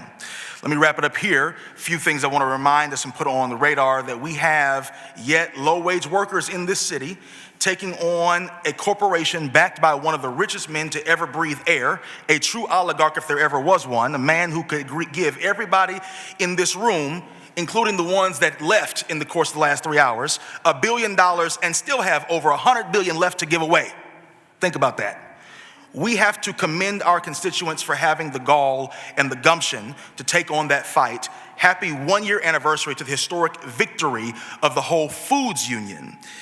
We also have baristas who are still fighting the good fight against Starbucks, a brand that is completely ruining its image, which used to be good, by choosing to treat their workers with the utmost disrespect and not so good. The city of New York just fined them $39 million for violations of its Fair Work Week laws, an unprecedented fine for unprecedented unfair labor practices. By the way, Philly has similar laws in the books, and as I understand it, there's an investigation underway. Act right in this labor town. If you ever seemed particularly, or if I have particularly seemed up to date, as it were, on labor news from around the city, from around the country, even around the world, if I've ever sounded like I was kind of on top of it as it relates to that, there is a particular member of our team that is due regards, respect, and thanks for that. And I have so much else to thank her for. Dr. Pallavi Rao is one of the original team members for Team Nick, one of the first folks that my chief of staff and I hired upon becoming a member of this body. She's leaving City Hall today in her last full council session. She will not be with us in the next council session to join the Strategic Organizing Center as their senior strategic research analyst. Dr. Pallavi Rao is a grandchild of Indian radicals from Kerala who fought for their nation's independence, farmers. I know that heart for revolutionary change was passed down through the generations, and it burns fiery and bright in her chest. A child of Hazard, Kentucky, part of the unmissable South Asian family out in Appalachia. Her parents' affection and care for working people's struggles clearly lives on in her and in her comfort around working people from all walks of life. As a child of the American South, she's going to be spending her time taking down those familial lessons back home as she helps the UAW win a battle that's a century or so old, the battle to bring unionized labor to the major plants of the South. Folks who have any knowledge on labor history will know that labor historians have called this struggle the Southern Key, namely because the fate of the South determined the fate of the nation, and because unionization was the key to regional transformation. She's going to help win that fight in a real meaningful way. Pallavi has been the key to so much good work that we've been able to accomplish in the 2 years that I've had the pleasure of working with her and being a member of this esteemed body, and I cannot wait to see which doors she opens up next. She is, as we and our team have acknowledged, walking, as we say in my tradition, in her calling, walking in the will of God for her life. And you cannot be mad at somebody who has been called to do what their purpose is on this earth to do. And so we're looking forward to her lighting it up and being the change that we all look forward to see happening in the world. She will truly, truly be missed by every single one of us. And I would ask that all of us just congratulate her on her successful transition in her career. Thank you, Dr. Rao. We love you and appreciate you. Thank you, Mr. President. Thank you. The chair recognizes Councilmember Brian O'Neill. Okay, thank you, Mr. President. I've probably attended, just based on, you do a quick math, over 1,500 council sessions. I have never spoken about an employee who was leaving. But Bobby Yurkov is so exceptional that I have to make an exception.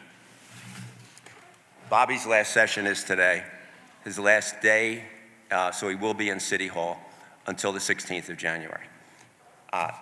And I would have never thought I'd be speaking about how excited I was that he's leaving. I would have felt, if it was 5, 10 years ago, I probably would have said, oh man, you're really messing me up here, you know? But I never had a real, I used to be pretty much my own legislative person because I needed everyone I had for constituent work. And Bobby has grown so much. I used to mentor him. I don't know when it stopped, but at some point, I felt like the mentee. I stopped giving him advice, and I started asking him for advice. And when I say exceptional, it's intelligence. Emotional intelligence is off the charts. Personality, and just being Bobby, you know. He has been extraordinary in my office and in my political life. I can't say enough. It's just, I feel gratitude more than anything else that I was lucky enough to have him for the last 16 years. And before he became an intern, he lived down the street from me, probably 4 houses down on the other side of the street. I didn't know him. Person that some of you know, Franny Kelly, lives in my neighborhood from SEPTA and John Taylor and Traffic Court and all that. And his son was at Temple, where Bobby had been. He was real good friends with Bobby's younger brother, Michael. And I said, sure, I'll take a chance. He's an intern, you know, 2 years of interning. 1 semester of which Bobby hung out in Italy with the Temple program. I said, this kid is smart, you know. I said, go to Italy when you get a shot. But he has matured so much that he is so ready to move up the chain of challenge that I'm just excited for him. His partner, Dr. Chris and Bobby are just, I'm sure they're on cloud 9. But I won't miss them because it's more like father-son, you know, very close friends. I feel more like a relative of his. We discuss everything imaginable. And, you know, Bobby came out of college, and when he first started as legislative director, and by the way, he meets, we only get 1 title usually because it's pretty long, legislative director, but he's been communications director, public relations director, important scheduling director for me, and he wears a lot of hats, and he wears them all well. But I just am so excited for him. He deserves the success that he's having. He's worked hard at it, and I don't think I'll ever have an employee have this much impact on me. I hope I've had some impact on him, but I realized it had been kind of a reversal of roles the last couple of years because I could depend on him as if I were there, and he knows how I think. He isn't afraid to give advice, not afraid to tell me when he thinks I'm going over the line or here, and it's been really good. And on the scheduling part, I've asked him to be a pest, and he will pester me relentlessly until I establish an answer. That's why you start showing up at council carpet. To a schedule. Yeah. Thought it was me, okay. So Thank you, Bobby. I wish him well. I hope everybody has gotten to know him a little bit, at least, or a lot, depending. But I think most staff, Bobby's a relationship builder. He knows more people. He spends more time. He's a people person. And so it's going to impact a lot of people in city council. And I just wish him well. He went to law school for a year when he first got out of Temple at night at Delaware or Widener. And after a year, he was driving out one night, the first week of the new year, and he said, I'm turning around. This isn't for me. Once you get done that first year of law school, it's the hardest year. Most people feel pressure to go through with it, and which is one of the reasons a lot of lawyers are unhappy. But then he went, not long after that, he went to Penn's Wharton program, and happened to be in the same class as a state representative that I knew in council, Sherelle Parker, and Tiffany Thurman. So he was in their graduating class. And it wasn't like they knew him a little bit. They felt like most people do, that they've known him all their lives. And that's a very special quality. And I don't even know how to stop, but I will, because I think that we should limit our own speeches and not just the public's, but I just wanted to convey in public that this is an exceptional person. He has an exceptional family, and I've been really lucky to have him. Thank you.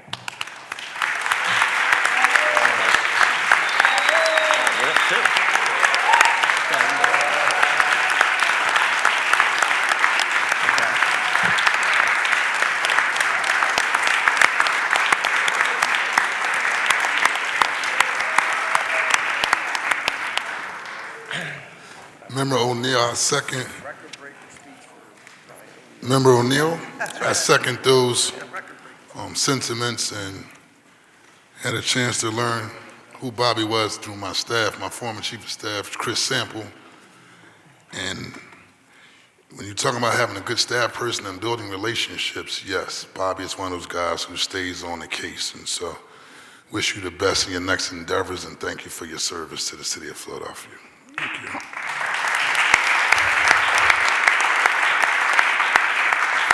Speeches on behalf of the majority. Chair recognizes Councilmember Curtis Jones, Jr. Thank you, Mr. President. And I think that might have been an all-time record for the most words Brian O'Neill ever gave anything. So that is a true honor.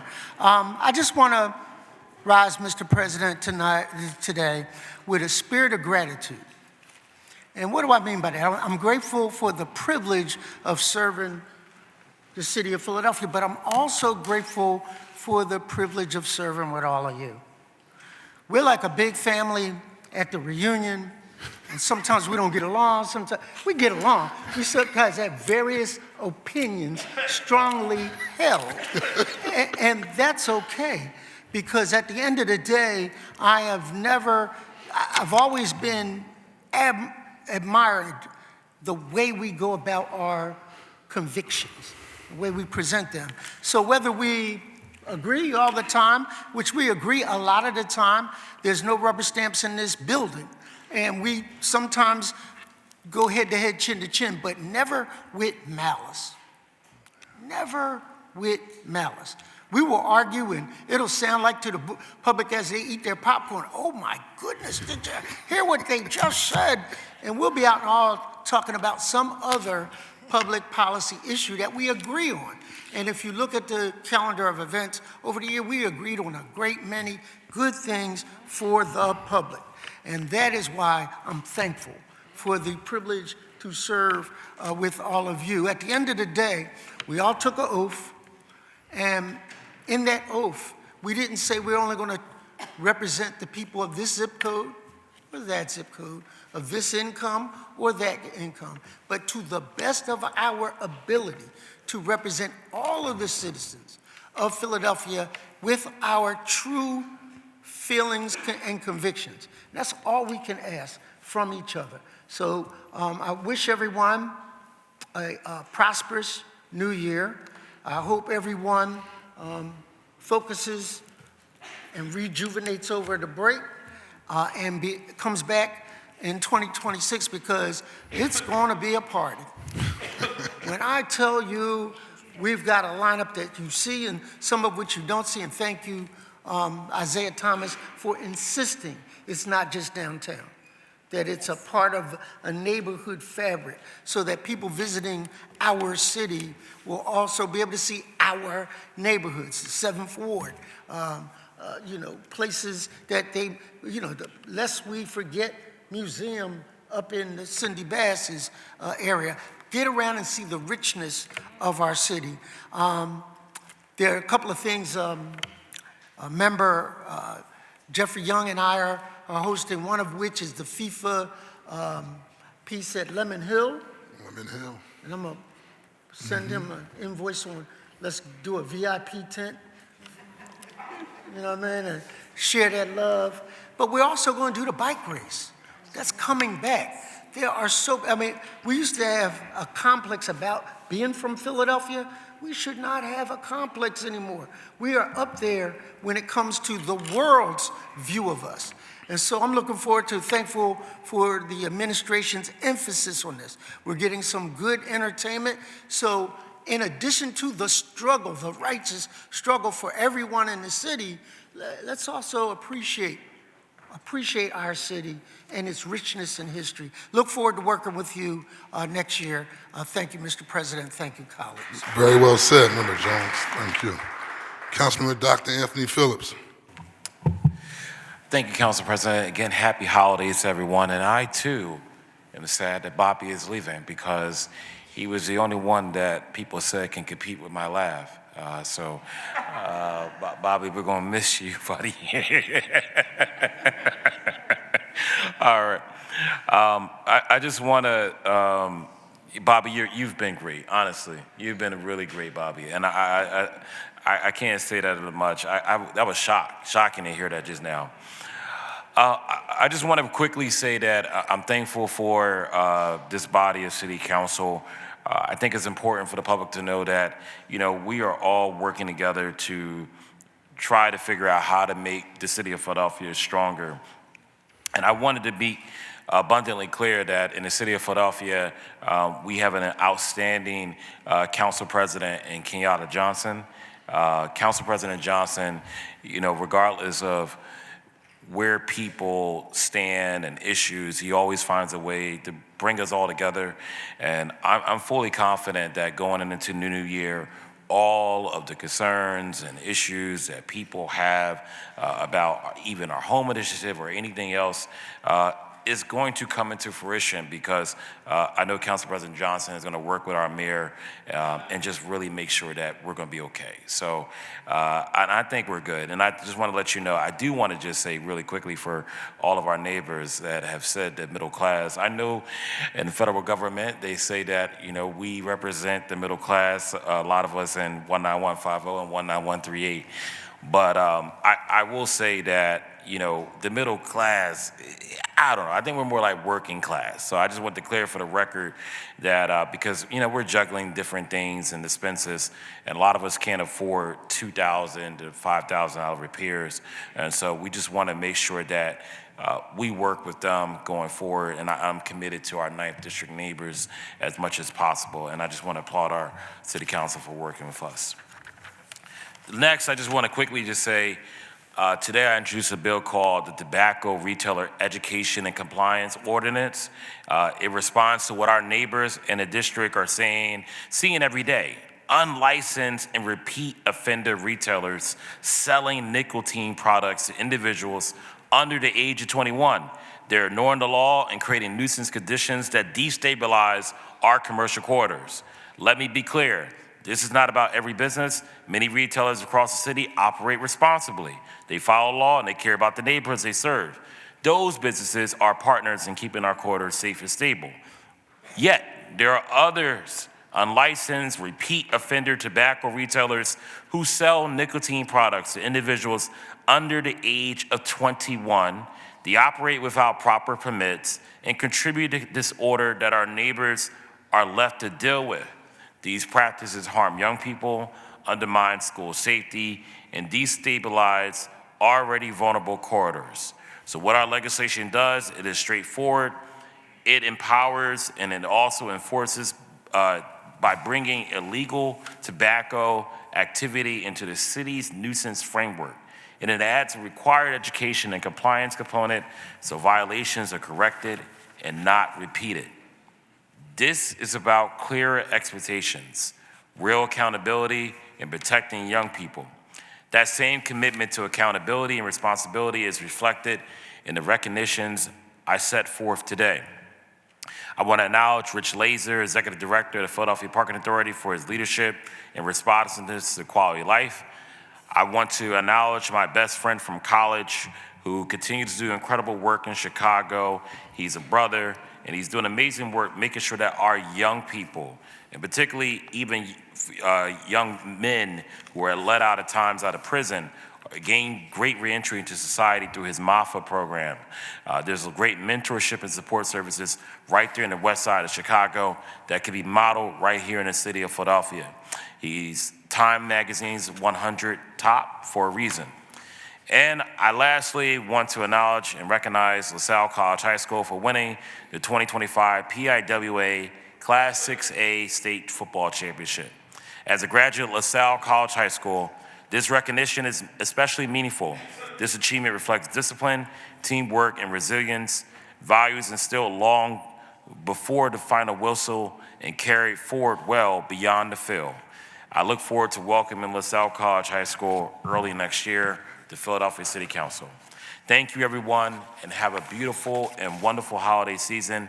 Thank you, Council President, for your leadership. We really appreciate you. God bless. Thank you very much.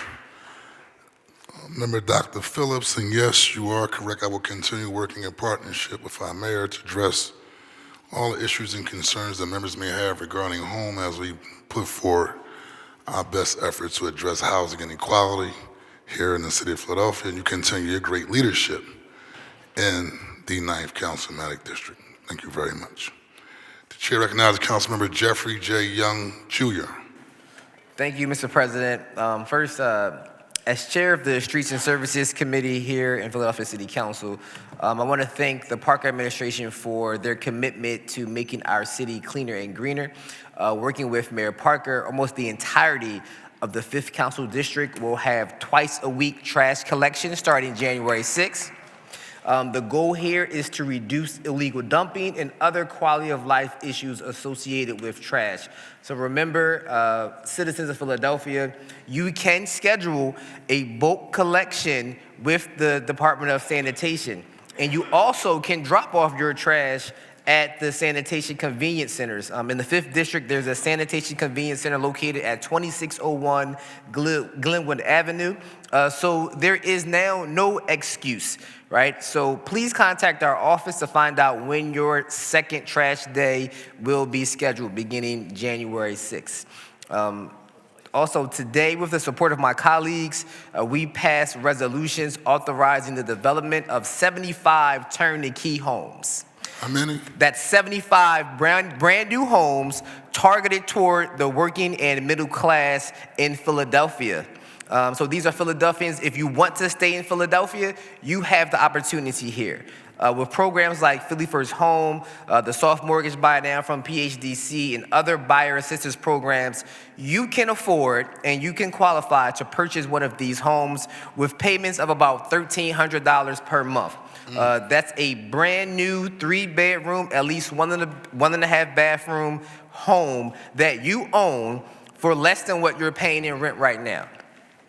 So if you're in the market, I urge you to contact our office to get connected to housing counseling to put you on the path to home ownership.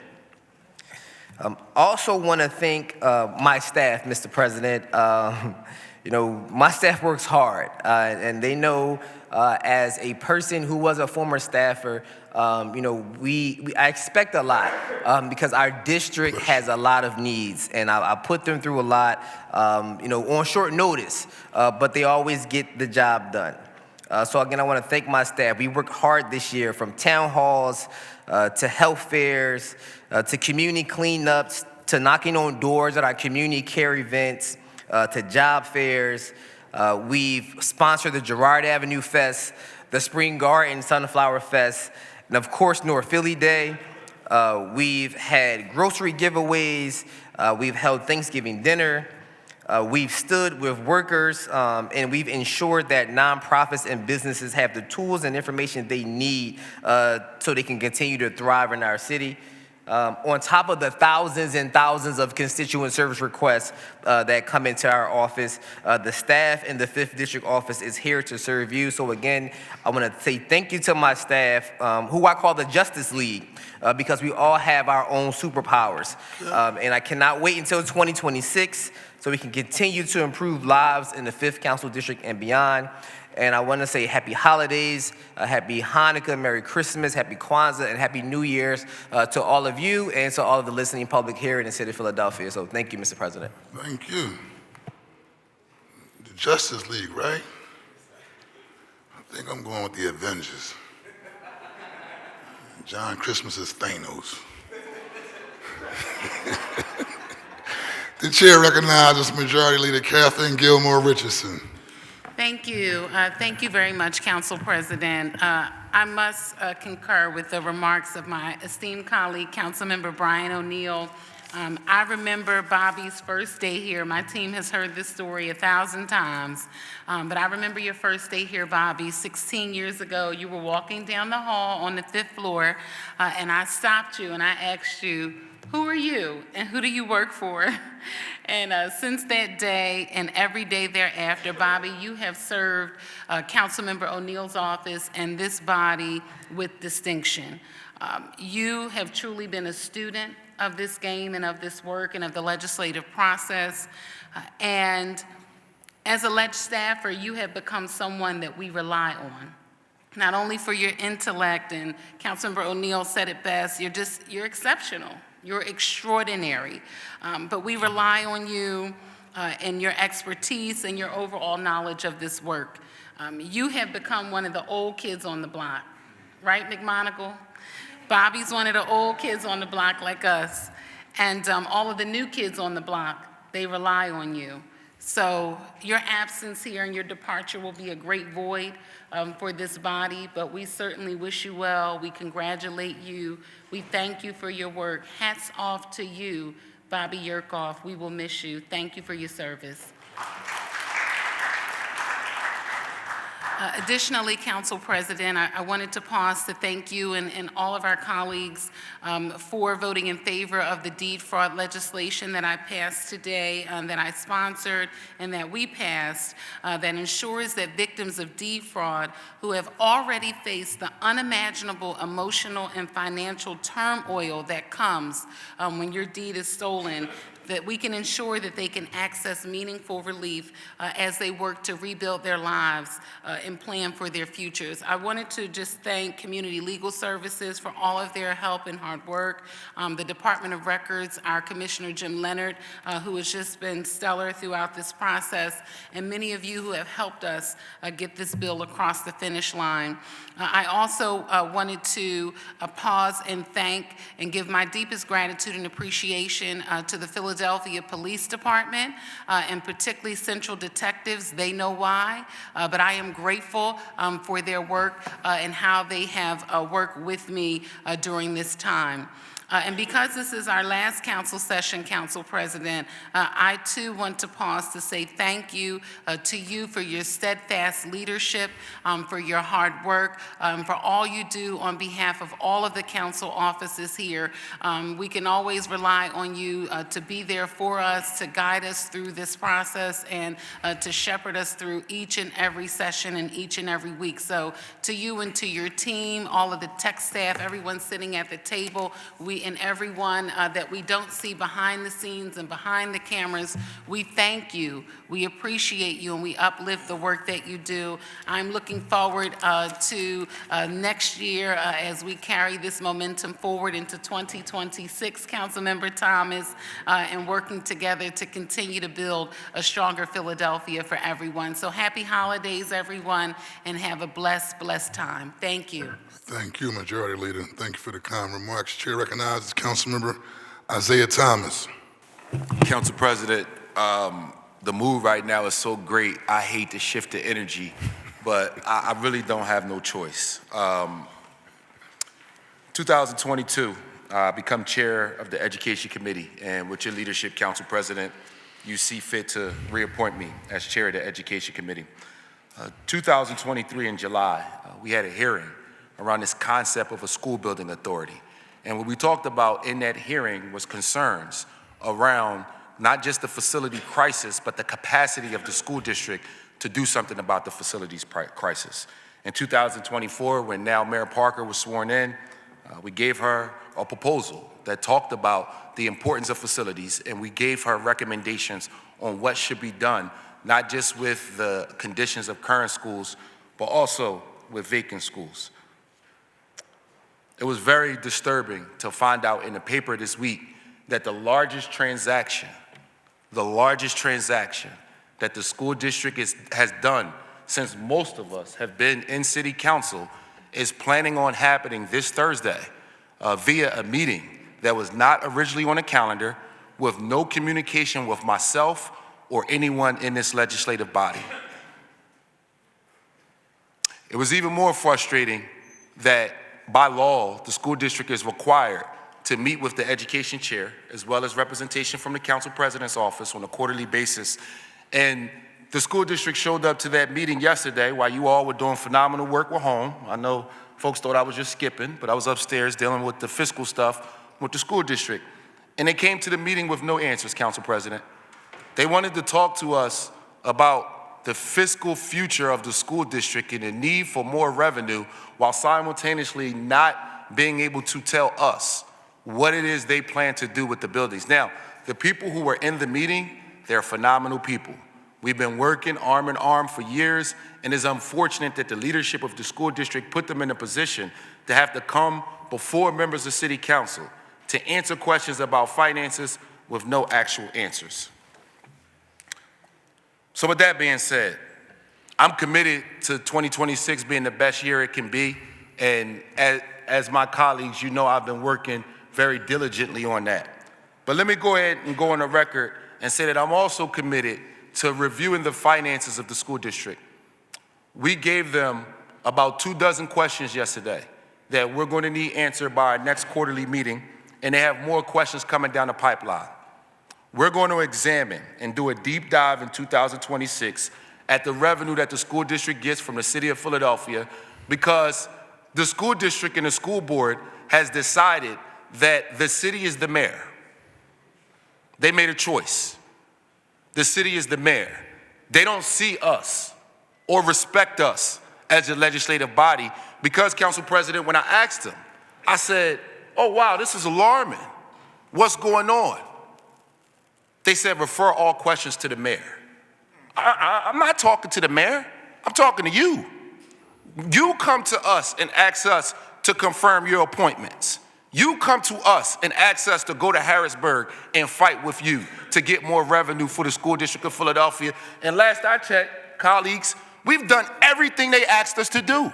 There's never been a time when a school district or the school board came before city council and have asked us to do something and we haven't done what they've asked us to do. But yet, I find myself constantly having to be the angry black man when it comes to them. I'm tired, Council President, and I'm not saying I need a nap. I'm saying I'm tired. I'm tired of being the angry black man. I'm tired of constantly having to fight for the basic needs and what's right. And then we have school board members and a leadership at 440 who make decisions that's so egregious that a judge ruled against them. We sat here just weeks ago and we talked about decisions that were made around charter leaders that we felt like was retaliatory. They told us it wasn't. A judge ruled that it was. These are the people who are in charge of our children. They're not even elected and they're playing politics. But then, Council President, when we go to their meetings, they accuse us of playing politics on the record because we're fighting for children. Colleagues, we got a lot of work to do, and I can tell you right now, I'm not asking y'all for nothing but support. and to have my back, because we are going to do a deep dive working with the council president's office to examine the money that we give them, because at the end of the day, we can't keep writing blank checks for an organization that looks at us on a consistent basis and says, we don't respect you. Colleagues, that's what they did this week. They told you as a district council member, I don't respect you. I'm going to tell you what we're going to do with the buildings in your district. And I think about what Councilmember Phillips and Councilmember Bass just went through the last couple of weeks with that unfortunate tragedy. At least communicate to them. Imagine the politics of Ada Lewis right now and the cause that Councilmember Bass and Councilmember Phillips got when that information was found out in the paper. And they got to look at people and say, I don't even know what you're talking about. I'm done. I'll shift my mood. I have a couple announcements that I need to communicate because it's on the record. So first and foremost, I want to really thank former council member Blondell Reynolds Brown for the great work that she's been doing with the youth, the Young Philadelphians Continental Congress. This is something that we've been pushing. We really hope that there's a young person that represents every councilmatic district who applies to be a member of the Congress. We want to work with the young people and bring them into city council and make sure that they have as close to a replicated experience as possible as it relates to what it means to be a legislator. The deadline is tomorrow, so I encourage everybody to please apply. I also want to encourage colleagues who are available to come out to the 4th Annual Councilman Thomas Classic, December 12th, 13th, and 14th at Mass up in the Northeast. We'll be having teams from New York and the entire region coming to compete against our great Philadelphia teams. I also want to remind everybody that our annual PHL gaming event is happening December 20th at 10 a.m. at local host. It's going to be another phenomenal event. We want to continue to push and promote gaming. That's a huge priority for my office, and we want to make it a priority for the city of Philadelphia. I want to, because of Brian and Nick, I just want to go on the record and say y'all real corny for doing that. But I do appreciate y'all staff for leaving, but because y'all did it, now I got to do it. So Max Wiseman isn't here today, but anybody who knows Max Wiseman knows that Max was my campaign manager back in 2015 when I actually lost a city council race. And in that race, Max and I grew to be really close friends. His wife, Talia, their 2 children are great friends with my wife and our 3 children. And unfortunately, similar in the same spirit of Councilmember O'Neill and his staff, Bobby and Nick and his staff, Max is going to be leaving my office as well too. And so I just want to let Max know, who couldn't be here today, but just let him know that he is appreciated. Similar to the remarks that was made, he has one of those contagious personalities, gets along with a lot of people, really knows his area, and has made his imprint on city council. So Max, I know you're watching. I do want to say thank you. I appreciate your friendship, your loyalty, and the great work that you've done as it relates to my office. If y'all don't know, I'm on TV more than I probably want to be, but that is 100% because of Max, his leadership, and the great relationships he had. Last but not least, Council President, I want to say thank you to you, all of our colleagues in City Council. I really want to say thank you to the tech staff, all of the stenographer, the Sergeant of Arms, John, everybody who really makes our job possible to do. We truly appreciate you. I want to wish all of you a happy holiday. And just, you know, we don't say it as often as we probably should, but council wouldn't be council without you, Council President, the entire tech team, the Sergeant of Arms, and all the great work you do. So folks, if I don't get a chance to see you or tell you face to face, please know, happy holidays. We truly appreciate you. Sorry for the long-winded remarks. Thank you, Council President. Sorry, Member Thomas. Thank you very much for the remarks as well as the support as well. Chair recognizes Councilman Rue Landau. Thank you, Council President. This is great speeches today, my friends. First, I want to shout out the students from Philly Bolt who came out today to give public comment. These kids come from West Philly High School, Palumbo, Olney, and Sayre, representing the whole city of Philadelphia. This program is so instrumental for our young people, and I was pleased to honor the 4th cohort of grassroots leaders with the resolution today alongside Councilmember Gaudier. Thanks so much to all the students for joining what was hopefully a fun and informative day. We know we learned a lot from them. I'd also like to thank Council President, Councilmember Gaudier, as well as the council members here for their collaboration on the recent home amendments. This budget opened city housing programs to ensure that more than 200,000 low-income and working family households have a chance to get into a program that provides housing stability and economic mobility, and increases eligibility for Philadelphia's middle households in a big way for the first time.